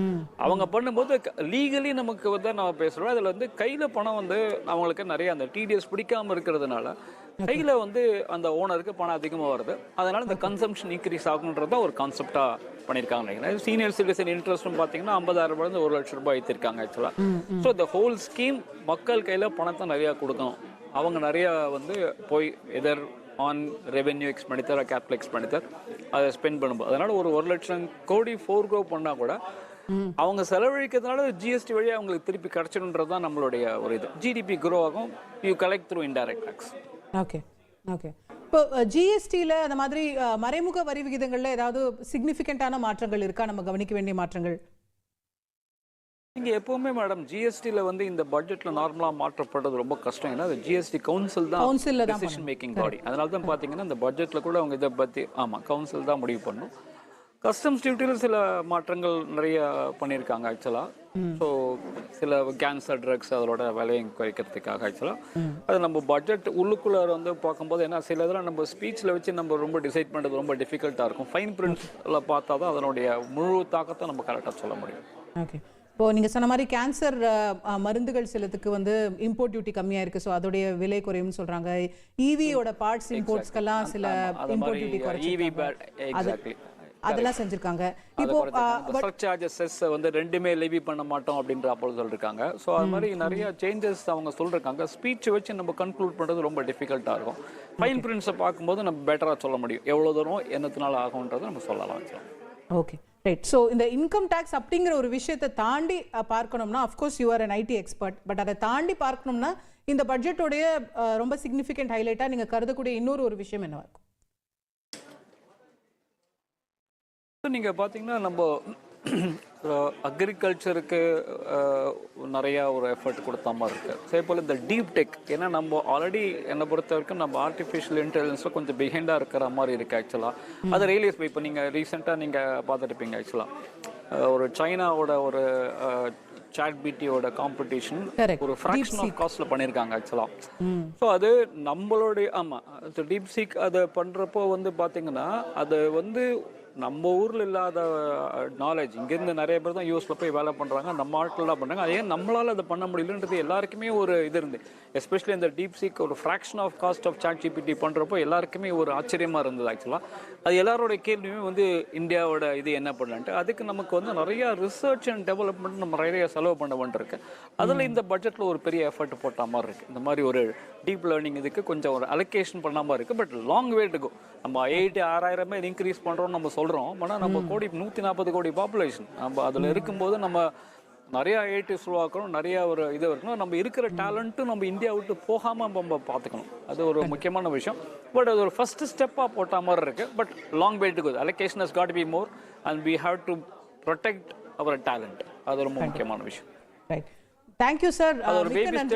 இன்கம் டேக்ஸ் தான் மிகப்பெரிய அறிவிப்பு. அது எல்லாரையும் மகிழ்ச்சிப்படுத்தியிருக்கிறது. குறிப்பாக மாத சம்பளதாரர்களுக்கு பெரிய ஒரு ரிலீஃபாக வந்திருக்கிறது. இது வரைக்கும் புதிய டாக்ஸ் ரெஜிமில் புதிய வரி விதிப்பு முறையில் 7 லட்சம் வரைக்கும் டாக்ஸ் கட்ட வேண்டாம் அப்படின்னு இருந்த நிலை ஒரே ஆண்டில் கிட்டத்தட்ட ஒரு 5 லட்சம் ரூபாய் உயர்ந்து 12 லட்சம் ரூபாய் வரைக்கும் இன்கம் டேக்ஸ் கிடையாது என்கிற நிலை ஏற்பட்டிருக்கிறது. இது பற்றி விரிவாக நம்மோடு பேசுவதற்காக இந்த வருமான வரித்துறையினுடைய நிபுணர் சிக்கியைச் சேர்ந்த திரு சுரேஷ் அவர்கள் தொடர்ந்து நம்மோடு நேரலையில் இணைகின்றார். திரு சுரேஷ் வணக்கம். நீங்கள் கொஞ்ச நேரத்துக்கு முன்னாடி ப்ரெஸ் மீட்டில் சொன்னதை கூட விரிவாக நாங்கள் கேட்டோம், நிறைய விஷயங்களை விளக்கியிருந்தீங்க. இன்னும் சில சந்தேகங்கள் மக்களுக்கு தொடர்ந்து இருக்கு. இப்போ இதுல நியூ ரெஜிம்ல இந்த மாற்றங்கள் கொண்டு வந்திருக்கிறாங்க. இப்போ 12 லட்சம் வரைக்கும் டாக்ஸ் இல்லைன்னு. ஓல்டு ரெஜிம் அப்படியே தான் இருக்கா? அதுல ஏதாவது மாற்றங்கள் இருக்கா? இல்லை ATC 80Dல ஏதாவது ஏத்திருக்காங்களா? அது பற்றி நிதி அமைச்சர் விரிவா பேசினதா தெரியல. அது பற்றி என்ன மாற்றங்கள் வந்திருக்கு?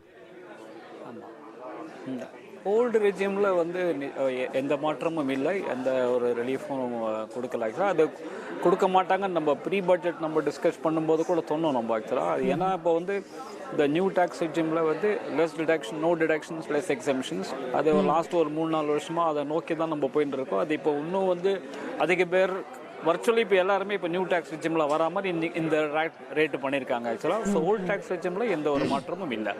ஆனால் இது ஒரு கடைசி பால் 6 மாதிரி பயங்கரமாக அடிச்சிட்டாங்க. இது யாருமே ஒரு நம்ம முதல்ல ப்ரீ பட்ஜெட் போது கூட நம்ம சொன்னோம் எல்லாருக்குமே இதில் பெனிஃபிட் இருக்கும் அப்படின்னு. ஆனால் இந்த பெனிஃபிட் வந்து ரொம்ப எல்லாருக்குமே ஒரு மிகுந்த ஒரு பெனிஃபிட்டு. இது வந்து ஒரு யாருமே எதிர்பாராத ஒரு ரிலீஃப் அப்படின்னு நம்ம சொல்லலாம் சார். இப்போ இதுல வந்து நம்ம பொதுவா சொல்லுவோம் இந்தியாவில் வருமான வரி செலுத்துபவர்களே ரொம்ப குறைவு தான். ஒரு 100 கோடி பேர்ல வந்து நம்ம 1%, 2% பேர் தான் வருமான வரியே செலுத்துறோம் அப்படிங்கிறத சொல்லுவோம். அதுல குறிப்பா இந்த 12 லட்சம் வரைக்கும் லிமிட்ல இருக்கக்கூடியவர்கள் அப்படின்னு பார்த்தா எத்தனை சதவீதம் டாக்ஸ் பேயர்ஸ்க்கு இது வந்து ஒரு ரிலீஃப் கிடைக்கும் அப்படின்னு எதிர்பார்க்கலாம்? இந்த 12 லட்சத்துக்கு மேல சம்பாதிக்கிறவங்க எவ்வளவு இருப்பாங்க, கீழே சம்பாதிக்கிறவங்க எவ்வளவு இருப்பாங்க உங்களுடைய அனுபவத்துல?